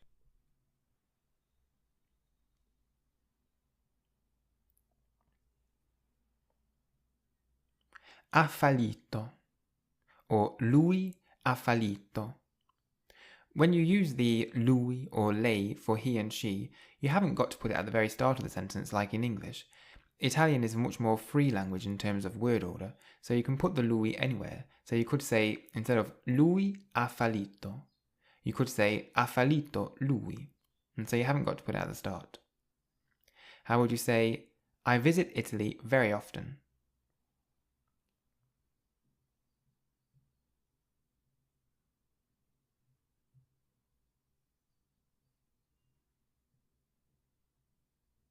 Visito Italia molto spesso. Visito Italia molto spesso.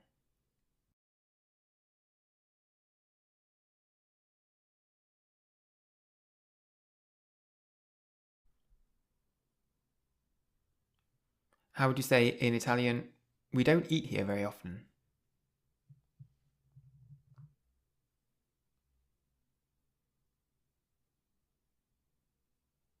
Non mangiamo qui molto spesso. Non mangiamo qui molto spesso. I would like to travel to Italy next year.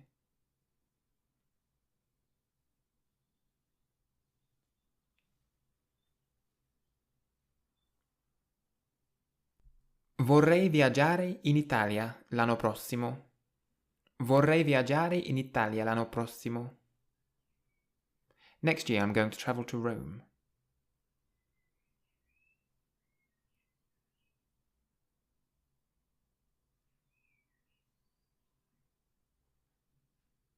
L'anno prossimo sto per viaggiare a Roma. L'anno prossimo sto per viaggiare a Roma.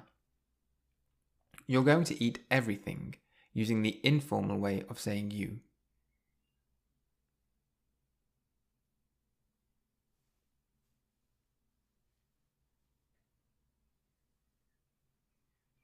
Stai per mangiare tutto.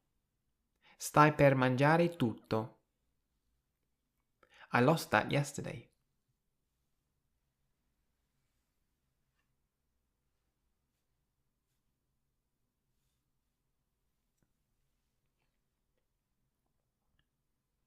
Ho perduto quello ieri.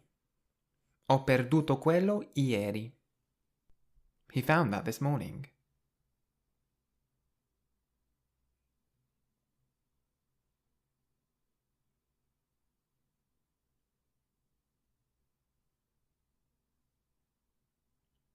Ha trovato quello questa mattina. Lui ha trovato quello questa mattina. The film is starting.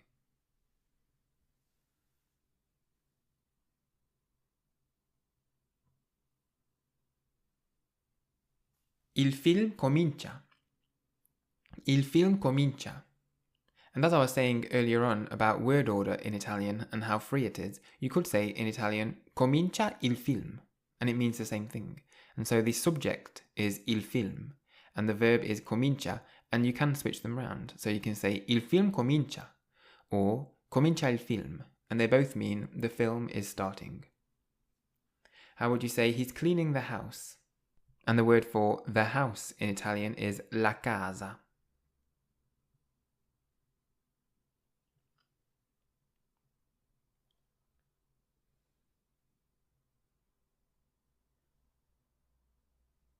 Pulisce la casa.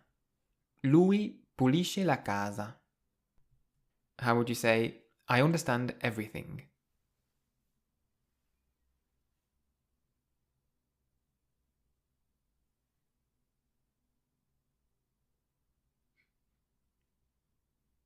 Capisco tutto. Capisco tutto.